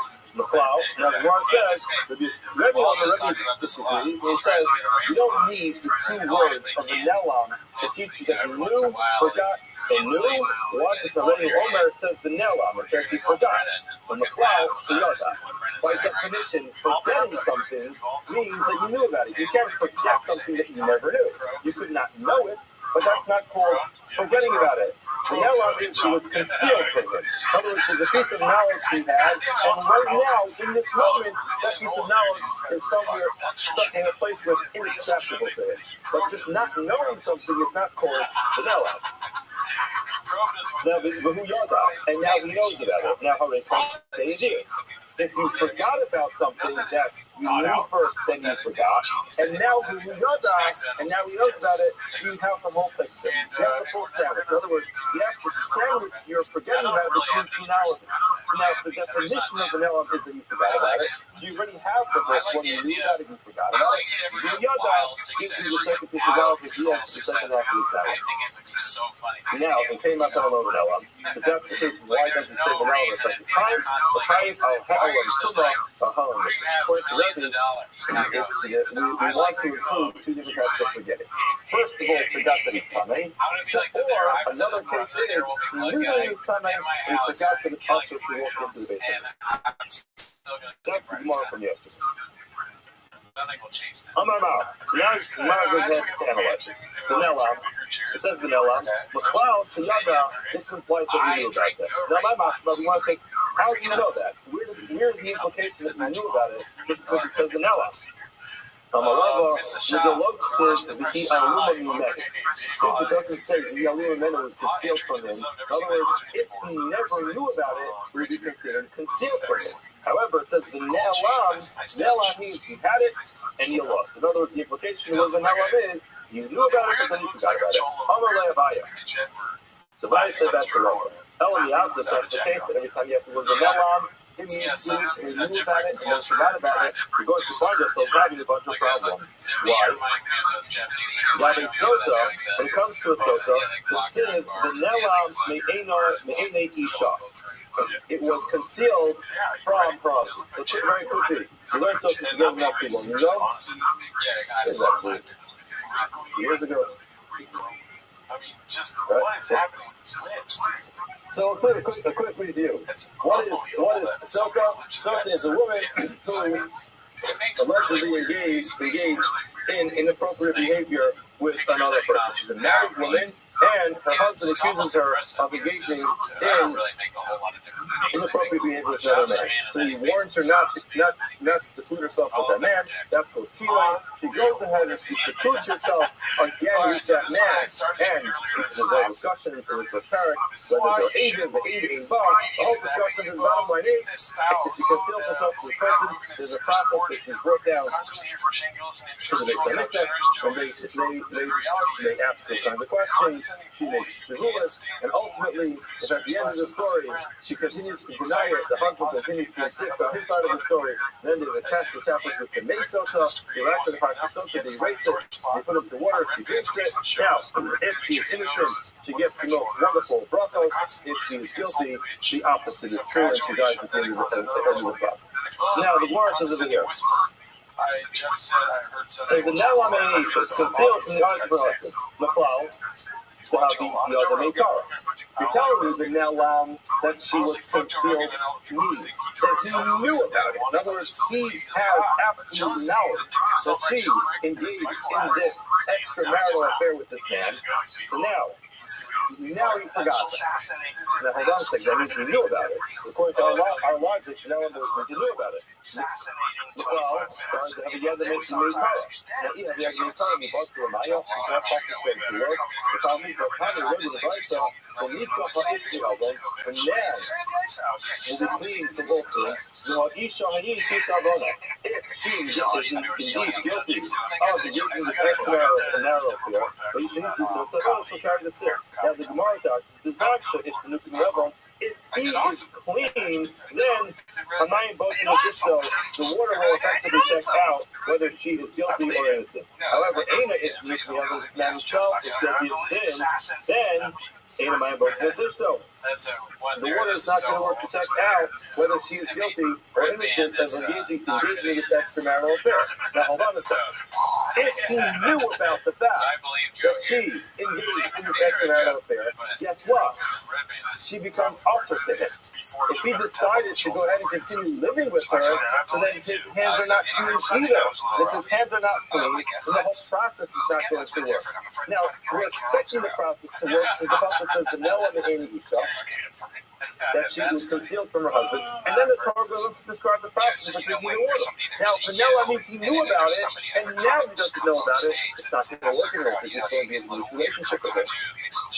Therefore, it can't be that Vanilla means he knew about it. It's serious. And furthermore, by the Torah, the Psukim, which describes the Torah in Eo, says the Nelva Me'enekotite will be concealed from the eyes of all living things, and the Opa Shmayim, not referring to birds, but the angels, this dirt was hidden. The cloud, that was the Ikodah, the Yotabe. There were some who knew about the Torah before it was given.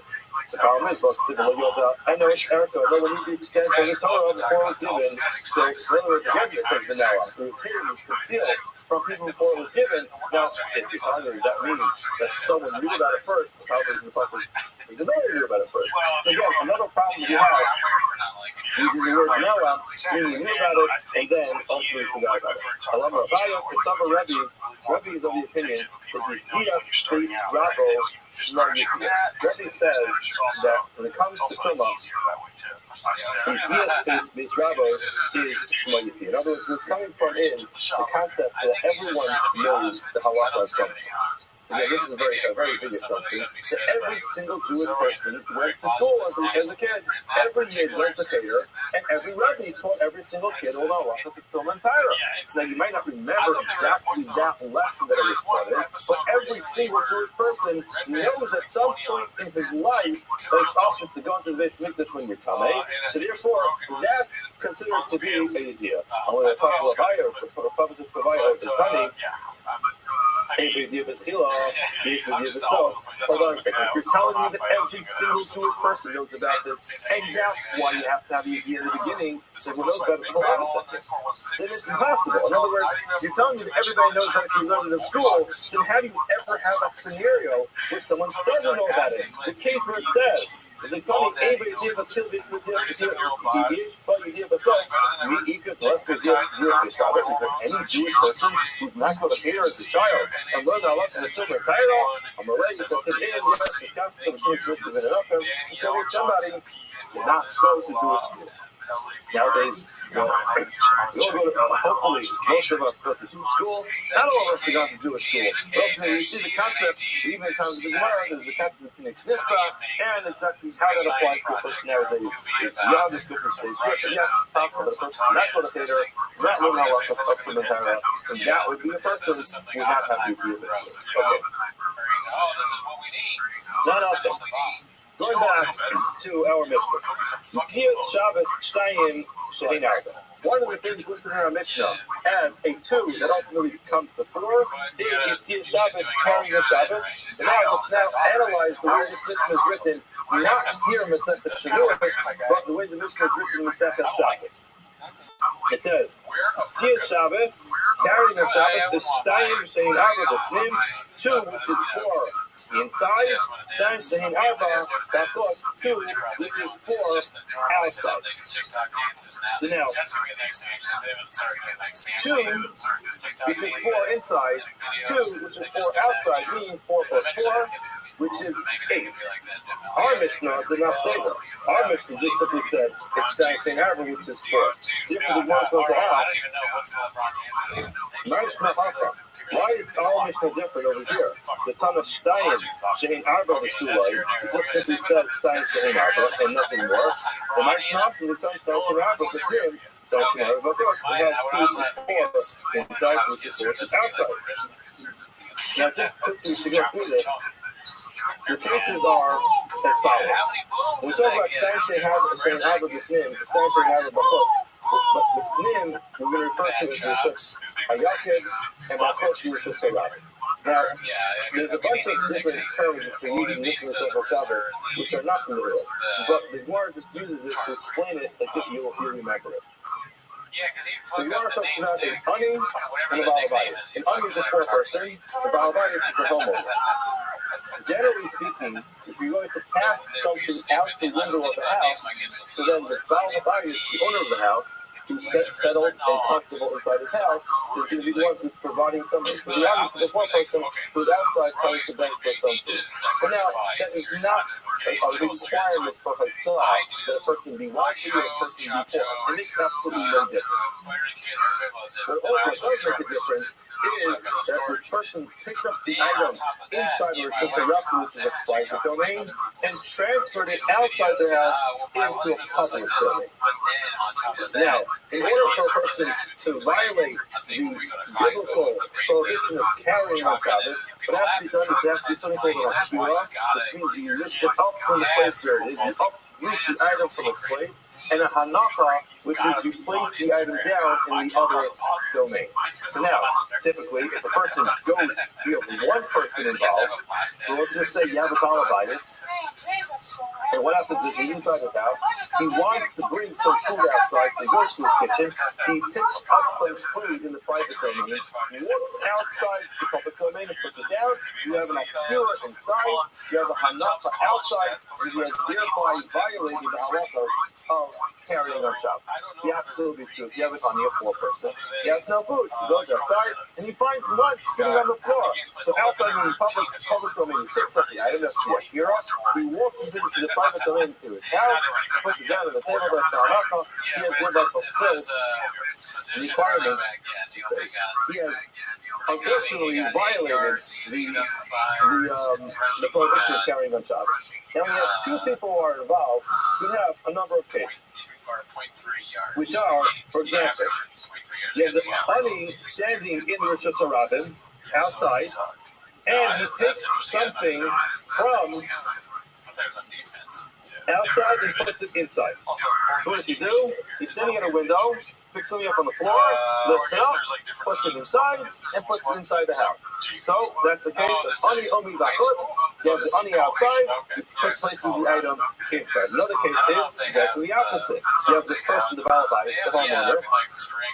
He's standing inside, and he takes his hand from inside to outside. He picks the item up off the floor, brings it inside the house, puts it inside his house. He violated the prohibition of carrying on Shabbos. Now, what happens if you have kind of a hybrid case, where you have the ani, let's just say the guy standing outside, so he picks it up, and the guy inside takes it out of his hand. Or the opposite, you have the guy inside, he picks it up, and the guy outside takes it out of his hand. So you have sheer malach over here. Remember, we said you have to lift it up and put it down. What happens if one person picks it up and another person puts it down, or the opposite in the other case? The bottom line is there are 8 possible scenarios of how you could divide this up Here you're going to have two of them. I should say, cumulatively, you have four of them which are Chiyuv, and four of them which are Patur. Now, the bottom line is, what our Gemara is saying is, in our Mishnah, we only list two, which are four. We don't have all 8 of them. Why are we including the other 4? That's the Gemara's question. The Gemara answers, Papa,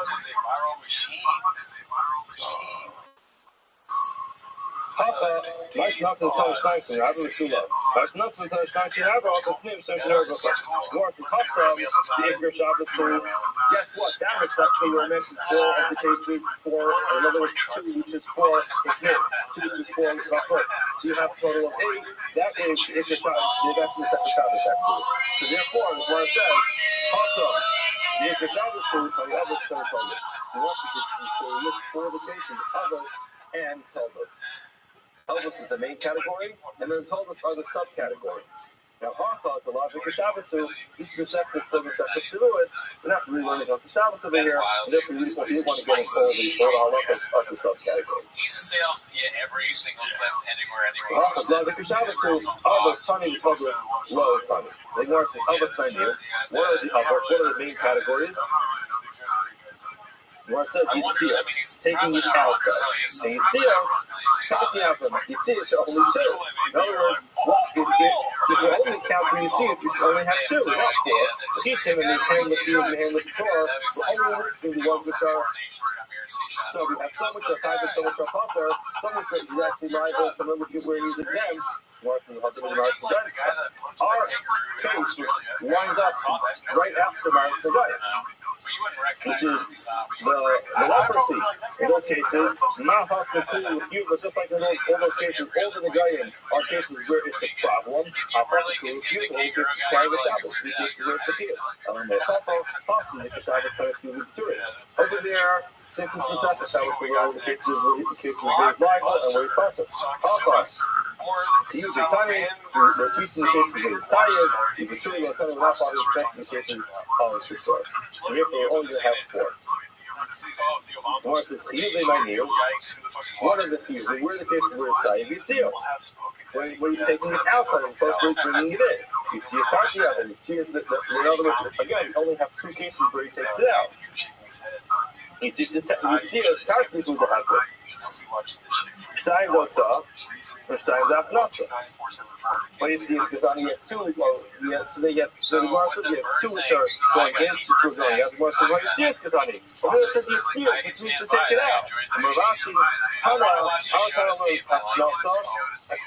Tana Hafnasa, Nami Yitzhak. Our Tana refers to bringing it inside as we see as well. In other words, we see it literally bringing it outside, but our Tana actually explains that Hafnasa is also called a Yisrael. Now the Gemara explains, I'm looking at this, it's the first comparison, one dimension, tired. You're tired. Now, one dimension, another domain. Milo Askin become higher than you, and isn't that talking about when he brings it inside or he brings it out? The part outside, pull it outside. So therefore, it's fine. The shit pulled outside, now it's going through. The Zilma come out, take for just the upper shot. How do you know? Maybe that is the way that's hey. We should say Yakin. It's the time to make the public domain, and therefore, so you see, you're taking that. Also, no, you're saying that the case needs to let's look at this. Say that. In other words, the fact that you say you're going from one to another domain, that's the kind of going from inside to outside. That means either way it's going to be fine. The minor says the first thing is the swell, this is the Yakin. The fire way outside, still further outside. You see that the fire outside is out, the further you was in the outside, and therefore, in fact, we said the CS relation cannot be limited going inside. Now, the time on nine, what's the reason why we call it going inside, going outside? And what it says, kind of call to escape from the terminal outside. Every time we take something out of the place, we can notice it's specifically taking it out. Now, let's explain this very quickly and see that we're really short of time. What are you doing? Nothing. Not watching. There's still a lot to do today. We'll get it done. But the concept of why it's considered a hotzah is because, just in general, one has to ask, why is carrying something from one place to the next considered to be a malach on Shabbos? You go through all the malachas that covers malachas on Shabbos, you're going to find that every one of the malachas, you're going to have to be able to describe something significant that was done. So, for example, when it comes to visual cooking, you always have to identify what changed in the item. That's why there's a big discussion whether or not, or how there could be a key of a visual obligation of cooking when it comes to water. There is. It's prohibited to cook water on top. So the question is, a lot of the deal with why? What is the significant change in water just changing its temperature? And there's a lot of discussion about that. When it comes to anyone who loves this, we always want to find out what is it that changed significantly about this item that makes this qualify as one of the 39 prohibited acts. Now, when it comes to Rotzah, what did you do? All you do is you pick something up, move it from point A to point B. The answer to that is that every item only has its use if it's in the right place at the right time. If the item is in the wrong place at the wrong time, then it becomes useless. If a person set up the Daf Yomi and they left their Gemara at home, so then they can't use it. The Gemara is essentially useless for them because it's not here. You show up to work without your computer. So the fact is, you have your computer. You tell your boss, I have it, don't worry about it, got my computer. But it's useless, you can't use it. An item is only useful if it's in the right place at the right time. So essentially, every time you pick something up and move it to the proper place, you are then giving that item purpose and use. So therefore, the Gemara is explaining anytime you move something from one place to the next, whether it's going inside or going outside, you are removing it from the place where it's useless and moving it to the place where it's useful, and that's considered to be useful. You're moving it from the place where it wasn't useful. It's not like drills earlier today. Person is in construction, he shows up to a construction site without his drill. He says, don't worry, I have my drill. It's in the back of it's in my garage. It's useless. It doesn't help us in your garage. You have to be motivated from your garage and bring it to the place where you need it. Now it's able to fulfill its purpose. Therefore, that's considered to be and Yitzhak. I'm not reading this number. They can make that to make sense with this as well. The kind of because you see something I thought the three that was it's a far stuff plus. Actually, if you go back to that challenge, you find it's called overkiss UTS, overkiss UTS. The first case that actually gave the case of doing something inside. Just to see what the term you see it on stuff going out and going in are interchangeable. From enough. Rabbi says, Yeshua is becoming Yeshua Shabbos standing still out. In other words, Rabbi was changed off and he said, you necessarily need checking it out. This means the different names for Shabbos. Again, exactly what the stuff specifically for Rabbi Shabbos, but he just settles it by saying it's specifically. Let's move on to Maris Mugayin. Maris Mugayin, trying to out. Our mitzvah said that there are Maris Mugayin was there. There are two, which are four. What does that mean? Not also. We learned elsewhere in the Sefas Nevi'im. Maris Mugayin is nice and but you have two different words in the Torah which describe this just bring this Catholic part of the Torah. We just bring it. The pasuk says, Adam kiyeh ba'ar b'saro se'etz o sapakas o b'haretz. First we'll have on his skin a se'etz or a sapakas or a b'haretz. What are those things? So we'll define them soon. But se'etz and b'haretz are the two different colors of this possible nega. Sapakas means in the subcategory. You have se'etz, b'haretz in the main category. Sapakas comes in the subcategory. Let's see what that is. B'haretz is alpha kashalis. It is the whitest of the white. It's white like snow. Shmiel what's the subcategory of that one? Shitsida heichal, it's like the wine, the plastic they use inside the heichal of the sanctuary. Se'ez, katsema. What's se'ez? It's like katsema lavan. It's like fresh white wool of an animal. Shmiel what's the subcategory of that? It's like the membrane of an egg. When you got the egg shell, as this is, when you break the egg, you notice inside the egg cell there's a white little membrane. If you try this at home with the egg for breakfast this morning, you take the membrane out and you leave it to dry, you'll see it dries in a very white color. So that's what that's called. But that is the lowest category of white. In other words, the brightest white is snow. the non-brightest white, I'm not trying to say that, but the least brightest white is going to be the core base of the membrane of the egg. Now, anything which is less white than the membrane of the egg is called boha, as the Apostle describes it. Boha is not white enough and it is toho. So you have these four categories. I'll just explain it very quickly. What we're saying over here is you have snow. The era of whiteness is snow, wool, lime, egg. So snow, wool, lime, egg. Now it's listed in our Gemara differently because you have snow, and then the subcategory of that is lime, and then you have next category which is wool, and the subcategory of that is going to be the egg. So again, the two in the Torah are going to be the two rights. And then each category is going to be underneath. So essentially you have snow, wool, lime, egg, but it's listed as snow, and the subcategory of that is lime. And then you have wool, and the subcategory of that is going to be the egg. It's very important for Gemara to remember that order. Penina says, Maris Tana Maris Nagay. Who is the Tana of this Maris Nagay? And it can't be directly to Kiva, can't be the Kiva. What here is Kiva, and who is the Kiva? Kiva the Amar Zulu Malami Zulu, the Zulu Malami Zulu, and came to heart to sin, hate from the attack.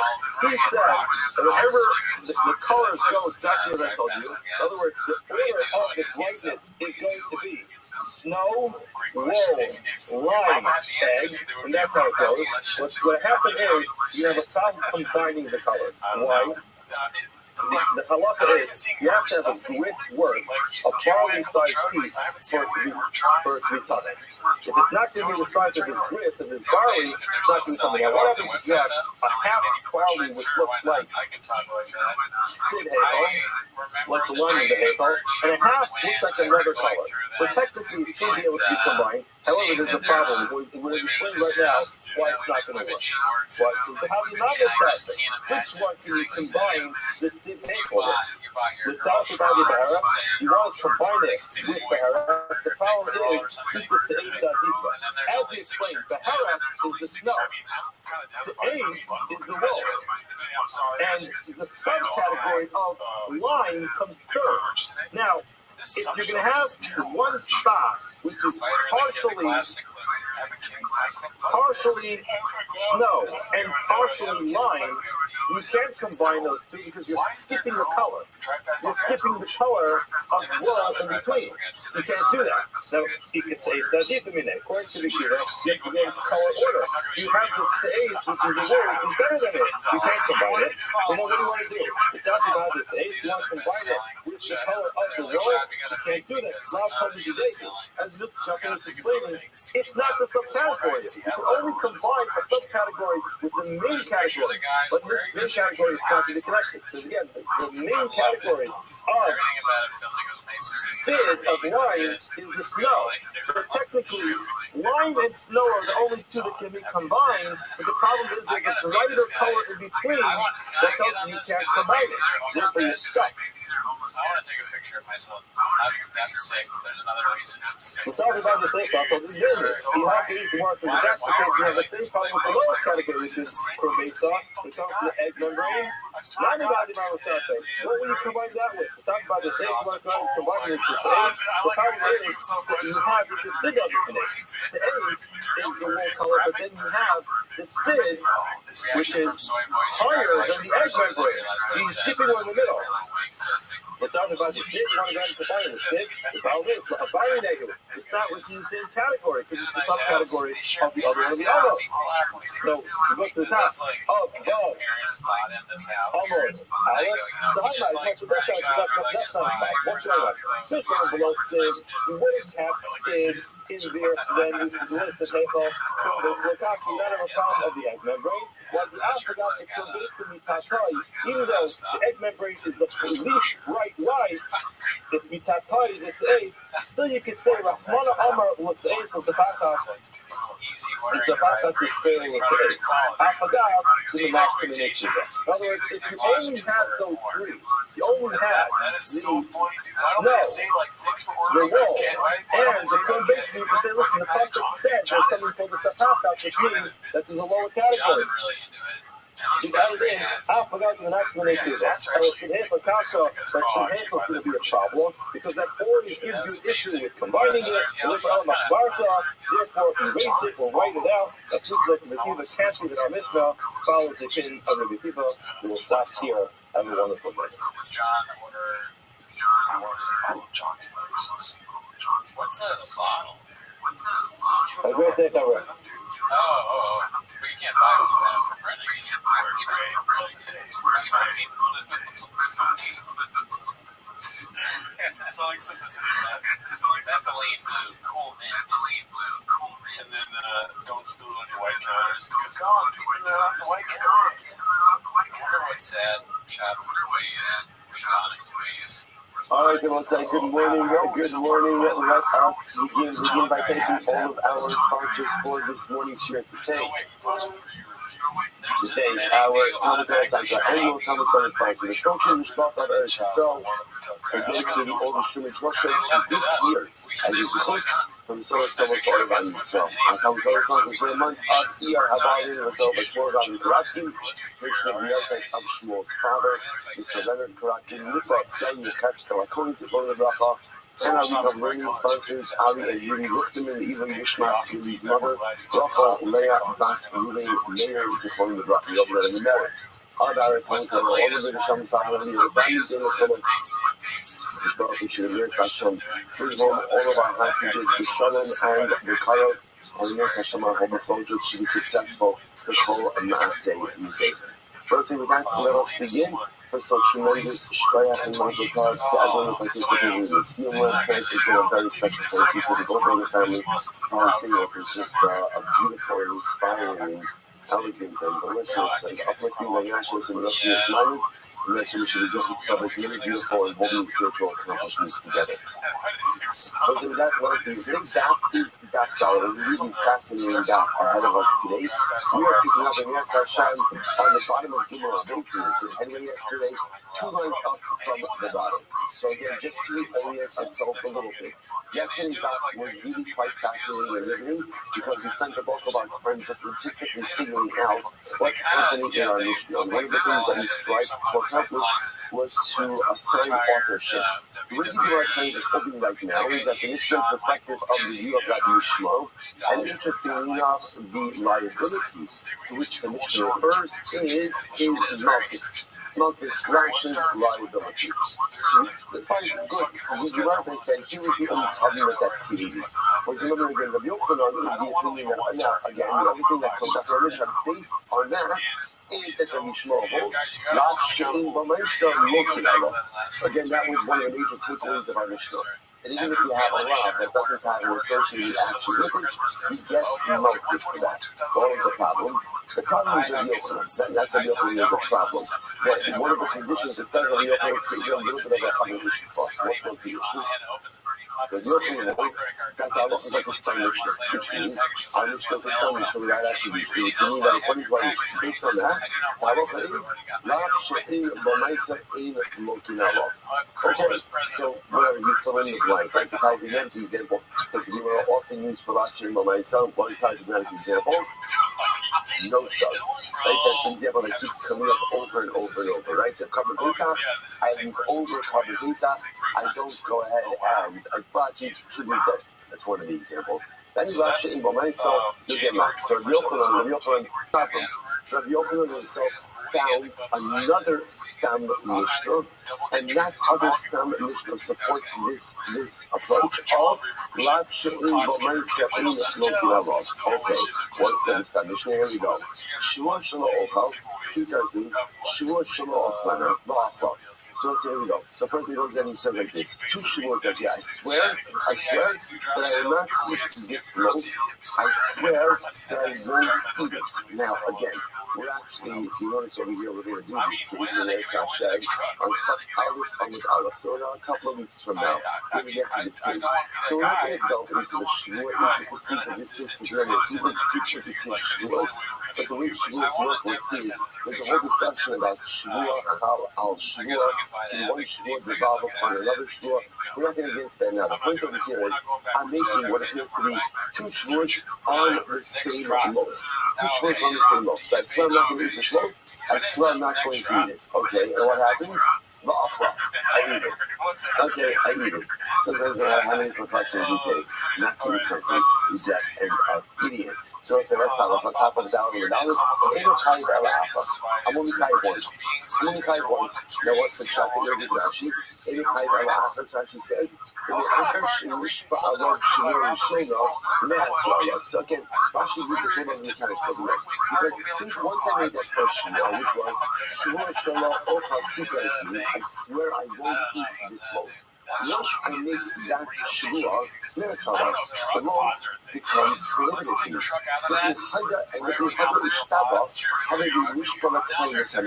So this is, like I said, I'm not going to do this justice today because we're going to do this subject together. But listen to how fascinating this is. So when I go ahead and I swear I won't eat this kikar, okay, so then the shmur works, the kikar of the loaf becomes prohibited to me. Alright, fine. Now when I make the second shmur actually doesn't take effect. Why? Because again, Rashi says over here, how do they eat Mishpah L'Chaim is HaMitzvah? Because what's essentially the second shmur is viewed as swearing to fulfill a mitzvah, which means taking an oath to do something that you are already obligated to do. And what happens when you take an oath and you swear to do something you are already obligated to do? That's the word of the Gemara. Mishpah L'Chaim is HaMitzvah, but that's Tata Mishpah Katan. The halacha is that if you swear to fulfill a mitzvah, now mitzvah is simply means something you're already obligated to do. If you swear to do something you're already obligated to do, halacha l'maisa, that shua doesn't follow operations. Therefore, the violation of that shua also doesn't generate liability. We're going to have a lot of fun with this case. And when I say fun, I didn't mean it's legitimate, good, kosher fun. And so everybody look at that, that's like that. So again, I think we just get put in the tables, and this really is becoming very interesting. I swear I'm putting on phone today. I swear I'm putting on phone today. And for some reason, I don't care on phone today, that's the shovel. So what happens to that? So what's basically what saying over here is essentially, when you swear to do something you're already obligated to do, that sure has no need to like vest. You know, it has no need to take hold, because I'm what's called mishmar the always. I'm already obligated. So therefore, again, to be obligated, the shua effectively is meaningless. Now, not necessarily meaningless like shua's shav, or like that we saw yesterday's done. But the idea is that it has no need to take hold. So therefore, again, plugging into this next case, I swear I'm not eating this loaf. Okay, after that shua, essentially, what's my relationship to the loaf of bread? What's my relationship to the kikar? Can't have it. And not only can I not have it, there's a mitzvah for me not to eat it. Because I took a shua, there's a mitzvah to uphold whatever oath you take. Most of us Masechet Tishma, whether it's shua or another. But I said, therefore, again, I have a mitzvah not to eat that loaf. Therefore, when I go and I take that second oath and I say, shua shelo oklena, I swear I won't eat it, essentially it's meaningless. It's meaningless. And therefore, again, if it turns out that what, I eat it, and I get violated, how many times am I tired? Only once, because again, I'm tied to the first shua, not tied to the second shua. Okay, beautiful. And I want to say, by the way, these are the nuggets and morsels of beautiful information. This is what's the most exciting about Shas, right? And this isn't even like our primary topic right now. And the Gemara often drops the breadcrumbs here and there. Our job is to pick it up, to take it, to absorb it. And you'll see that when you get to Chacham and when you get to this, you already earned so much beautiful information. Now, why is it important for us? So Yeshua Pitui Shechayavin Al Zidor Makas Val Shigidasa Cover over the Lord says this is the paradigmatic example of Yeshua's Pitui. Remember again, Yeshua's Pitui, that's the Shua. Remember, we didn't really do too much delving into Yeshua's because we really spent the bulk of the mission of dealing with the Machado. But the Gemara says right here, this is the paradigmatic example of a Shua Pitui. So the way of Shua Pitui, a declarative oath. A declarative oath. Where I make a declarative, definitive statement. The Gemara says this is the example of a Shua Pitui, where if I unintentionally violate it, I'm chayiv malchus, and if I intentionally violate it, I am chayiv a carbon over the. So again, I swear I'm not going to eat the loaf. I end up eating the loaf. If I violated unintentionally, malchus. Intentionally, carbon over the other. Beautiful, beautiful. Now the Gemara says, we're going to explain to you. You told me I never know about this. Like this case is the example where if I willfully violate this Shuas Bittul, I'm chayiv malchus. What do you refer to here? Aval ochal, the real ochal, low lucky. So let's say if you notice again, what type of case is this? What type of case is this? This is a lav sheyesh b'maisa. Right? So again, I swear I'm not going to eat it, and I ate it. So I did something dynamic. I did something positive. I ate the loaf. That's all.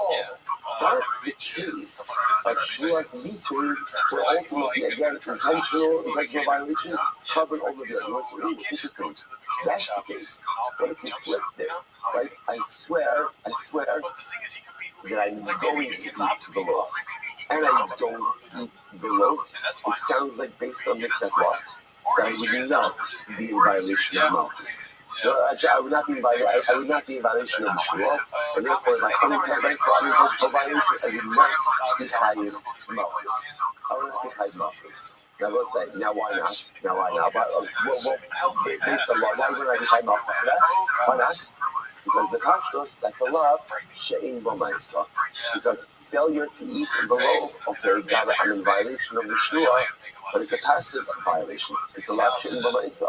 So because it's a lav she'ein b'maisa, ultimately, again, I don't get malchus. Now we'll say, what do we just see over here? Rabbi told me, we've seen it in John Malkovich over here, one of the holiest views in Baltimore, right? There's good, you got this?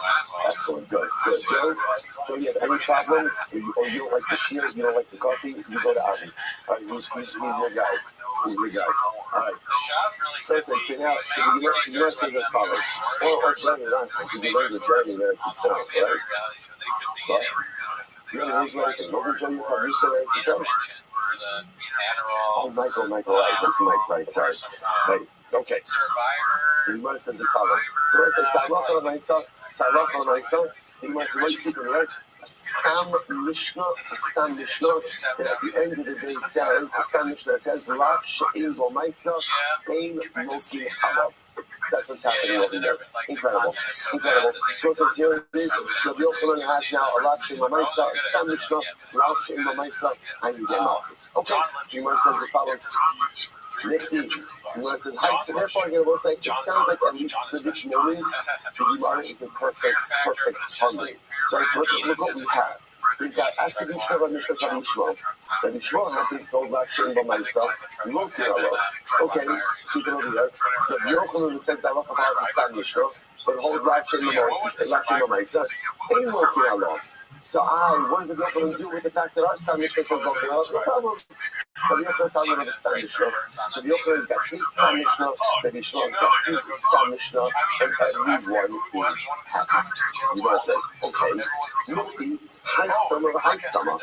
My question is now you are faced with a bigger problem. I don't understand how you have two Stam Mishnahs that have the opposite conclusions. In other words, that totally undermines the whole notion of a Stam Mishnah.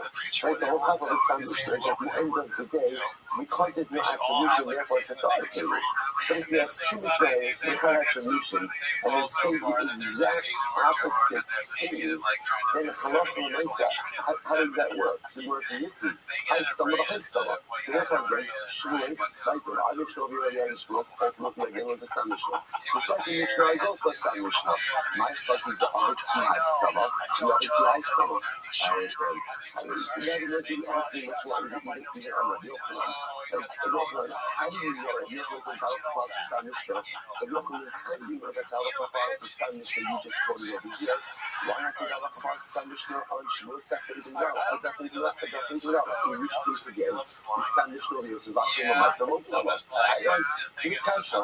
It's a global question. Don't make this about the Yochanan. This isn't about the Yochanan. There's no name. Let me say, Hockey Stam Ron Hockey.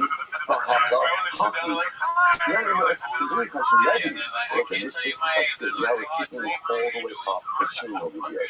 Rabbi, how did you, Rabbi, you got now, see, the great codifier of the Mishnah, how did you codify two contradictory Stam Mishnahs? Right, listen, this is not a Yochanan issue. This is a Rabbi issue.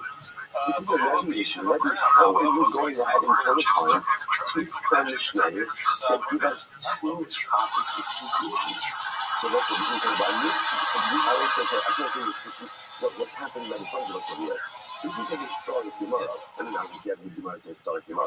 But this is a historic Gemara because this Gemara is a window into the mechanics of Rabbi, into the mechanics of how all of this is coming together. Because again, Gemara is highlighting over here the power of a Stam Mishnah to tell me that if it's not attribution, everyone holds it. The problem is now I have two non-attributed Mishnayos which yield two different conclusions. Rabbi, how did you do that? How does that make sense? This was the very point. Allah, Mekara Sabai, Lachim, Myself, the stomach, or the susma. What's this? What happened? This is incredible. Originally, Rabbi thought that the halacha was Lachim, Myself, Rabbi himself felt that the conclusion was that Lachim, Myself, in office. Like Rabbi Shmuel, like the Mishnah that we had at the beginning of Shmuel's Beis and Dalet. Then what happens? Bahadar Sabai, he wrote to Allah the Sasma. And later on, he changed his mind. And he said ultimately again, Lachim B'Maisa, Ein Lokin Allah, and therefore he made a second Stam Mishnah. So why not go ahead and redact the first? Why not redact the first? The Mishnah Mozazim and Kama. But the Mishnah did not move from its place. Now what is that? If you guys read Rashi, Rashi says over here, Mishnah Mozazim and Kama. The Mishnah is showing us, even though Rabbi himself changed his mind, and ultimately did not hold like that first Stam Mishnah. The first one is our Mishnah, Jewish, right there on Beis and Dalet. That last shit in B'Maisa, Lokin Allah, so then he changed his mind. Nevertheless, Me'ata Shepashta B'Lo HaKamudim, Lo Yochlos B'Doro Sha'ata Rabbi, M'Shubha Kamutiyam, U'Yevach L'Midei He's already learned. And once it was already learned, ultimately, again, it was impossible and unable to unlearn it. Ve'enichu es shteihen, and ultimately, therefore, both Mishnayos remain. But Hamas Yoyahim Shachronet, the good Shechagav Amira Shona. And the last book, if you understand, right, and you're following, you're paying attention, so you recognize that ultimately, again, the second one is the authoritative one, i.e. the one that says, Lachim B'Maisa, Ein Lokin Allah. And then it's not authoritative. And ultimately, again, it trumps the first one. Incredible. So also, there's so many fascinating things that have come out of here. One of those, like, the power, here, Rabbi wanted to adapt it, or it was, but he couldn't.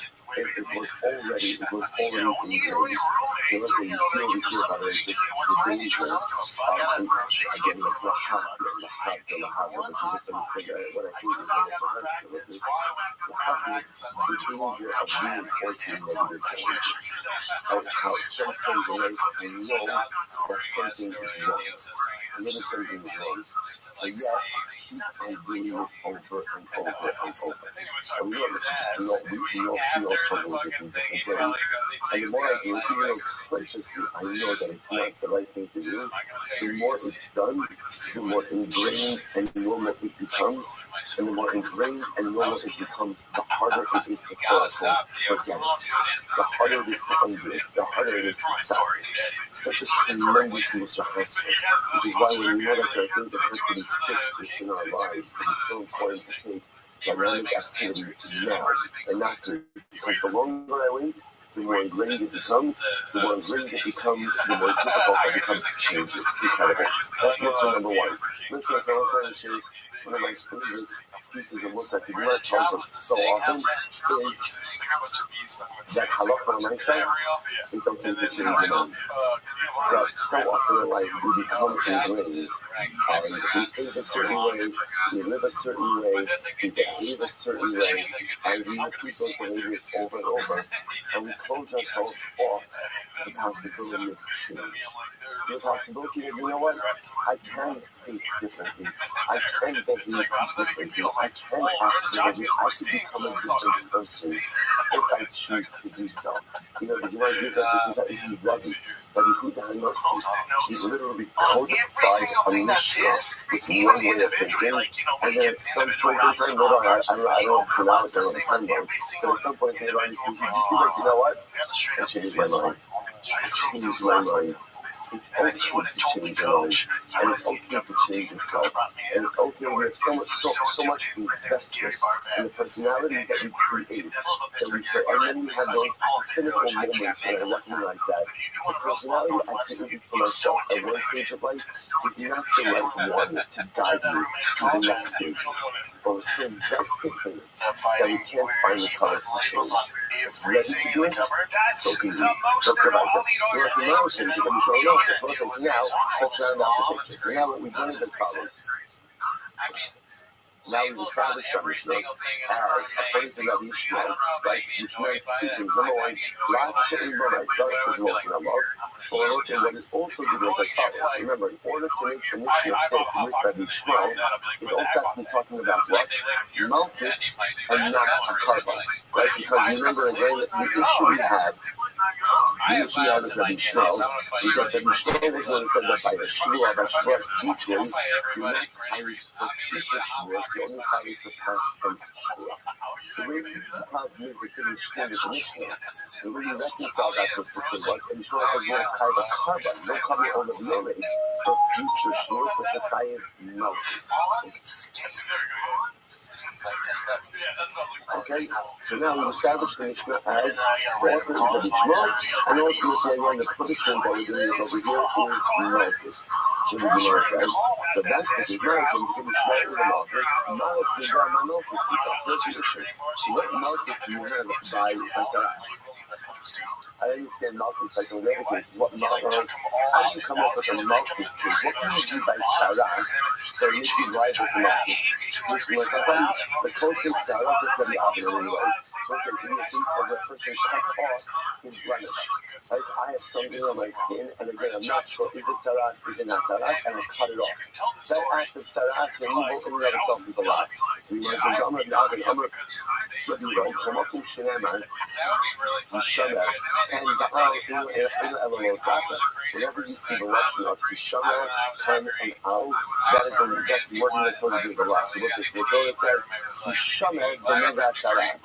Which really needs to be careful with Tzaras. What does it mean be careful with Tzaras? You don't understand what it means to me.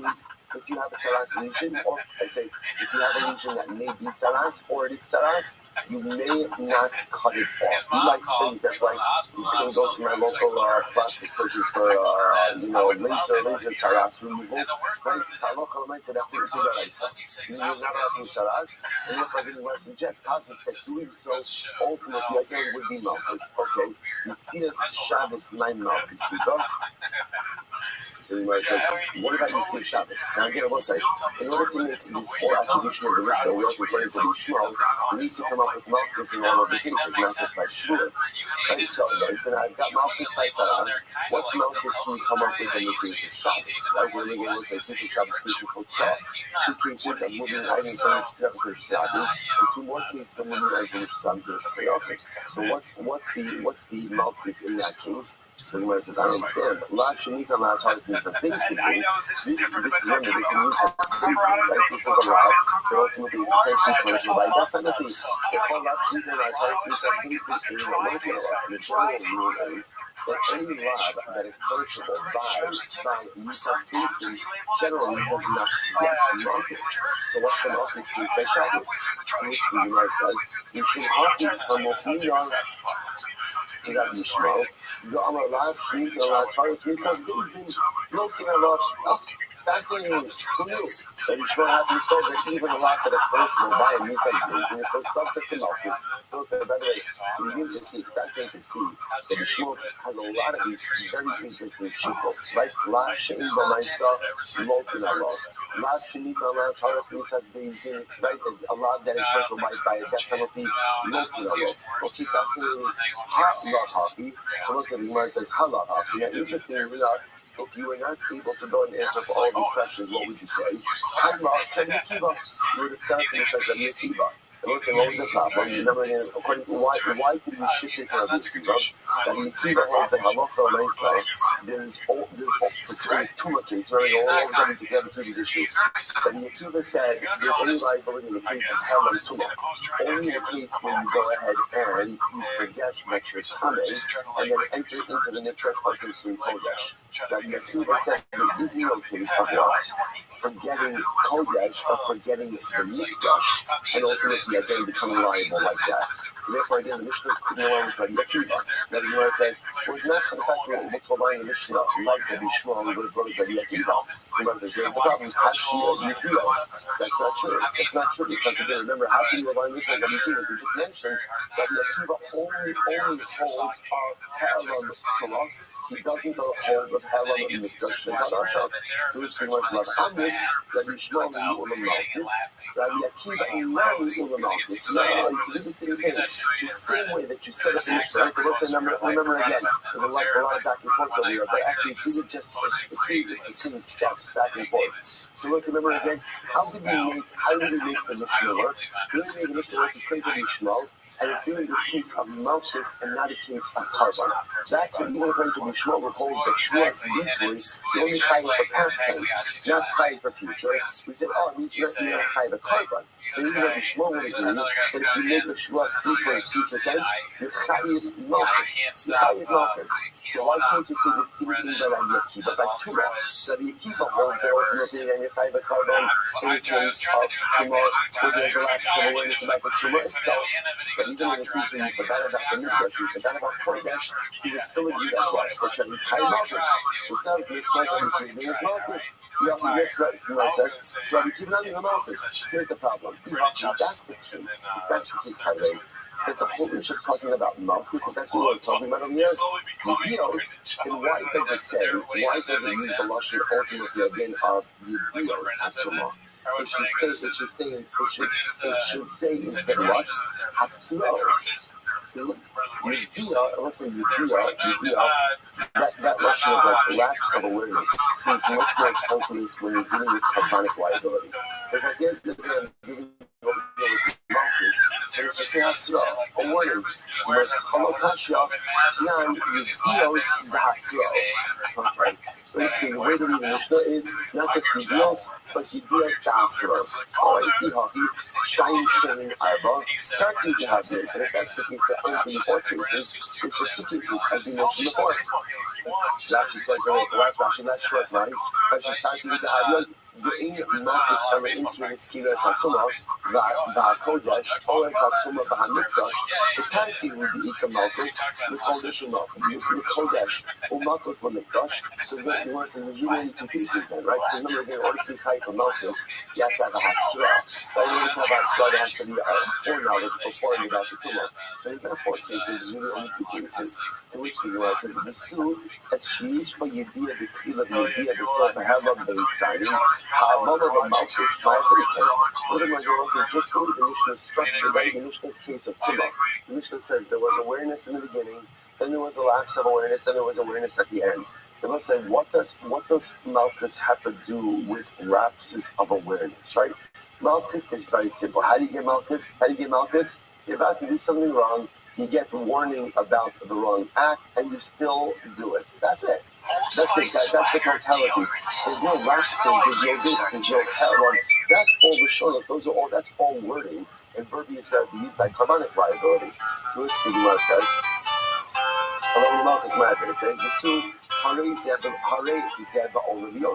Furthermore, again, I will say it's important to understand the Mishnah does make the explicit mention of a carbon over the Yoreh. Right? So to go ahead and set up all of these cases like Malchus seems to be a little bit disingenuous to the way the actual text of the Mishnah itself reads. To which the event is you're right. So let's say now we are about to do a 180. Well, not a total 180, but a pivot. A little bit of a pivot. So remember again, essentially what we just saw happen right in front of our eyes is we worked so hard over the course of yesterday's daf and the beginning of today's daf to set up the Mishnah in accordance with the position of Rabbi Shmuel. Tracks began to develop in that Talmudic facade. Right? And we might try to reintroduce Rabbi Akiva. To understand the Gemara says, in essence, it doesn't have to do with either of them. Because according to Rabbi Shmuel and Akiva, the only way to make the Mishnah work according to those opinions is how is a nicer to go ahead and set it up that is dealing with Malchus. The problem is the Mishnah doesn't really read that way. The Mishnah really is focused on carbonic liability, at least in the case of Tim and Kala for sure, and certainly it sounds like vegetables also. So therefore, it really doesn't work. So therefore, we'll say a new pivot. So we'll say, by the way, there's a tremendous amount of questions also. Some trend, you see, what is the Gemara trying to do? And it's fantastic. The Gemara was trying to go ahead and fit the Mishnah into a particular opinion, as opposed to going ahead and fitting an opinion into the Mishnah. So let's say, and we do this all the time in life. Right? In other words, I have a certain opinion, I have a certain mahalik, and I try to fit reality into my opinion. Right? Sometimes it works, but more often it doesn't. Especially if my opinion is wrong. Right? So people spend a lot of time trying to go ahead and kind of conform the reality to fit their own ideas, isms, outlooks, shittas, hashkafas, instead of taking a step back and trying to understand what the reality is, and then forming my opinions or understandings based on objective reality. That's what just happened over here. The Gemara tried so hard to fit everything into the positions of Rabbi Shmuel and Rabbi Akiva, but it turns out that neither of them really worked for the whole Mishnah. Therefore, here we go. I love Yosef. I want to say here, and Yosef saying to the Rabbi, the truth is, you also have a Mishnah, okay, this is Rabbi. And let's say I watch this. The Yosef Aliba de Tanoi. Rabbi is actually adapting different opinions for different topics. Here we go. In the deals, Yosef Rabbi Shmuel. When it comes to Guinness Atama, right, deals with Rabbi Shmuel. Now, let's say Rabbi Shmuel holds that there are two cases of Shmuel liability. One of the two cases, either where you forget, I forget that I'm Tameh, and I enter into the Mikdash, or consume Kodesh, or I remember that I'm Tameh, but I forget that it's Mikdash, or I forget that ultimately I'm consuming Kodesh. That's Rabbi Shmuel. That's the two cases that are for. And the Shuas, when it comes to Shuas, Yosef looks at Yakiva. Ultimately, again, what does Rabbi Akiva hold? Rabbi Akiva holds that Shuas between is what? For future tense and past tense. Beautiful. Because the Mishnah does not work solely according to one of those opinions. So what does Rabbi do? Rabbi is accepting different opinions for different cases. So in the case of Tumah, for hold it Rabbi Shmuel, beautiful, and in the case of Shuas between, for hold it Rabbi Akiva. Incredible. I'm used to Shmuel that can make it up kind of. So I said this on when Zakana, but otherly, no team of Rabbi Yosef Aliba de Tanoi. So they will steal me, and the Rabbi, and they do not show me courage. So it's a kind of analytic situation here. Don't think that Rabbi was only going ahead and simply espousing other people's opinions, so he himself didn't know that way. That's not the case. In fact, what ended up happening is, Rabbi says, Rabbi is aligning himself, or aligning the Mishnah, with Rabbi Akiva when it comes to Shavuos, and Rabbi Shmuel when it comes to Tumah. But that's also because this was Rabbi's personal position. Right? In other words, Rabbi's not only trying to frame the Mishnah, Rabbi himself is also espousing his own opinion through the Mishnah, because like Rabbi himself holds like Rabbi Akiva in the case of Shuas, and like Rabbi Shmuel in the case of Tumah. Here we go.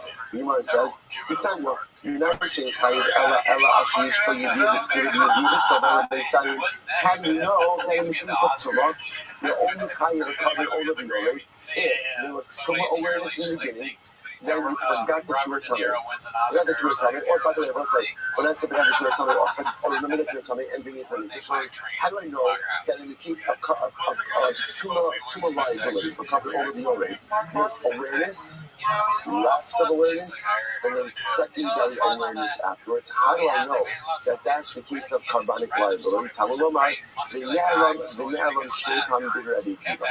Rabbi Kiva says, the Yalam twice. Rabbi says, no, you don't even need that. You don't need that dress. I'll tell you why. Haribu Omer, the Pasuk says, what's the other days? Haribu Omer, the Yalam. So what's that? So the Pasuk says, the Yalam. Middle of the day, it was forgotten. Now what does this mean? Right? Obviously, in order to forget something, what has to happen? What has to first happen? You first have to know it. So Rabbi says like this. Clearly, the person is talking about someone who knew that they were coming.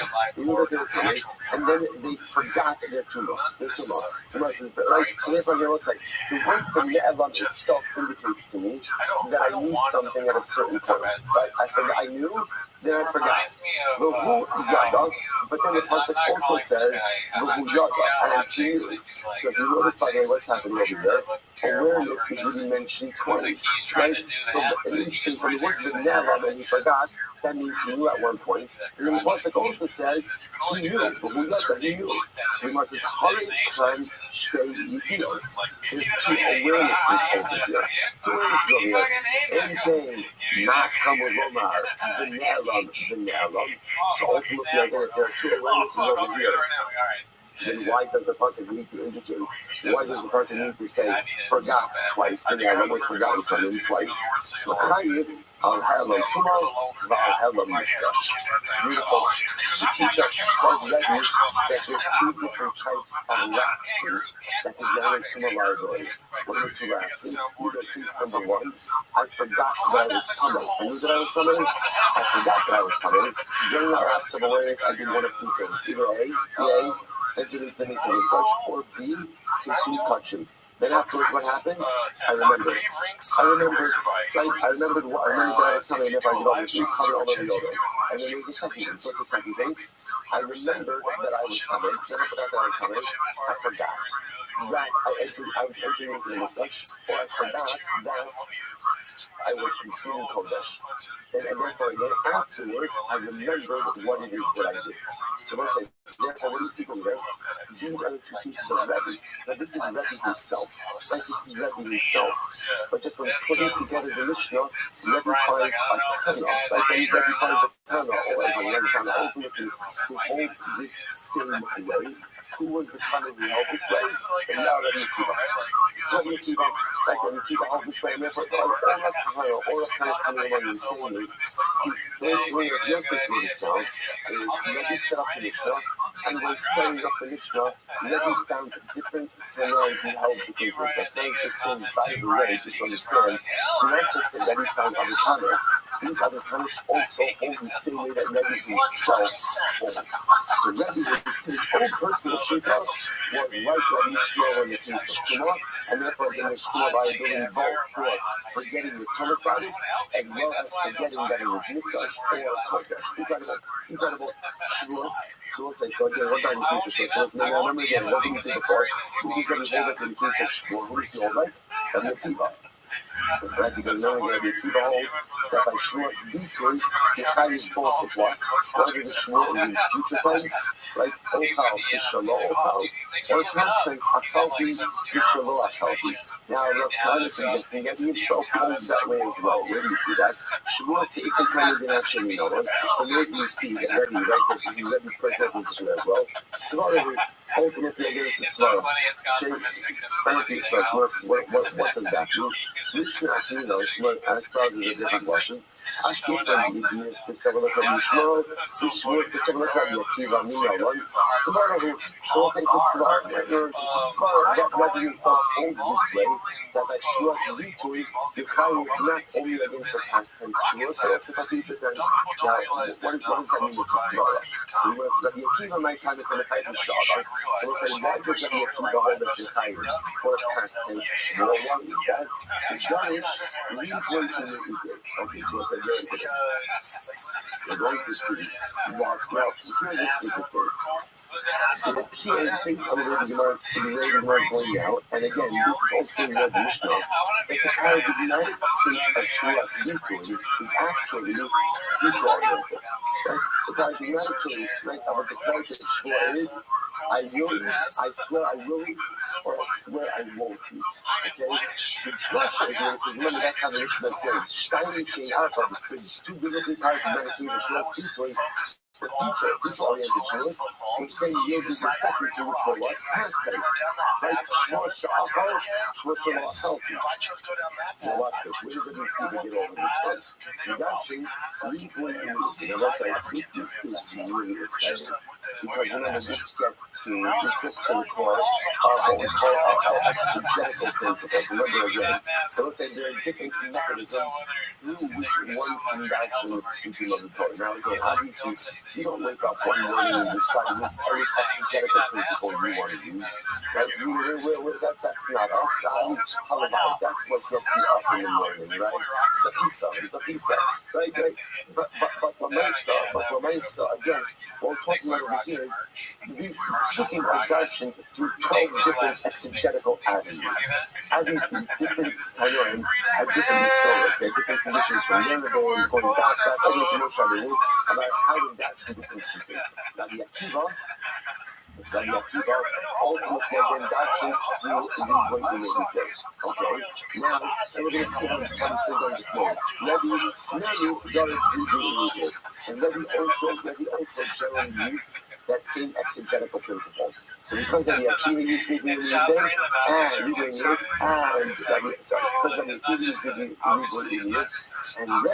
also used Rabbi in Yud, it is logical to say that Rabbi holds like Rabbi Akiva. Okay, let's put a little more meat on the bones here. Decide that. There you go. Just an example of how Rabbi dashes Rabbi in Yud. Okay, here we go. Decide that. That's called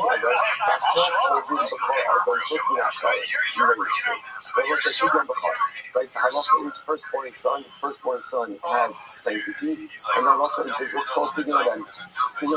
What's the concept of Pidyon? I go to the Kohen, I give the Kohen, right? I give the Kohen. The Kohen asks me, what do you want to do? You want to teach the Kohen's Kedusha, you want to redeem one, you want to redeem his firstborn sanctity. If I want to redeem the firstborn sanctity, I could transfer the sanctity on to 5 slot. 5 slot. So what says about this? The says already holds. You can redeem the firstborn child like anything, with the exception of documents. So it's a resident document. Let's say again, I have a firstborn son. I want to redeem him. I happen to have a document in my possession that says Reuben owes me 5 slug. So I have a loan document, and again, the loan document is worth a debt of 5 slug. So I say to the Kohen, here's what we're going to do. Let's go ahead. I'll give you the documents, in lieu of actual cash, and you'll use that. So what he says doesn't work. You can hold it pretty much with anything except the document. Rabbi say, in general,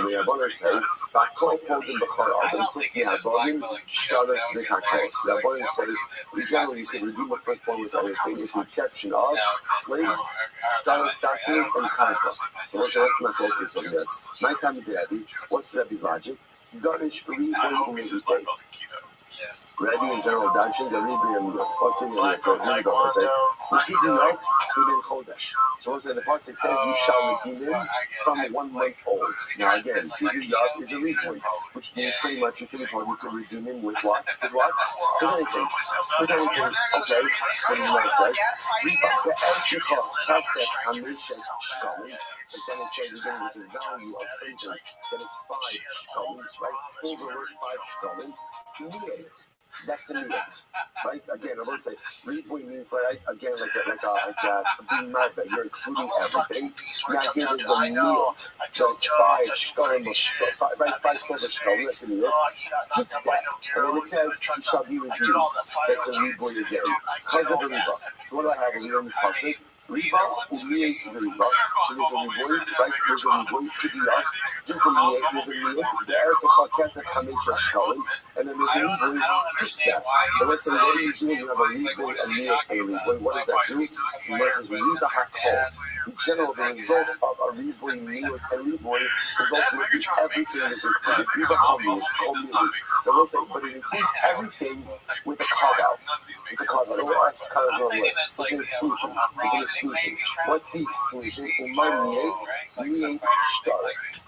Right? It includes everything. It includes everything. What does it exclude? It excludes stars. They're both saying, why would it exclude stars? Why exclude stars? Because ultimately, again, a star does not have an inherent value. Rashi says over here, Rashi says, "Chutz min hashtaros, hayu chayav lo adam mishtar Yisrael benaslo also shtar lakon video eno benavoda about good." Actually, it's good. That's over here. That's the why because the star does not have an inherent value. Like the only value a star has is what? What's the value of a star? The value of the right. That's not used to use such a word as star before. About stopper. Like about stopper. That's what you can use for it. So therefore, again, because there's no inherent value, therefore, you cannot use it for figuring out. But that's Rabbi. And therefore, Rabbi is coming to this conclusion ultimately against a riboy, a miyut, and a riboy. On the other hand, for Rabbanon, that should call you prati.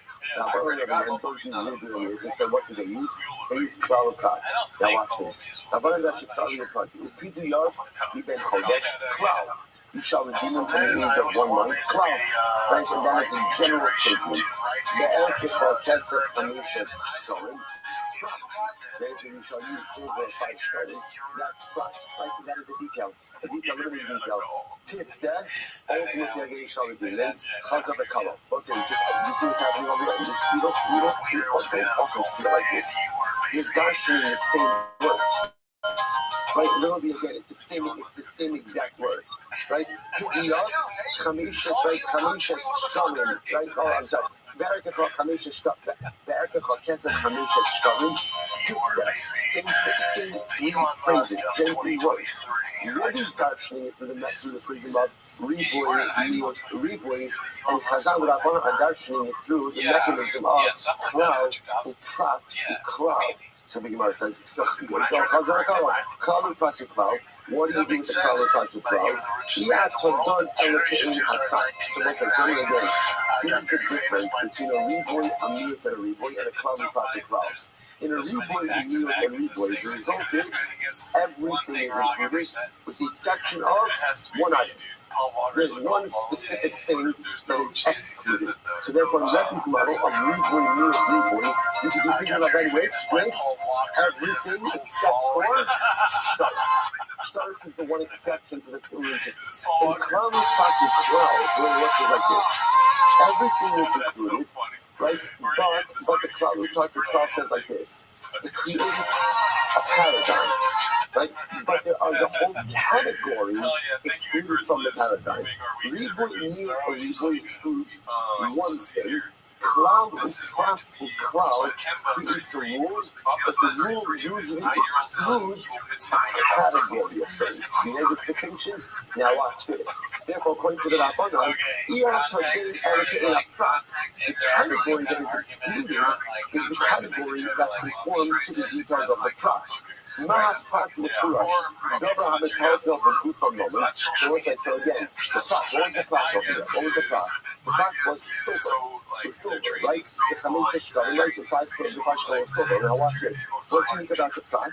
Mahat prat l'furash. Dobra hametarzel v'gufa moment. So also the prat, silver is number 1, movable, right? Movable, and inherently valuable. Right? So therefore, what's that essentially? Say it a little differently. In Klal Patu Klal, the prat defines the cloud. The prat defines the cloud, right? The limiting item, the specific item, defines the cloud, and therefore again creates the cloud, and by definition excludes the entire category of things that don't fit into the cloud, right? So ultimately again, so the both pieces, like the excluding piece, defines that which is included and by definition is excluded. And so ultimately again, on the essentially what's included is anything that is inherently valuable. Like what's excluded? Something that is not inherently valuable. What's the only item that's not inherently valuable? A star. In the cloud about the cloud, so ultimately again the cloud defines the parameters of the cloud. So what's unique about the cloud in this case is silver? Number one, inherently valuable. Number two, movable. So therefore, what is that? This is incredible. Therefore, again, for people like that, you can use anything that is inherently valuable and ultimately movable. What does that come? What does that exclude? Yatsu karkol, in the calculum. Ultimately, again, it excludes karkol that is not movable. Yatsu avodim, shukshulu karkol. These avodim, which are compared to karkol. Yatsu shtaris, sha'apapi, shemakalkul, in gufa mamon. Ultimately, again, it excludes shtaris. And exclude stars which are not inherently valuable. So it's like, so watch what just happened over here. So remember again, so we're gonna pause here for just a second. So just understand what's happening, right? Just good news. Good news means we know what's going on in the Mishnah, right? The Gemara is now suggesting is the Mishnah. Up until now we're focusing on who does the Mishnah align with, Rabbi Akiva or Rabbi Shmuel. Now we'll say what? Both. Rabbi issues, and chose, right?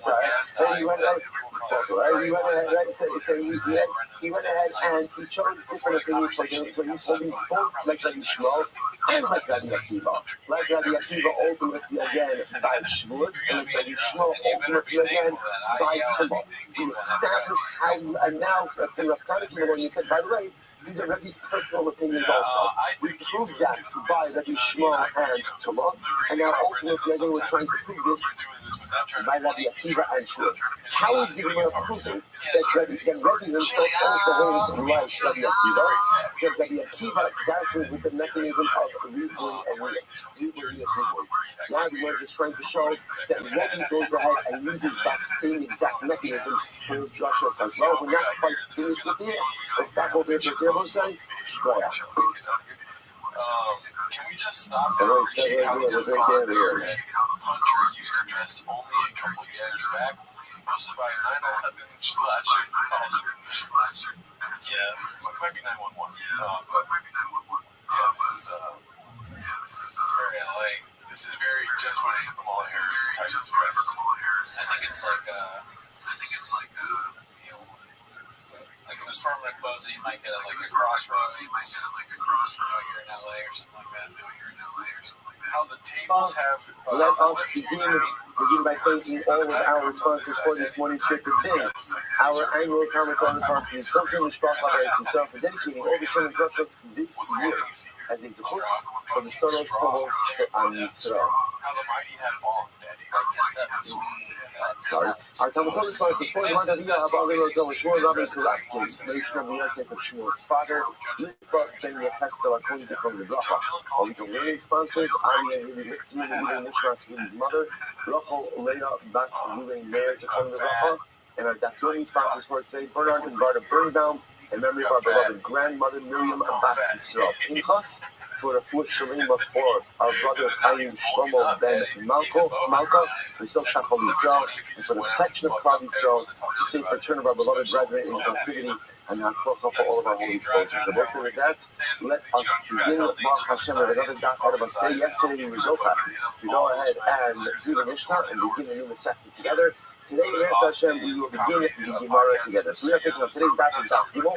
We have a welcome to all of the few people who are here for Shavuos, both in person as well as online. A great thing for us to happen. So we are picking up at the Gemara on that base, on the base 2b, 2 lines up on the bottom. Top Nitzi. So let's say, remember again, so the Mishnah was really, as far as Mishnayos go, it was excellent. I think that was like a 10 out of 10.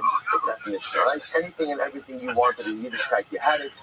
Right? We had Megarim, we had Shabbos, we had Shavuos, we had Seder, we had buckets of goats, right? Goat buckets, we could open that term yesterday. Right? Everything you could possibly want out of a Mishnah, Baruch Hashem, we result like to be able to find it. So now, the Gemara wants to unpack the Mishnah. So the Gemara says as follows: Nifti, Tanami Makos is solid.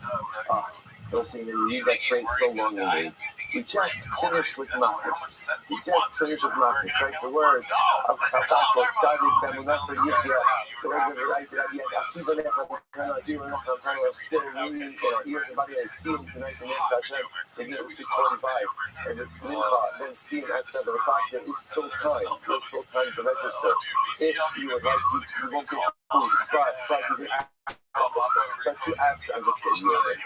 We're a beautiful event at the home of Chili and Dream Wilderness. If you would like to come, just find a message to me and we'll get to it. So remember again, so you says we are finishing up on the second Makos. The time that we Makos solid, nice physically Shavuos. Why we are Shavuos? I was going to say, the Seftas Amrin, I believe, and it's a rush from the Seftas is methodical. So why are we going from the Seftas Makos to the Seftas Shavuos? It's very simple. The Kani, Chayiv ala Rosh Shtayim Achas Mikan La'achas Mikan, Tachov Gimel, Malazaka Shtayim Mikan Shtayim Mikan La'achas Milamasa. Remember again, one of the last sugyas that we had in the Seftas Makos was the halachos concerning shaving off your hairs. So remember again, what was the nature of shaving off your hairs? So the Mishnah said, Chayiv ala Rosh, obligated for rounding out the corners of your head. One corner here, one corner there, right? There's two prohibitions. And for the beard, there's actually 5 spots, right? Remember again, the temples, the jawbone, and the chin. So what's unique about this? So much as Chada, what's unique about, what was unique about this halakha is, remember again, there's one prohibition, right? And there's a prohibition not to destroy the beard. There's a prohibition not to round out the corners of your head. So it's one prohibition, yet it's one prohibition that results in multiple sub-prohibitions, right? In other words, if I go ahead and I round out both corners of my head, it's one lot, right? Again, I'm cutting it twice. I destroy my beard with a laser, right? At the end of it, again, it's one lot, yet it has 5, I'm chayiv 5 times. So the Gemara said it's Makos. The last formal halacha that it dealt with was this concept of one love that can ultimately translate into multiple layers of liability. So everyone said, what was our Mishnah Shavuos? Right? Our Mishnah Shavuos was Shavuos Shtayim Shein Arba, which is all these examples of Shtayim Shein Arba, 2 biblically paradigmatic cases that ultimately again turn into 4 cases total of liability. So essentially, the Mishnah in Second Shavuos is really just picking up on that same theme of quote unquote 2 that are 4. One that is 2, right? One that is 5, and 2 that is 4 in our Mishnah. Beautiful. Therefore, again, when it says, turn out, Shavuos Shtayim Shein Arba. Beautiful. Okay, so ask you, so now we understand the connection between the Second Shavuos and the Seftas Makos. Beautiful. Mishnah Halacha is one of the two. The Mishnah Gabi B'Tzias Shabbos from Maris Megorim to Lokas Eretz. Let's remember again. In our Mishnah, we have 3 examples of Shtayim Shein Arba. 2 biblically paradigmatic cases, but ultimately again birth 2 additional cases as well. Right? Case number 1 was Shavuos oath. Case number 2 was Yidiyas Hakama, mutual fealty, which is what we're going to talk about tonight, or the mutual impurity. And then number 3 was Shabbos. Let's check in 4 cases. Shabbos, and number 4 was Nebraim, Saras. So you know, it's interesting. Here, obviously, in the Second Shavuos, we're talking about all 4 cases. What's interesting enough, the Gemara says, when it comes to the Second Shabbos, and by the Mishnayos of Nebraim of Saras, it only quotes the Shabbos, only quotes the cases of Shabbos, And by Saras, they only quote the cases of Saras. You want to ask me this is like a textual question. Why is it good that Shavuos, we quote all of the cases of Shtayim, Shein, Arba, and yet in those other places, specifically by Shabbos and by Saras, Shabbos only quotes the case by Shabbos. Doesn't quote the other three cases. Saras only quotes the case by Tmidon, only quotes the case by Saras, and not the other three cases. Okay, so let's start the question. So I'll tell you, on the Shavuos Givir Zatuma, the Gabi Hagodi Ksidim, the Daniel Ahagodi, the Kabin Old Leviore, Tani Levu Gabi Hagodi. Out of the four, there are two of them that have some level of overlap. What are the two degrees of overlap? The case of oats and tumah. Oats and tumah both have the same overlap. So number one, they are ring next to each other in the Torah. So that's number one. Right? They're juxtaposed scripturally. And number two, they both share the same liability of a carbon over the other. Remember, there's no excuse that. The carbon over the other is the unique sin offering that is dependent on your financial situation in life. And on doing one carbon and after the different carbons, that carbon applies to both cases of Shavuos and Tumah. So because number one, they are scripturally juxtaposed, and because number one, number two, they share the same carbonic liability, therefore again they're mentioned together. Now, so that's why in the second Shavuos, we're automatically going to also include Tumah, because again, scriptural juxtaposition and shared carbonic liability. Once we're mentioning two, then what? Once we're mentioning two, the Gemara says, once you've mentioned two out of the four cases of Shtayim, Shein, Arba, then what? Then you might as well go ahead and mention the other two. That's the style. Say for both, I guess, so just understand what we have so far. Now, number one, I understand why Shavuos comes after Makos, because Makos ended off with a case of one rob that results in multiple layers of liability. So Shavuos picks up with a case of Shtayim, Shein, Arba, two biblically documented cases that yield the additional to it. That's the progression. And number two, why all four mentioned here, yet in other circumstances, only the particularly relevant cases mentioned. Because once they mention Shavuos, always going to mention Tumah, because they're linked scripturally and carbonically. Once you're mentioning two, then ultimately what? You might as well mention the other two as well. Beautiful. You might think this follows. You might say, it's a tremendous bunch of past grades also. They say these are, I don't think it and once it mentioned three, some mention the fourth. But it's like, once you mention two, I don't know, you can go either way on that. There's a tremendous bunch of past grades Chazal are trying to teach us. I was talking with someone about doing the second Shavuos. The person did not with us. And then I said, oh, you continue with Shavuos. No. Why not? Because they're just really just going to do Makos. I said, but why not? Like, no, I'm not going to do it. I said,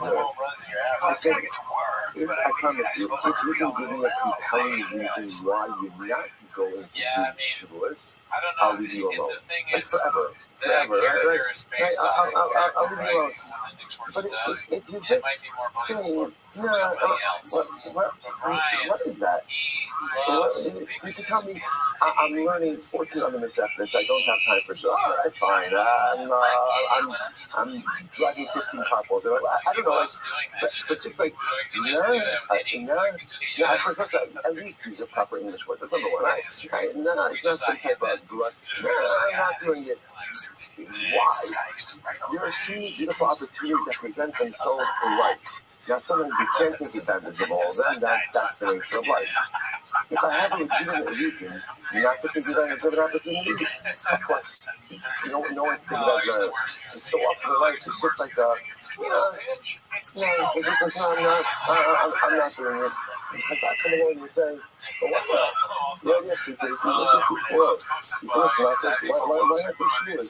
You finish Shavuos, why not do that over the other? Right. Why not?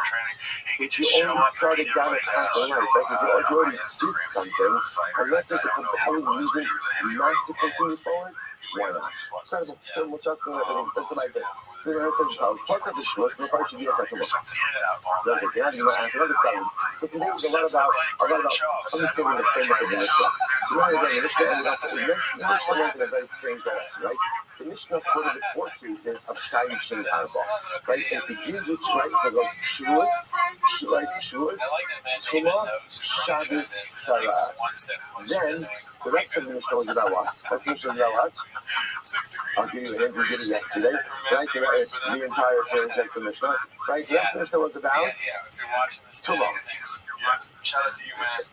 You have like an article right in front of you. It's just trying to take that.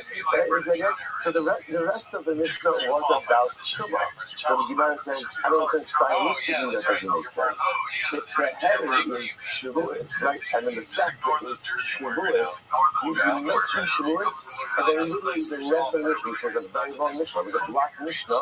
The rest of the Mishnah was Tumah. What's the shot?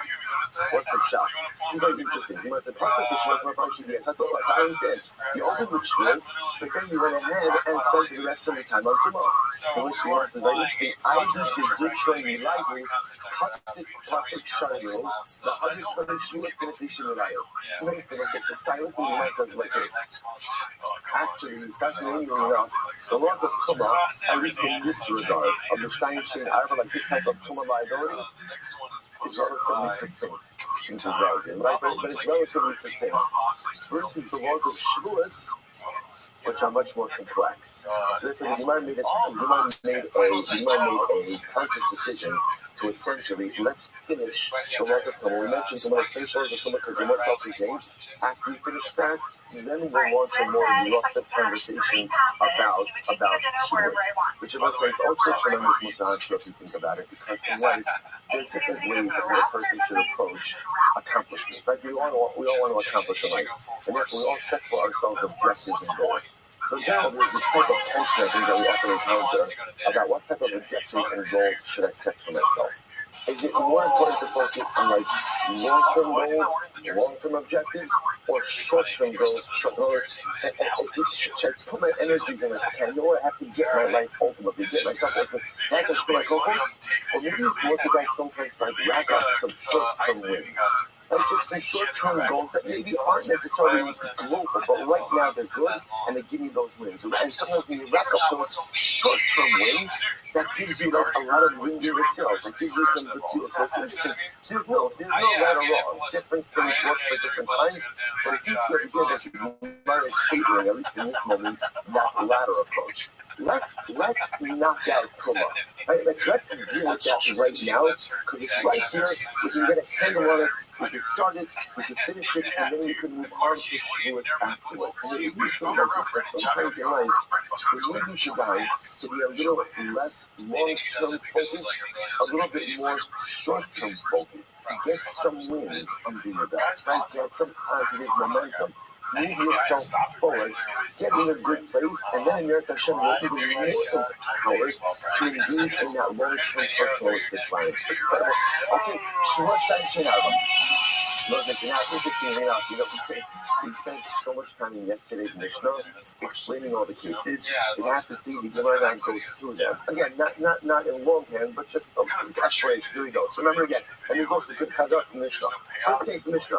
Shavuos Shin Arba. In place of oaths, there are two cases, two biblically paradigmatic cases that ultimately again yield another two. What are they? Shtayim. So it says, what are the two biblically paradigmatic cases? And again, remember again, we're going to talk a lot about Shavuos, not now, right? But when we get to it, our numbers and answer is that this is called Shavuos Bitui. A Shavuos Bitui is an oath where you make a declarative statement. Okay? So the biblically paradigmatic case, Shtayim, right? I swear, I will eat or I won't eat. That's the Shavuos Bitui. Now those are biblically paradigmatic cases. So what's already seen here, according to what we're making now is the biblically paradigmatic case is a future tense shua. I swear I will eat something, I swear I won't eat. And as I mentioned yesterday, it's not just about eating. In other words, it's saying, I swear I'm going to go to Eretz Yisrael. you can fill in whatever you want. It's just giving an example of reading. Future-oriented oath about something I'm going to do or not going to do. That yields two more cases. Shein arba, achalti, v'shelo achalti. And the two additional cases, right? So the two additional cases are same oath, same shlosh, mutually, but what? Past tense. I swear I didn't eat something. I swear I didn't eat something. Okay? That's the case of shlosh shtaim shein arba. Next, the idea is shlosh shtaim shein arba. When it comes to Tumah awareness, there are two cases that are for. So the biblically paradigmatic case is Shtayim Yidias Tumas Kodesh. Shtayim Yidias Tumas Kodesh. Yidias Tumas Mikdash. So what are the biblically paradigmatic cases? So we'll say, so the case over here is like this. The biblically paradigmatic cases are, I forgot that I was coming. Right? And I get another says, you saw yesterday's Mishnah. We're not going to overcase it again. In order to be high the carbon over the Yoreh, what do you need awareness of your Tumah at some point in the beginning, right? When you contracted it, let's say. So the things over here, I knew I was coming, I forgot I was coming, and then one of two things happened. Either I entered into the Beis HaMikdash without awareness, or I consumed Kodesh without awareness, and then I subsequently become aware of what it is that I did. Okay? So therefore the biblically paradigmatic cases where the lack of awareness was about the Tumah. I knew that I was coming, I forgot what I was coming, then I was coming, I ate Kodesh, I entered into the Mikdash. That yields two more cases, Shein Arba, Kodesh and Mikdash. What are the two additional cases? The two additional cases was I didn't forget that I was coming, I knew that I was coming. What did I forget? I forgot that I was walking into the Beis HaMikdash, and I forgot that I was going ahead and consuming Kodesh. Good. So those are the two cases, those are the four cases. Next, Yitzios Shabbos, Shtayim Shein Arba. The cases of Shabbos called Sa'ar, which is transferring an object from one domain to another, are two cases that are already four. One of the two primary cases, Shtayim, called Sa'ar Da'ani, so let's remember again, we mentioned all good chazar. The biblical paradigmatic cases of Hotzah are what? Transferring an item from a Shus Hayotid to a Shus Harabim.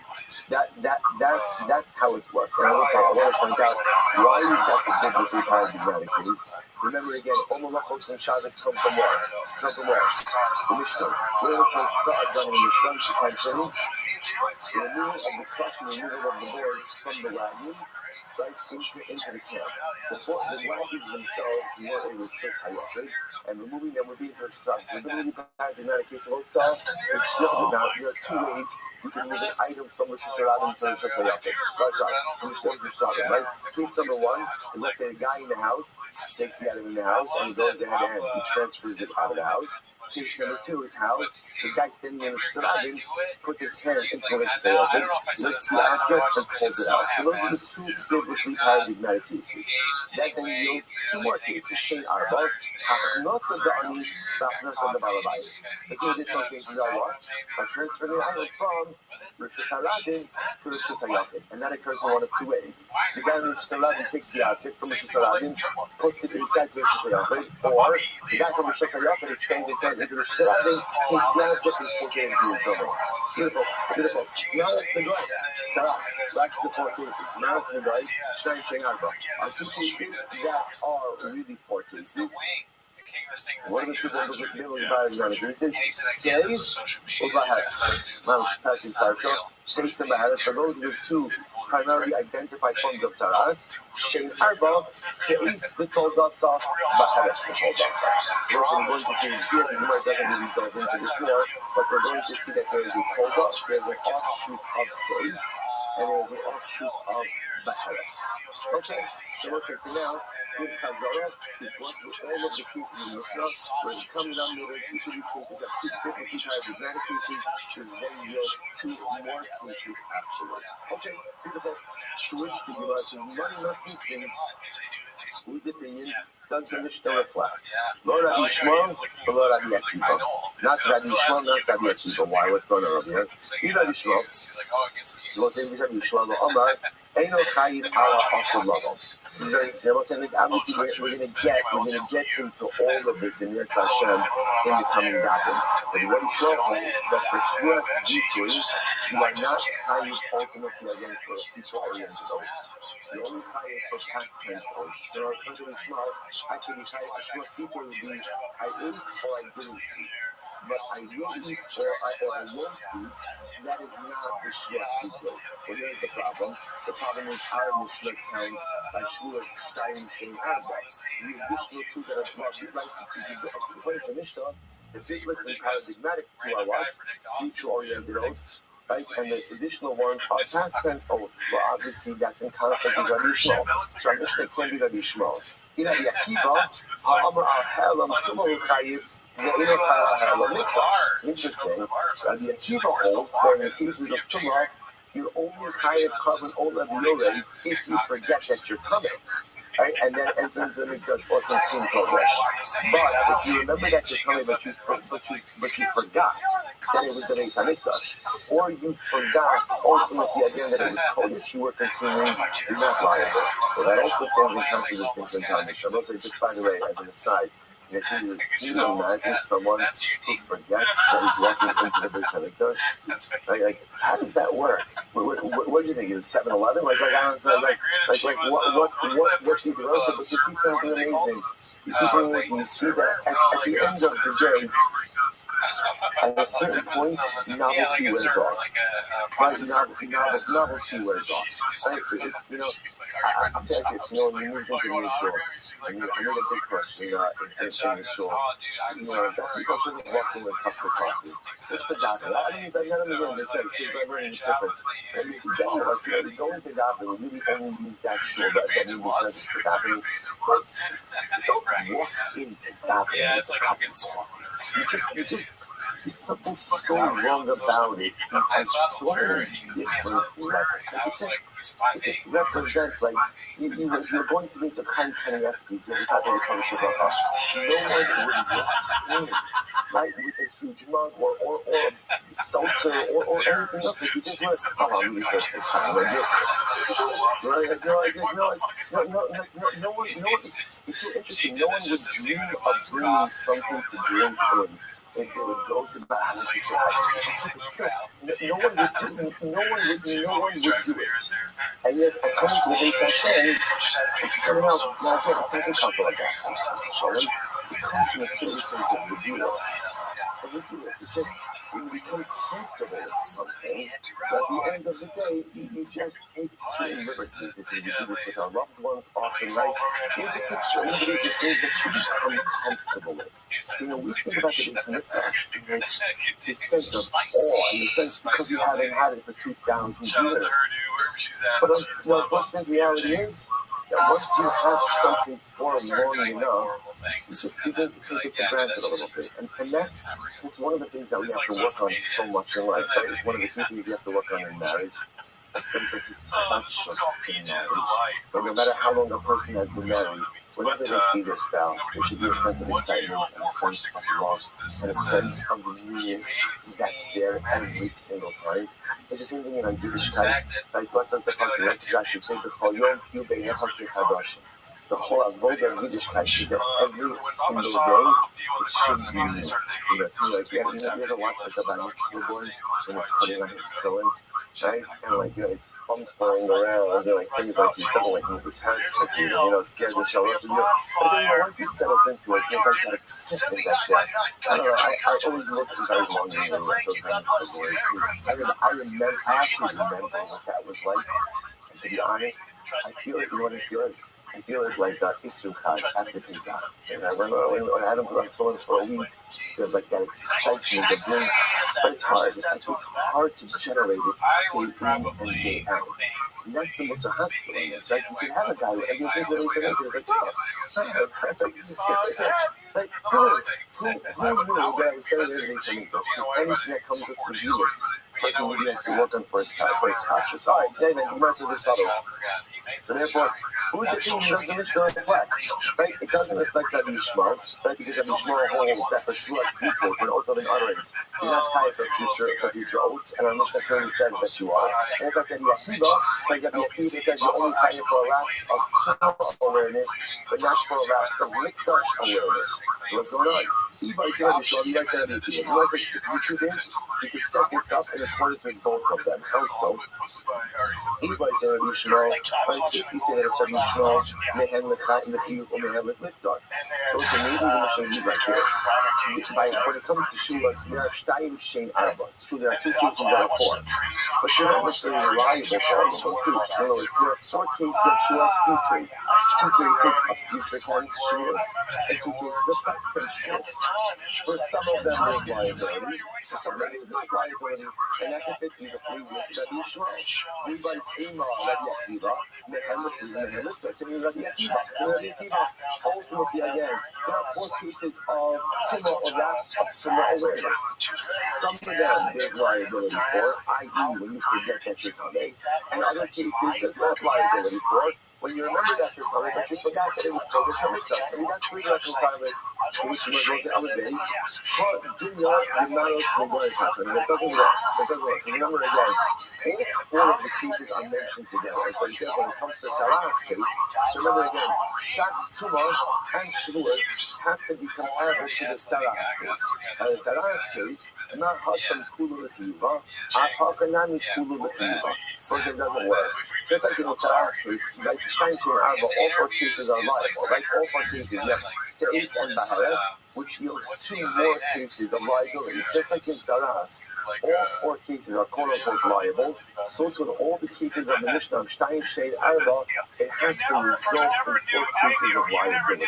So to create this model where for some you're liable, for some you're not, doesn't make any sense. Okay, what is right there? You all know, so what's it again? Understand what are we trying to do here? Alright, what's our goal? What's our goal? Our goal is trying to figure out if you have a standard Mishnah. That's remember in the Mishnah we have attribution. So we're trying to figure out whose opinion, who is the Chana of our Mishnah. The way the Gemara started is by almost like by process of elimination. We seem to eliminate that Mishmar and Rabbi Akiva from the running because of their previously held positions. Which Gemara says no.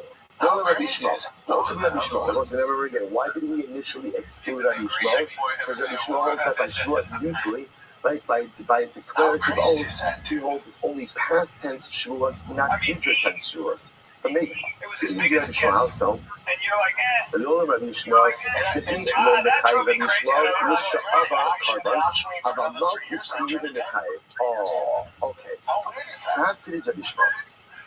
When do we say that Rabbi Shmuel says that you're not chayiv for a past tense Shavuos mutually? That means you're not chayiv a karban.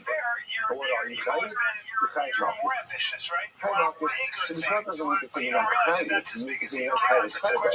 But there absolutely is still liability. So the Gemara says, Uki de Rabba, the Amar Rabba, the Gemara Shrift Sekolah Shmuel Sheker, giving you the Shmuel Shad. So we'll say Rabba holds like this. The Torah explicitly says that a false oath is like an oath in the Bible. Now this is very interesting. What is the difference between the Shmuas Shav and the Shmuas Shaker? So if you look at Rashi, so actually if you go right across, you see Rashi, keep the Rebbe, that did that Maskos, the last white line in Rashi, you see that? So going to that Rashi, we count 1, 2, 3, 4, 5, 6, 7 lines in. 6. You're not counting.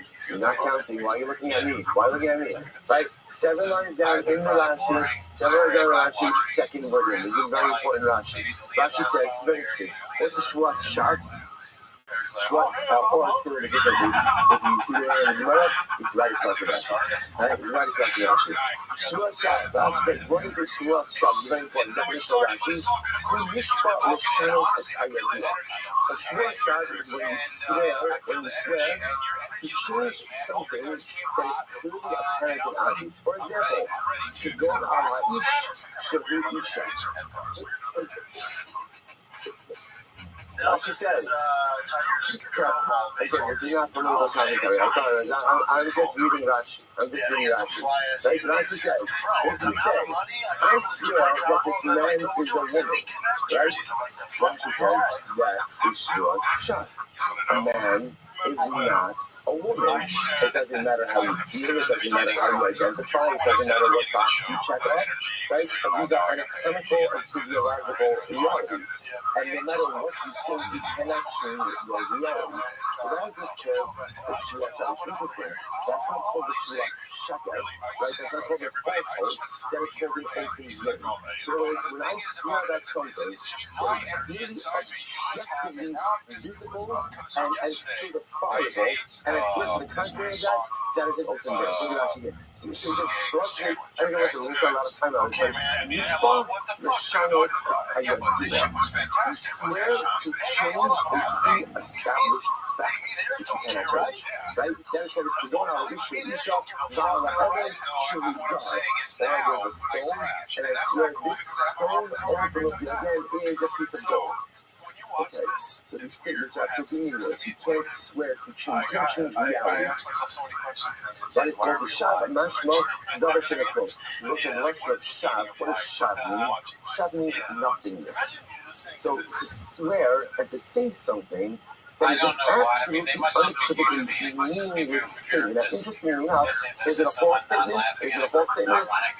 Yeah, but we're going to see a Shua Shaka is something different. A Shua Shaka is Mishpah Shara Kesayadua. There is an established fact.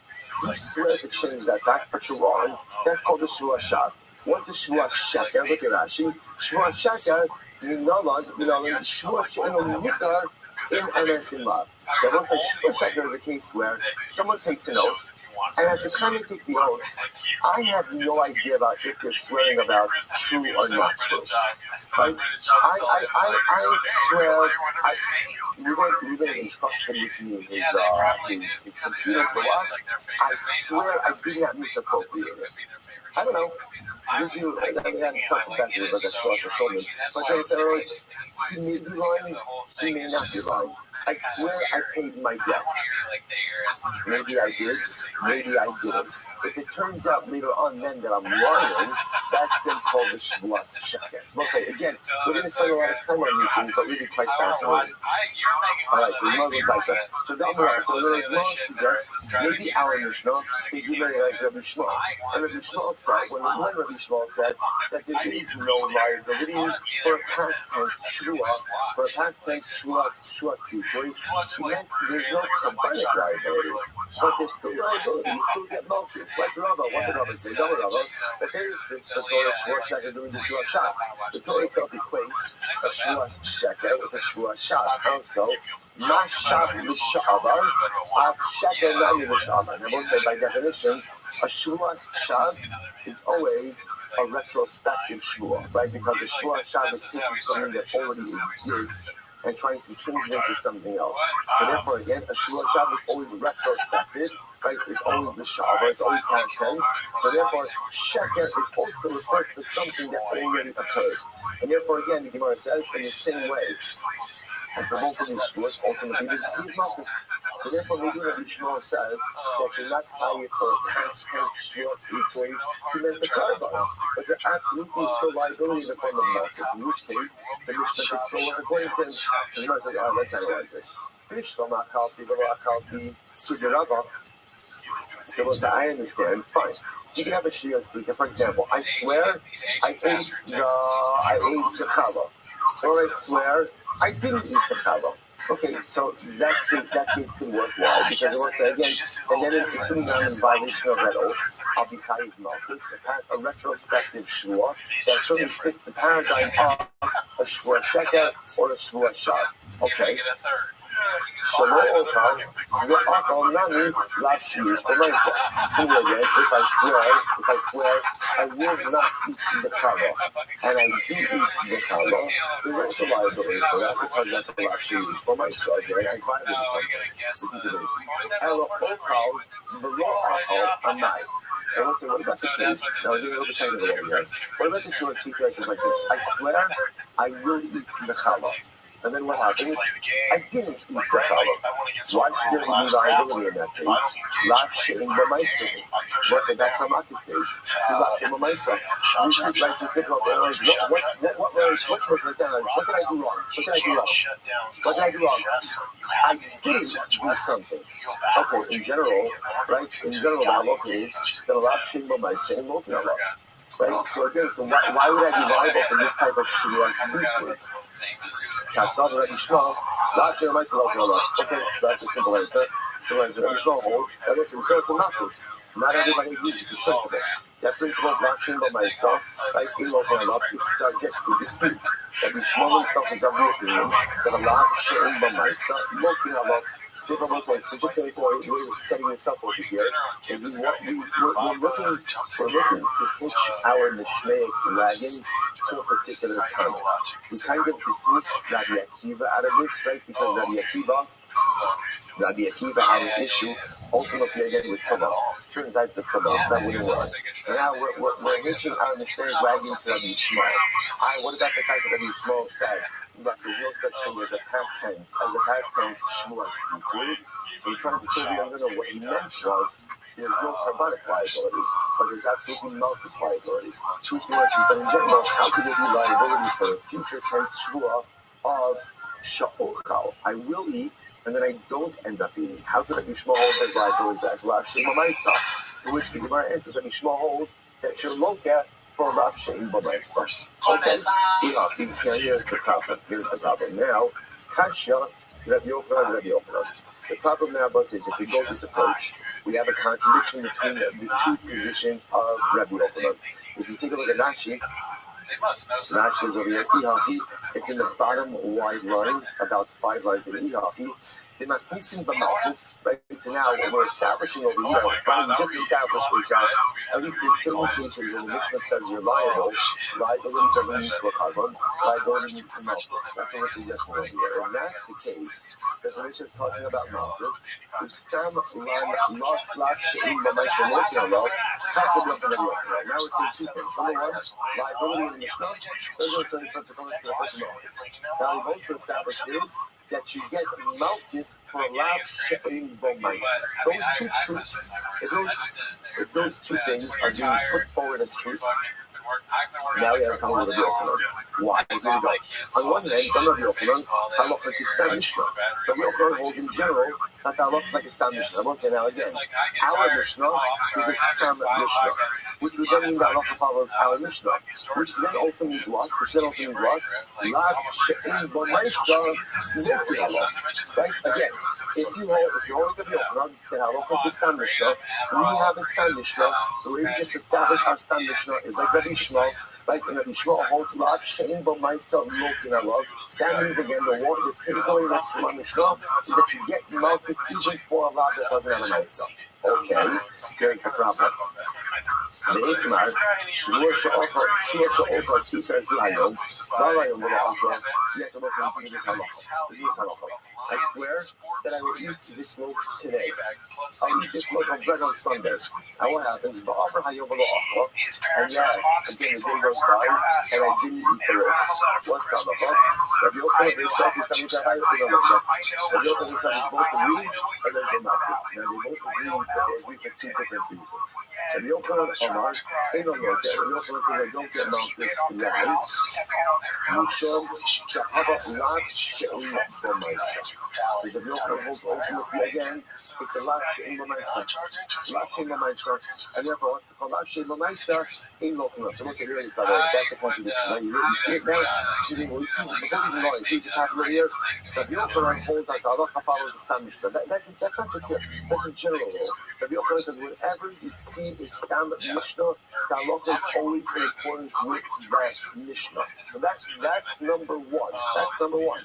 Now, if that's true, that means the halacha is not she'im b'maisa, loking Allah. That's in my Mishnah. Rabbi Yochanan himself is on the record as saying what? Not she'im b'maisa, ain't loking Allah. Because Rabbi Yochanan holds, I swear I'm going to eat the loaf today. I'm going to eat the loaf on Sunday. Sunday goes by, I don't eat the loaf. Rabbi Yochanan holds, I don't get out this why. Last showing the mindset and Yochanan contradiction. Contradiction Rabbi Yochanan own personal view and his idea of the whole child established. The Shabbat is in a look at Hasras Safek. The Hasras Safek was not on. Because we saw something not right. This is what's called the Hasras Safek. Why is it called Hasras Safek? Because it was essentially, in order for Hasra to work, what has to occur?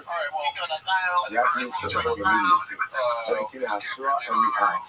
In this case over here, what happens? Right? Again, I swear, that I don't need to look today. What's the Hasra?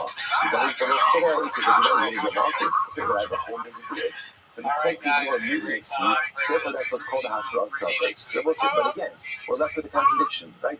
Rabbi Yochanan on one hand holds Halacha Kistan Mishnah, and the way we just established our Mishnah is like Rabbi Yishmael, and the way we established is dealing with Malchus, and the Mishnah says Lav Shein B'Maisa Lokin Allah.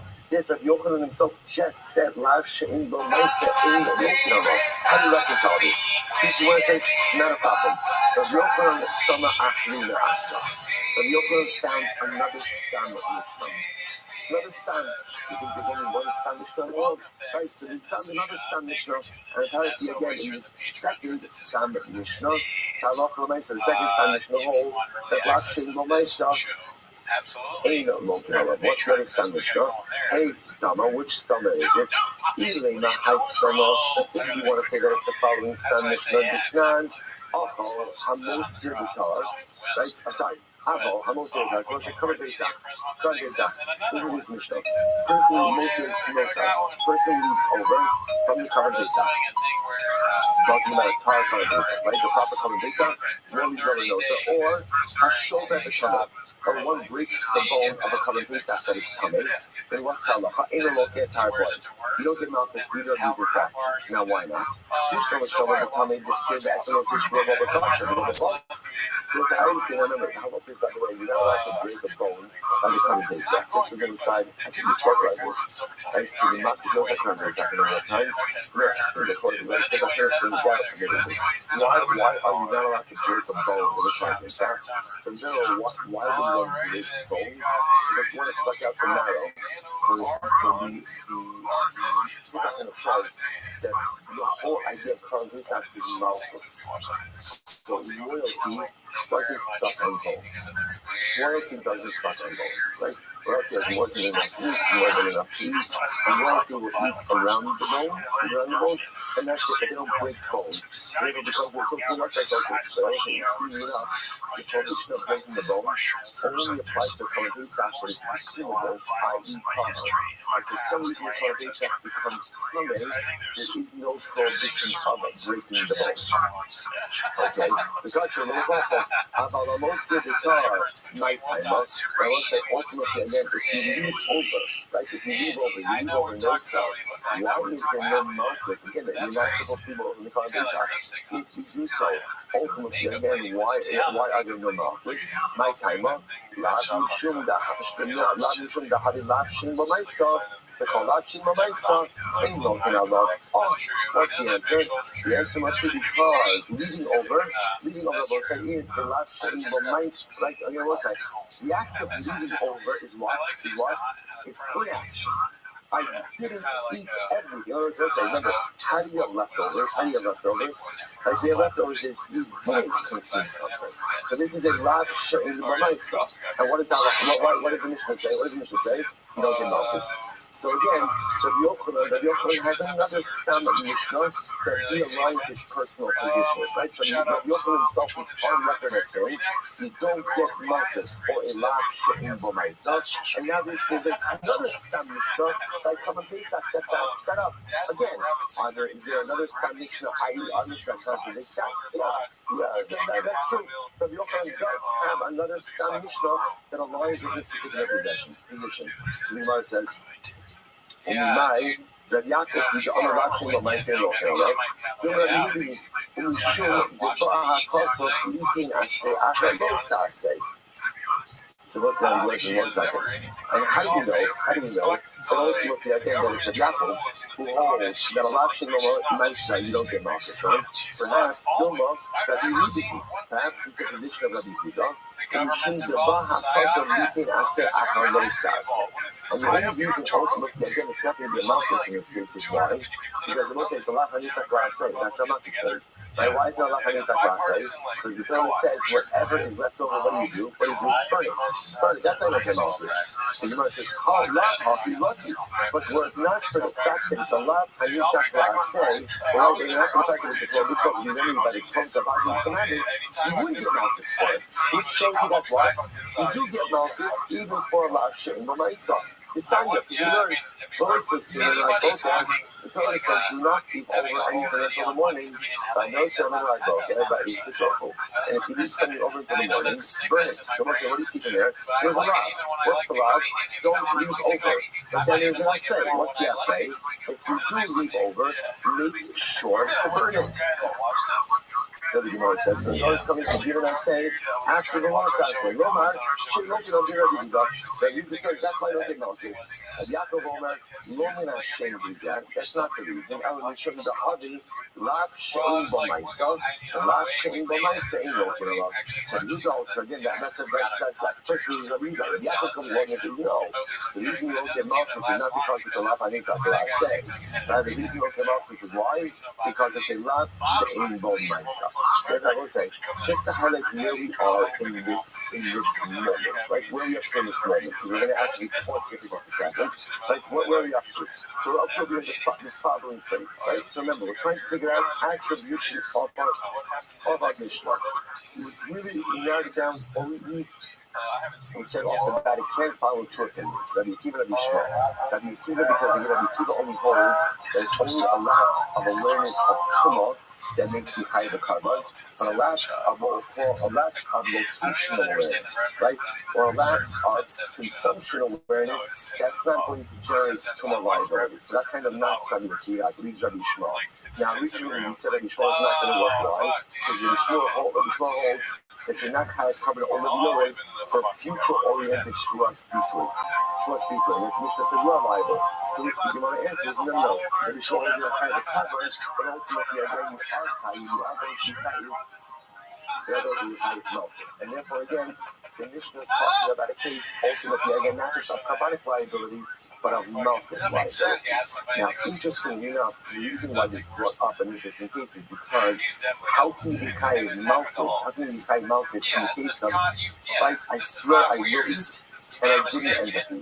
After all, again, isn't that a lot she'in b'maisa? To which the Gemara answers, the Bishmol holds, you get Malchus for a lot she'in b'maisa. Okay, so the point over there with that, the beauty of that was, now, okay, the Mishnah is like the Bishmol, and the Bishmol holds are talking about Malchus, and the Bishmol holds you get Malchus for a lot she'in b'maisa. The problem is now that trigger a whole other story. Well, next thing they trigger, because that means that our Mishnah, which is a Stam Mishnah, customs to get Malchus for a lot she'in b'maisa. Here's the problem. Rabbi Yochanan, right? Rabbi Yochanan holds that the Mishnah Halakha always follows the Stam Mishnah, which would seem to indicate then that what? The Halakha follows on Mishnah, which is you get Malchus for a lot she'in b'maisa. Here's the problem. Rabbi Yochanan himself holds that you don't get Malchus for a lot she'in b'maisa. So how do you reconcile the first opposition of Rabbi Yochanan with the fact that Rabbi Yochanan holds that you always follow the Stam Mishnah? So the simple answer the Gemara gave was, guys, Rabbi Yochanan has a different Stam Mishnah that he aligns himself with. And that Stam Mishnah ultimately says, you don't get Malchus for Hashem. What's the problem? The problem is you just effectively deconstructed that second Stam Mishnah. We effectively deconstructed it, which then leads us back to our original question, or our now original question, which is, how do you reconcile Rabbi Yochanan's statement that Halakha follows the Stam Mishnah, which in our context now means you get Malchus for lot she'in b'maisa, with Rabbi Yochanan's personally held position that lot she'in b'maisa only in the Mishnah. So we'll say this is where we're stopping, and now again, that's I'm going to show you how the next lines itself. We're going to take Gemara. How is Stam Ashra? We're going to see the next stage in this journey is Rabbi Yochanan actually found another Stam Mishnah. So I just want to tell you, it's going to be okay. It's going to be okay, right? I promise you, it's going to work it out. I see that somebody's holding existential angst over here. It's going to be okay, we're going to work it out. Again, let's say, like a lot of things in life, we're not working it out today. Not right. Sometimes I know the problem's going to get solved. I can't necessarily solve it on the timeline that I want. Right? That's part of what we're going to do tomorrow as well. So rest assured, go with confidence that Hashem come tomorrow. We're going to work it out. Today I'm going to have to live with a little bit of ambiguity, but the Hashem resolution comes in tomorrow. Dr. Rosai, what a way to start the week. Oh, yeah, I haven't watched it, but I saw it pop up. Hell yeah. Shout out to old Barney, dude. One of our guys. He says he's been inspired by the boys. I didn't see that part. I just saw the title. Yeah, very good. Shout out to him. All right, I want to say good morning. Good morning. Welcome. Baruch Hashem, for the last dot of Mesechus Matos Chavah. So the overwhelmingly beautiful and exciting. Begin by thanking all of our sponsors for this morning's show today. Our annual Talmud Torah sponsor, Bruce Mishpach Rothschild, we're dedicating all the shooting and drushos this year as his host and his own service for Am Yisrael. Our Talmud Torah sponsors for the month of Iyar. Shmuel Rabbi Kuratkin, Jason of Yarchak for Shmuel's father, Leonard Kuratkin, Lipa Ben Yechaska Hakon Zichron Libracha. All the learning sponsors, Ali and Yuri Listerman, Yuri Nishmas Giri's mother, Rachel Leah Bas Ruben Meir Zichron Libracha. And our Dr. sponsors for today. This is a beautiful one. Rebecca, Henry, Shane, and Luce Myers, in honor of Rabbi and Xavier and everyone else, including the Sabbath. So beautiful. Mama's up to Daddy, Mama's up to Xavier. Mama's a love Hashem really beautiful. And we don't necessarily appreciate the full impact that our learning has on those around us. Obviously, we recognize the impact that our learning has on us. Baruch Hashem, when the Mishpacha sees that their father is different, father learns, and plugs away and gives up precious sleep and comes home in the morning and is dedicated to the ripple effect that it has on children and grandchildren cannot be understated. It's a really beautiful. We'll say that first, we dedicate our last half in the practice and we just miss about Mishpacha to get himself and Hashem bring them home to Shalom and the Karav and the sins of all the soldiers. They will be successful the whole Amman, saying the day and they reach Am Yisrael, Eretz Yisrael's war, and then she'll come back to their families to Shalom and the Karav. First, we got, let us begin. We've got a lot to do today. Today's daf is up down with 24 last half of the second Matos. We are picking up at the Gemara on the page 23b, fourth white line in. That's from the Yochanan. So we can look at Rabbi Ben Gamliel. Rabbi Gamliel's friends were horrified. They disagree. What Rabbi Ben Gamliel saying? Mishnah says that if a person is high and you get Malchus, so ultimately the Malchus absolves you of the Kodesh. So a dramatic statement. So the Gemara says his friends disagree with him. I'm going to do it out. I'm going to do this. In being champion of people, I was just going to do it. There's very good place. So the Hamokri, the Gemara says right here, there is no distinction between Shabbos and Yom Kippur. Meaning both Shabbos and Yom Kippur have severe problems. Shabbos, if you violate Shabbos, if you saw in the basement, and if you violate Yom Kippur, ultimately it's Kodesh. So the Gemara says, Esau. Now, if it's true that Malchus actually takes care of Kodesh, right? With every single time you hide Kodesh, you also get Malchus, and you get Malchus, but Malchus goes in and absolves you of Kodesh. So that's the case. The Gemara says, even the DVD other every Kodesh is also called Bidi Adam, right? Because every Kodesh is getting Malchus. Malchus is administering Bidi Adam. If that's the case, then Yom Kippur should be Bidi Adam, just like Shabbos is. So you must have Nachamayit, Ashmazi, or Nachamayit, or Nachamayit Yitzchak. You put it in English, if I can Yitzchak, or the Yitzchak, say, I'm a Malchus, the Chadik pieces left off. Okay, here's another opinion. There's a Yitzchak, or a Yitzchak holds it ultimately, and there are no Malchus by Chadik pieces. You have to support the Yitzchak over Chadik pieces, but how are you? In general, in the both sides, we would have assumed that because of the mission of the Psukim, that all Chadik pieces ultimately again would be subject to Malchus. That would have been our automatic default assumption. I said to Gemara, but Rabbi not say Karis Bachon, so you right. You saw this before. Remember, in general, there's an umbrella statement about that immorality is punished by Karis. Then he goes out of his way to say that Halacha Leisa, so he says, which one sister is punished by Karis? Why is that singled out?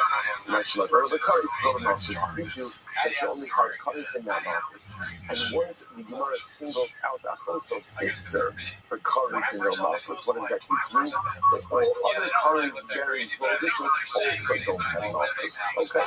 But actually, says, no, I think you have Rabbanon. If you read Rabbanon, the Gemara says, is that because you don't have the Adam?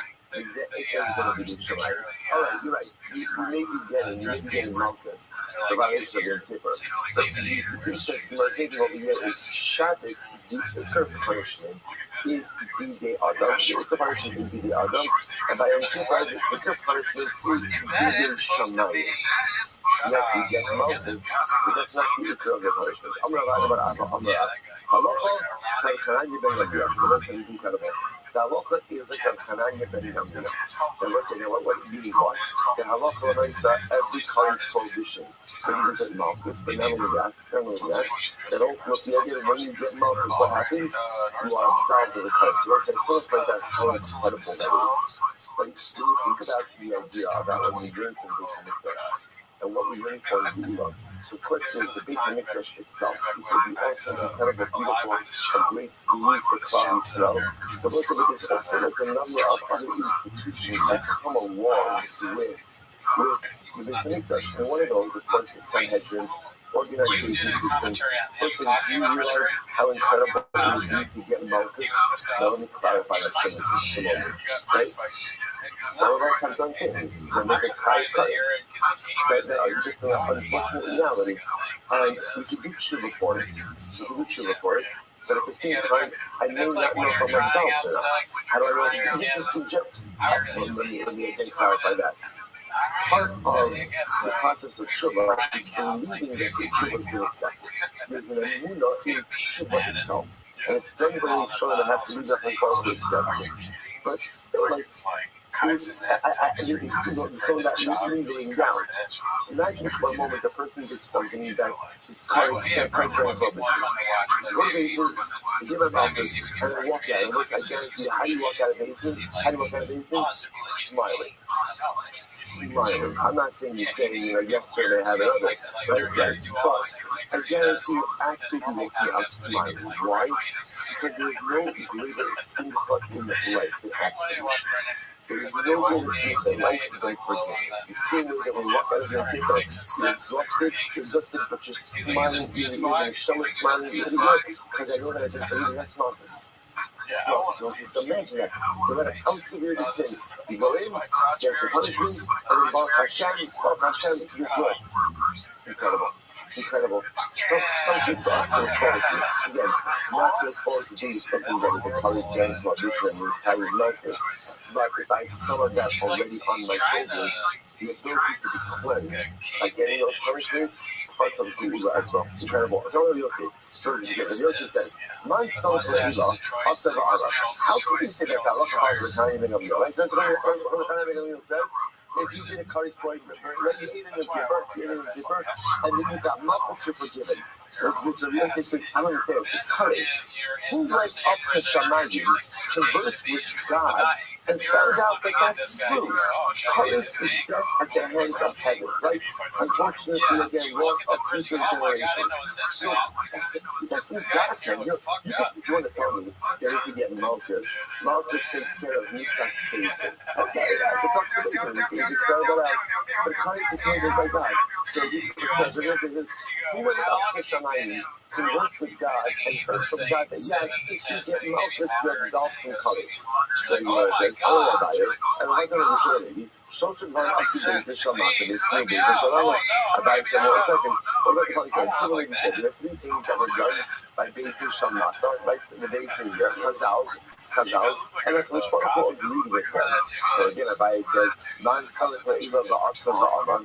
Who went up to Shamayim, and ultimately and then found out that Shamayim agreed with what they did here in Beis Din on this earth. Ella cried Kadashinan, Hakanami cried Yashinan. Those are to understand that the Kain statement that Malchus atones for Kares is not just simply a beautiful conjecture, it's a drasha on psukim. So just like these three things that they did, they knew that HaKadosh Baruch Hu agreed with them. Why? Because they doubted the psukim. So through the Kain also doubts the psukim.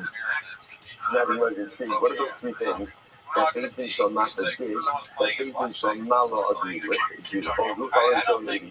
Social Drive also do Bezdin Shalmata and Bezdin Shalmala. These are three things. Number one, beautiful love. Mikra Megillah introduced by Bezdin Shalmata, Chazal, and Kosh Baruch Hu agreed with it. She'ilas Shalom B'Shem. Greeting each other with the name of God. And lastly, the Habas Meiser. The people are looking out. Habas Meiser actually points out really refers to three things. One done by Ezra, two done by King Hiskiel. The one done by Ezra is that the Levians did not go ahead and come back. And second, as they did en masse, did not come back with the Jews to rebuild the second temple. As a result, Ezra went ahead and penalized them, and took away their Meiser Yishon, and gave it to the Kohanim. That's one.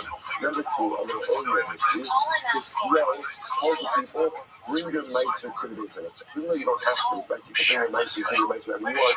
He said, let's put a lishka, a chamber, and a fact, none of the Meiser probably saw the positive there. And number three, Hiskiel to see the respect to give Meiser on vegetables also. Even though again, the rice, you don't have to give vegetables, Hiskiel said give vegetables. Those are three things.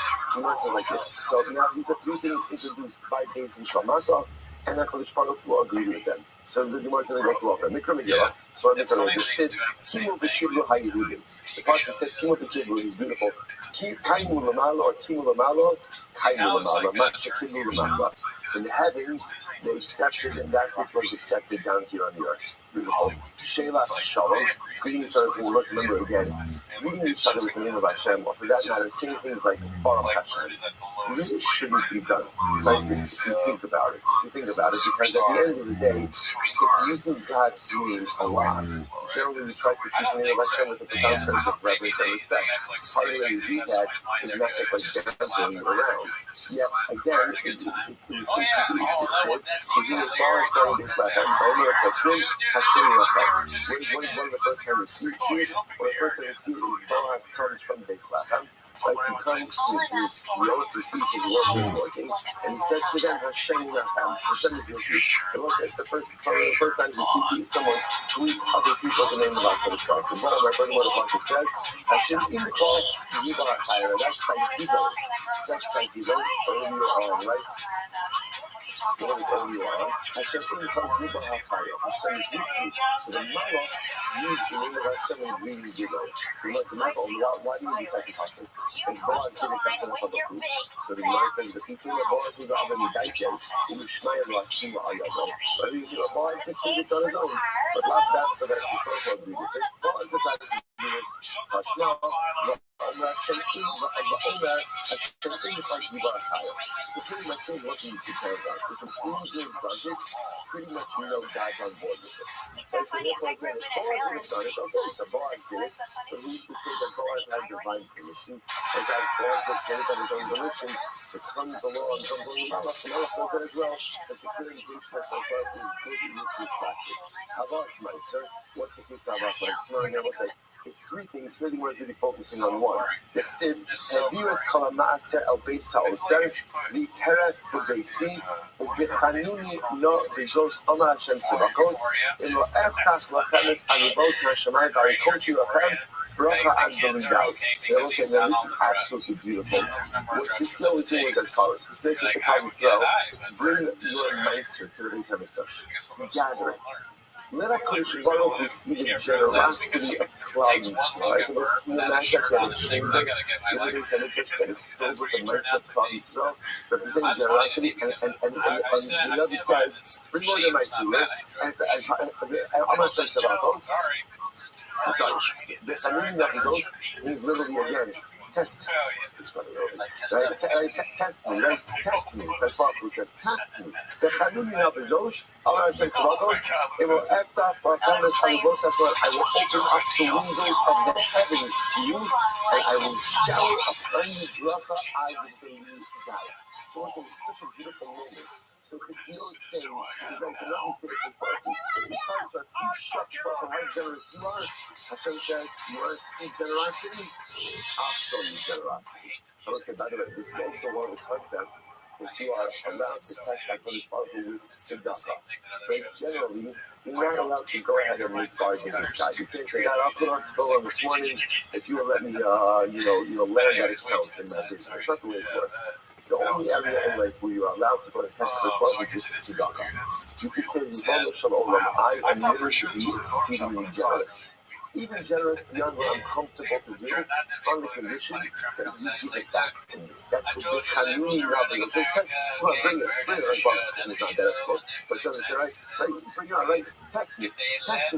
You be more generous than you think you're capable of doing, and I'm testing. I'll give it back to you, and then some. Incredible. So Gemara says, Ma'ad B'Lidai. What does it mean that Hashem will shower bracha upon you ad B'Lidai? Literally again, ad B'Lidai means until there is not enough.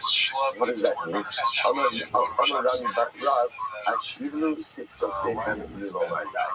There is so much bracha that your lips will higher from saying enough. Your lips are from saying enough. Such beautiful bracha. I must say, so again, so here you see that this whole point was Klal Yisrael, but it's be more generous, and you'll see the more generous you are, the more you give, the more you get. I will say, you want to understand, you cannot necessarily say that with other mitzvahs, right? It's quite possible I'll do a mitzvah, and it's beautiful, and it's incredible, it's fantastic. Not that I'm going to see a windfall from it.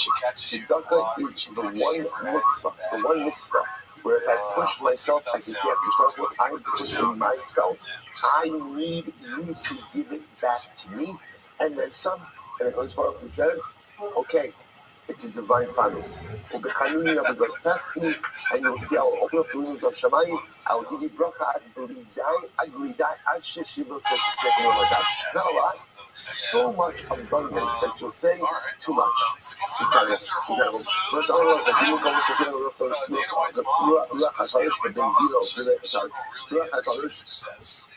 There are three situations, three places where Hakadosh Baruch Hu's presence was manifest. Now, again, Rashi points out over here about fear, nigla b'mochiach b'shas hatzorech. In other words, Hakadosh Baruch Hu made himself, so to speak, a paradox, not visible, but Hakadosh Baruch Hu's presence was present at these pivotal moments. When was it?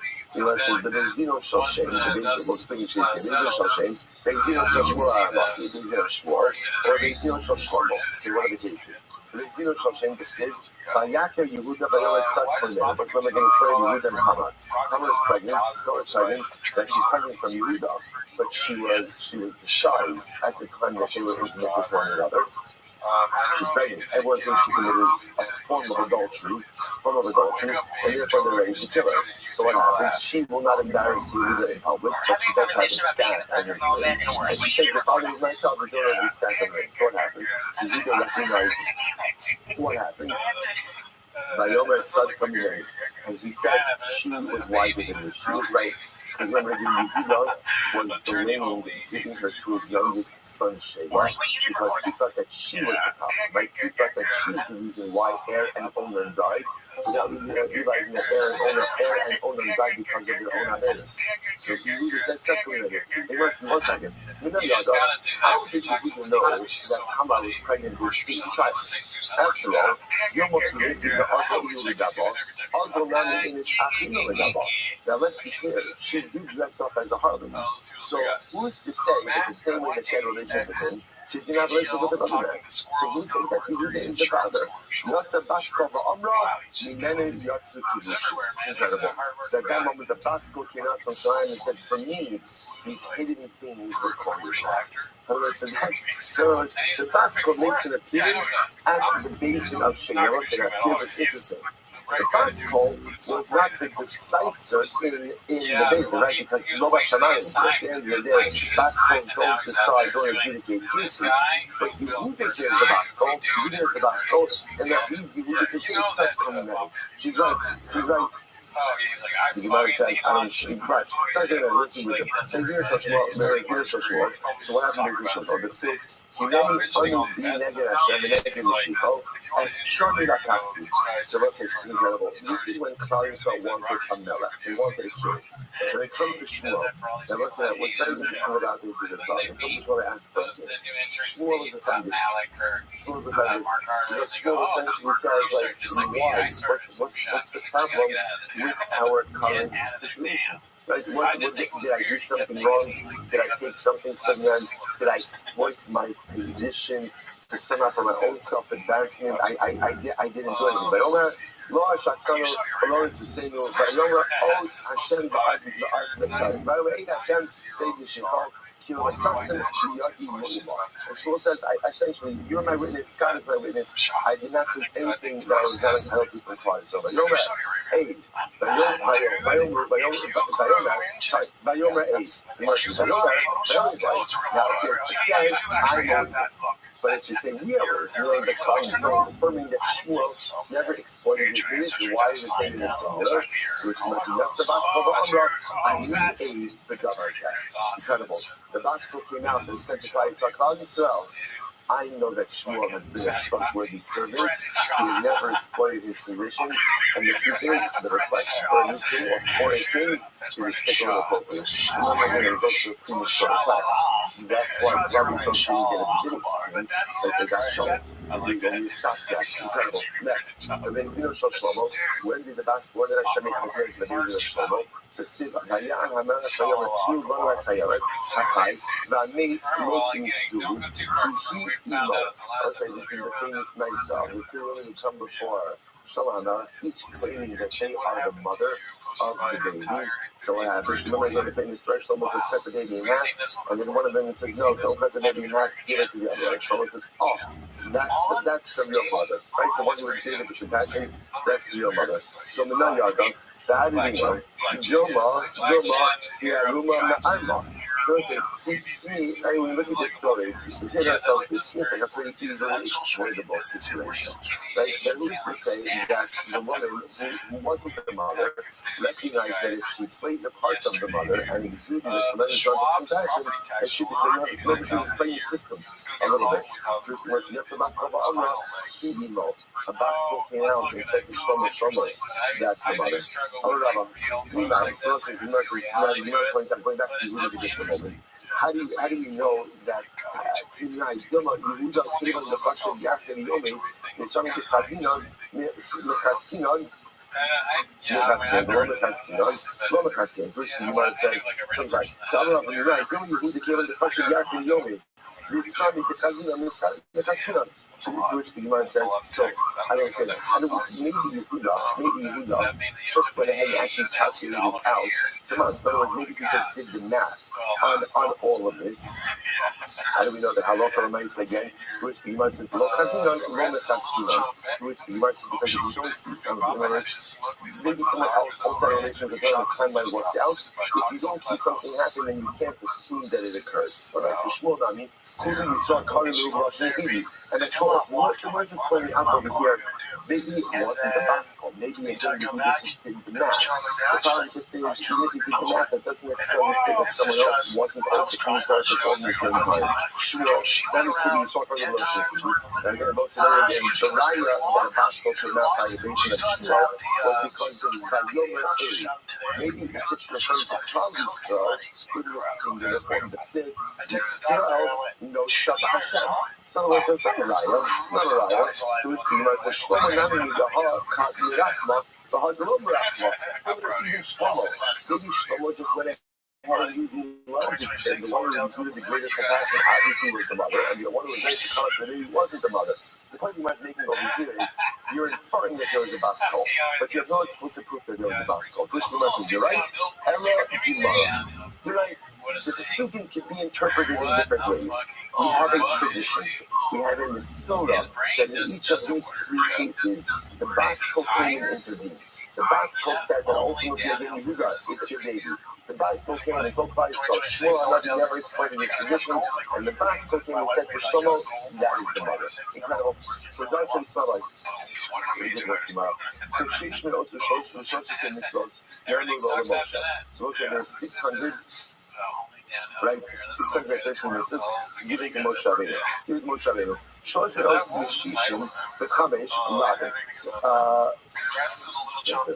Shesh me'os, shesh me'os, u'shlosh u'fenis. 613 verses of Giving Moshe Rabbeinu. Right, so I have seen like 3 parts. So Shlosh me'os, Mishishim, the Chamesh, Laden. Who has to get 65 publishers? Kemini Motzahama. Corresponding ultimately again to the days of the year. The Messiah, the Arba, which one are starting to get a valid shot, but according to the 40 years has of themselves corresponding to the major parts of a person's body. Thus, if I'll point out, why is it that there's 365 levels corresponding to the days of the year? Right? What's the shot for that? So perhaps it goes back to yesterday's Gemara, which was the top of Gemara. Remember the Gemara said, Hayushi, the law of Aviyah, not me no scar to also mitzvah. That again, if a person musters up the courage not to violate an Aviyah, to receive reward as if he has performed some mitzvah. Perhaps the idea of 365 levels corresponding to the days of year represent the following the sun. Or unable to do over the course of a day is muster up enough courage not to sin and to resist temptation, that's a successful day. Obviously, that's not my goal. That's not my goal, right? Abstaining from Aveyah is not my end goal, right? Surmeilah is definitely an incredible start. But my goal is truly to come upset, right? I say goal, but ultimately, again, is my goal. But for myself, even if at the end of the day, the only thing I can look at, what did I do today? I resisted the temptation to sin. That is godless. That is accomplishment. And that is meaningful. Hence, 365 losasons corresponding to the 365 days of the year. Incredible. So I'm going to go inside there. I'm going to make my last passage. Let's see about Moshe Morasha. So the passage says, literally Moshe will command the Torah, Morasha is the inheritance. Said Gemara, so the Torah, Gemashia, half of Pandale, Shismea Lekat Sa. It's very interesting. So the magic Torah is 611. So Gemara says, now, what are the other two? I know people don't know that like Burashana. It's beautiful. The first two people, remember again, we heard from Hashem. So Torah Siva Vada Moshe, Moshe gave us 611. Because the Ribono Shel Olam himself gave us the first two. Beautiful. God love it. Shabbat, so now watch this. And this, by the way, might be one of the most incredible Gemaras in all of Shas. There's 613 mitzvahs. 613 mitzvahs. That's a lot of mitzvahs. It's not mitzvahs. And there was a recognition throughout the ages that sometimes I need to consolidate, not an observer, it's already clear, right? But I need to consolidate, like, theologically or philosophically. What are the core components that I need to wrap my head around? So, David, David Melech says, the truth is, there are 11 core principles which really capture 613 mitzvahs. So you understand, I didn't see you have to observe all 613 mitzvahs. Nobody's saying is, how can I consolidate so people understand the theological, philosophical, and spiritual underpinnings of Yiddishkeit? So David Melech consolidating it into 11 mitzvahs. What are they? And again, we're not there, I can't see the topic of them, but shit. Mizmor David. And the passage says, Mizmor David. This is again Parakat's about chapter 15 and 7. Mizmor David. Mia Gorbi Halacha, Mishkan Bahakocha. And I want to the power of this topic later. Don't understand this. Who is the one who can live in your tent? Who can dwell on your holy mountain? Or what the Governor Melech is saying is, what are the qualities that are necessary for a relationship with HaKadosh Baruch Hu? What do you need in order to come close to God? To live with God, to live by God? What do you need? What's like, we sometimes don't appreciate the profundity of faith that's in it. But literally, again, it's a guidebook for life. So what are the qualities that you need? Here we go. The verse is, Homech Tamid, Paul coming, walk with completion or simplicity. Paul will define all these things. Paul tzedek, do tzedek, dover at the spirit of the speak truth in your heart. Don't let any force be on your tongue. Don't celebrate any law. Don't do bad to other people. Prepare for do not visit degradation upon those who are close to you. Allah is despicable in my eyes. And I respect those who will God. The Lord ultimately will see exactly what that means. That he will swear to his detriment and will not exchange. Doesn't undo the truth. The shofar are not be low law, and he does not go ahead and take a bribe even for the innocent. One who lives up to these principles will never falter. I will say, Father, I just want to point out, you could spend 3 hours just dissecting that list of qualities. The Bible says, you want to live a successful life? These 11 things. That's it. Now you might go through them. Hold it coming. That doesn't go through it so exhaustively. But hold it coming. What does it mean ultimately? Hold it coming. That first time you'll be in the seat. It's Taik Mufanan, you are coming. So what that means is just on a simple level. What it means coming, it means potential trust in Hashem. That's it. Like coming to Hashem when the process is be complete with Hashem. What does that mean? Rashi says,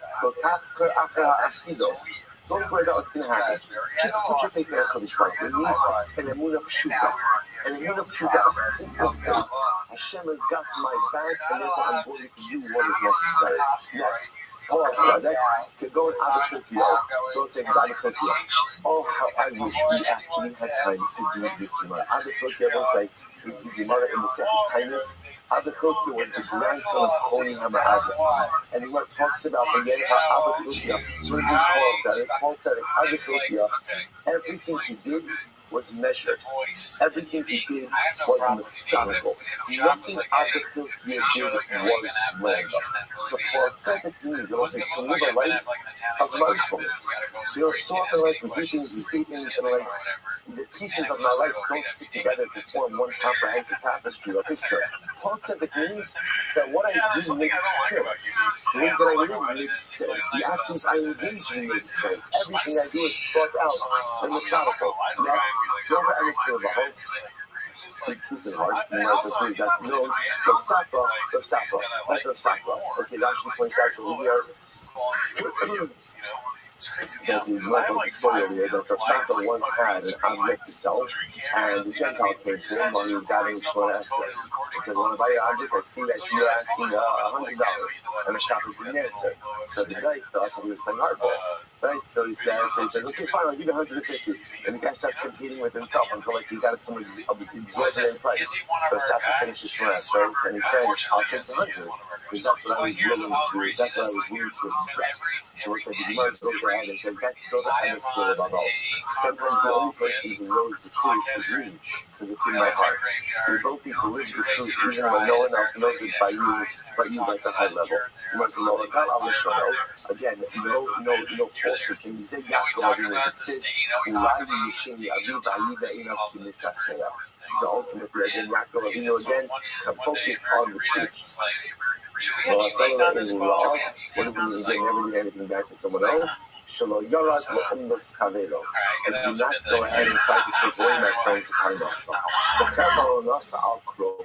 And again, I do not visit degradation upon my relatives. That is when he keeps his relatives close. Now, it's like, so what does this mean? What does this mean? Rashi says, so Rashi sees the inquiry the same, like over here, that if you heard your relative being degraded, you do not just simply spend violence. About the person is like this. Sometimes they don't think that in relationships. Sometimes the things we do to our relatives, we would never do to total strangers. Right? We take liberties with our relatives that we would never do. So the Gemara says over here, take care of your mishpacha. Take care of your mishpacha. Sometimes we mistreat our mishpacha in such profound ways that I would never do this to someone else. But yet with my own family, I do it. So the Gemara says sometimes you have to take extra care to take care of those who are closest Because mitzvah the enough of us, so we need to just skill another to do the utmost of the mitzvah shachar. This first skill, we can put this on the phone. We follow the what is achos. We learn what achos in Parakachil, like in Sanhedrin. Like that. So this skill took his father's bones, he followed the news, and he dragged them in the street.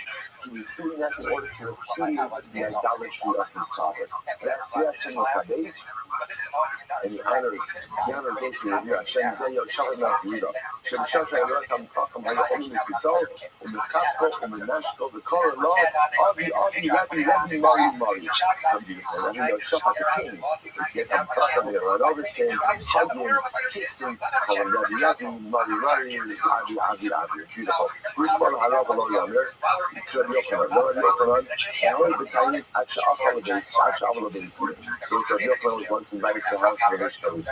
He did not want to eat. He made up a story so he fasted. Even once he left out the Mishnah, he continued fasting. Why? Because since he said, I'm fasting, he wanted to be true to his word. In general, to take your word to his doesn't lend no interest. I feel the religious over doesn't even lend your interest in non-Jews. Non-Jews, they will say that obviously is a very high level of Buddhist skills. And what I'm saying is like this, because in general, it's very difficult to maintain two different systems of behaviors. Right? In one code, this group in one code, that lack of consistency often leads to erosion of standards in all areas. So therefore, again, it's possible not to recognize if I want to be honest and dignity with Jews, I have to be honest and dignity with everyone. There has to be just simply one standard that we take to conduct myself. So when I go to the shofar, I'm not to go back up. The ultimate who doesn't take the bride, you know that the shofar of Yosef, you know that Yosef, you know that Yosef, so it's the story of the Rashi points out over here, there's only Yosef had a feel that someone wanted to get a sharecropper. The sharecropper brought in the Yosef's portion one day early. The sharecropper said, I have a Jew total with you today anyway, so I figured since I was coming, I would bring you your portion. Now, remember again, that's not a bribe. Why is it not a bribe? Because Rabbi Shmuel was entitled to this anyway. So since he was brought a day early, he thought that eating that a little bit would skew his judgment. Okay, Ose'ela, so that's the same Ose'ela, you don't feel all of it. You do these things, you do these things to another falter. For sure, the meal, Negiel Nicholas Ayabaka, and the got this possible began to cry. Why? I'm a man to other than the cruiser who do not know. How come you have you know? So you have an interest in the possibility if you do all of these things, you will fall. It looks like that's a lot of things. A lot of things. These 11 things are major things. So I can do all of these things I won't fall. Which the inference from this is, if I don't do all of them, I will falter. That's overwhelming. How come you know? I'm going to make it Koila or Seila. Says nothing but the Hadinai. It doesn't say you have to do all of them. Rather, what does it say? It doesn't say Koila. It says Seila. Now, I do like nothing. If you remember, I said it. 6 o'clock in the zone says, how to come up with Koila. The part that says, do not defile yourself with all of these things.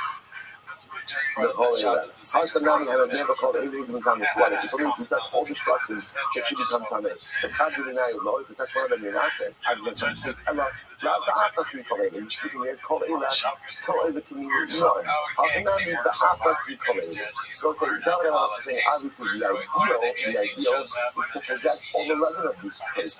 But even if you just possess some of them, that gives you the strength to lead a successful life.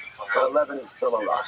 By Yishayahu, Be'edin Ashish, Yishayahu further consolidated the list, took it down from 11 to 6. Only 6, it's only to the host, Dover and Sharon. So again, when he walks in the Tzedakos, Dover and Miriam will define Dover and Sharon, Mois, the bad summer Ashkos, Nora Kappa, Mishmok, the Shofar, Otem, Osno, Mishmor, Otem, okay, so what are all these? First one on the right side. Holy Tzedakos, walks in righteousness. Ya'avah Ravina B'Sid, Yadativ Laman Asher Yisada. So what's the Yisada Kohen Vasaz? So Holy Tzedakos means not only one who himself walks in the ways of righteousness, but one who instructs his family to do the same. I lead my family in a particular direction. That's holy tzedakos. I myself go, and I also lead my family. For example, we always speak about the best way to lead your family is how? By example. If you're walking a certain path, and it's Hashem, hopefully that models for your children who want that same path as well. But don't be sure. זה שאין מתנת מחבר ברק. מוסתר משל, I don't embarrass my friend in public. Noise בבטן מאשקוס, but really again, I'm repulsed by thievery and inappropriate. You don't even Shmuel ben Elisha. That's what Shmuel ben Elisha, because as you mentioned before. So the Gemara says, no a cup of mitmot b'shochan. Ultimately, again, I washed not wash out, shake out my hands from being involved in bribery to go and trouble the that's what I mentioned before as well. Ultimately, I literally close my ears from hearing Damin below Shah, this is used to the Torah and the Shasas. And ultimately, I don't choose to disparage me of a Tamkach, I remain silent. In other words, if I hear someone disparaging the Tamkach, I speak out. I speak out. When it says to go, the Belows of Shimon, like the Belows of Shimon. Also, Rashi points out that we understand the Belows of Shimon who died. When he died, his body did not decompose. His family kept, you saw this tomorrow. His family kept him in the attic. His family kept him in the attic because they thought that since his body was not decomposing, one day his wife went up to the attic, Rashi points out, she saw a worm coming out of his ear. She thought that his body was decomposing. He turns out something in a dream. He said, no, my body's fine. But we're not going to be able to punish me because one time I heard someone disparaging the time and I had feelings to say something. And you can infer from that generally, whenever he heard rabbinic disparagement, he absolutely stood up for the time. Incredible.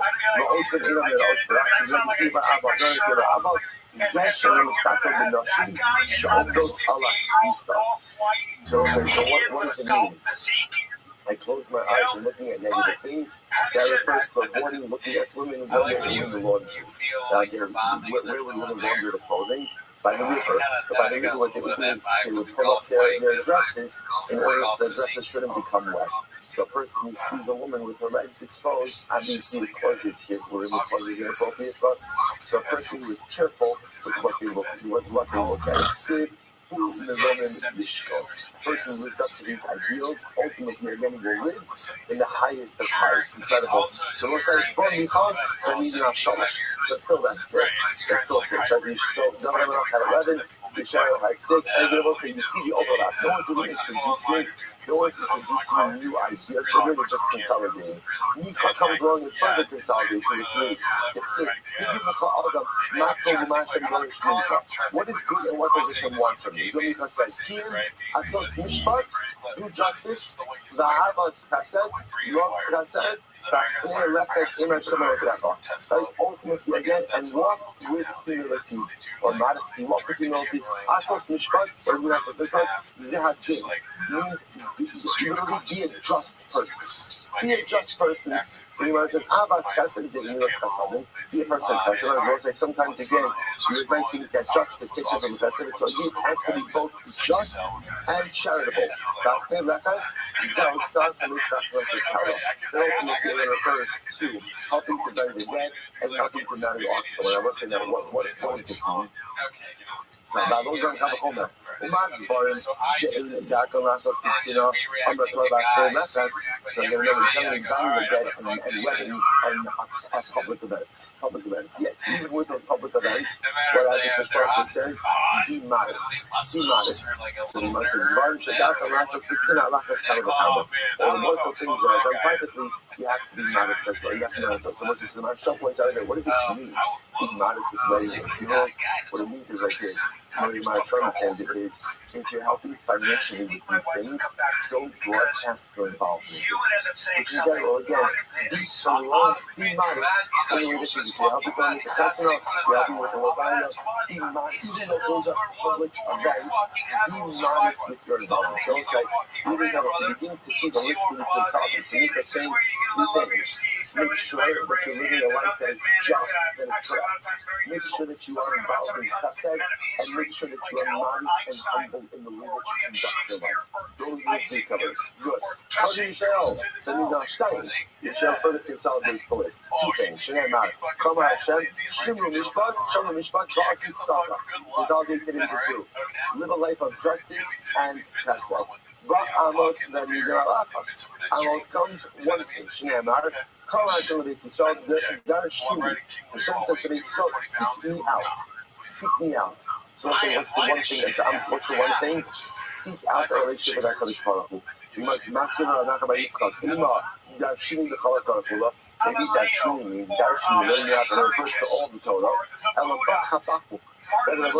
just want to be clear, just as we get to this last moment, dramatic moment of it. So remember, what's happening over here is you have to keep all 6 of your listeners. But a lot of times, what I just want to know is, what are the core principles that Hashem needs me to engage in order to be a spiritually successful individual?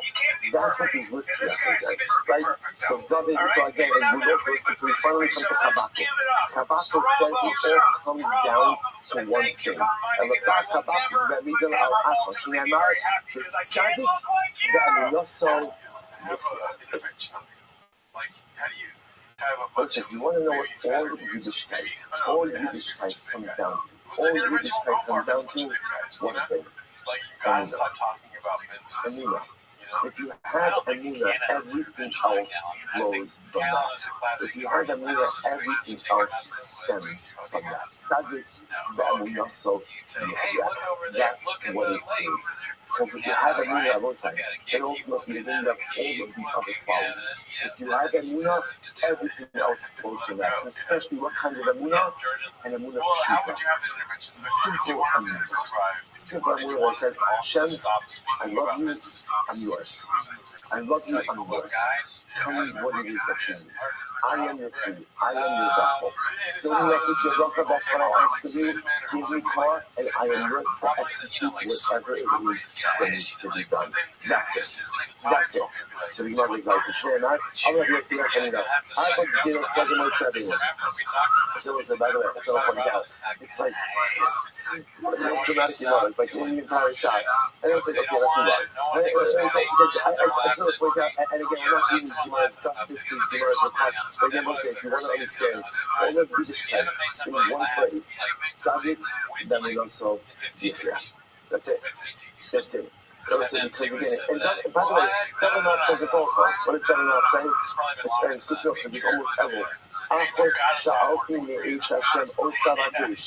Shifti b'beis Hashem. One thing. What's the one thing? Shifti to dwell in the house of Hashem.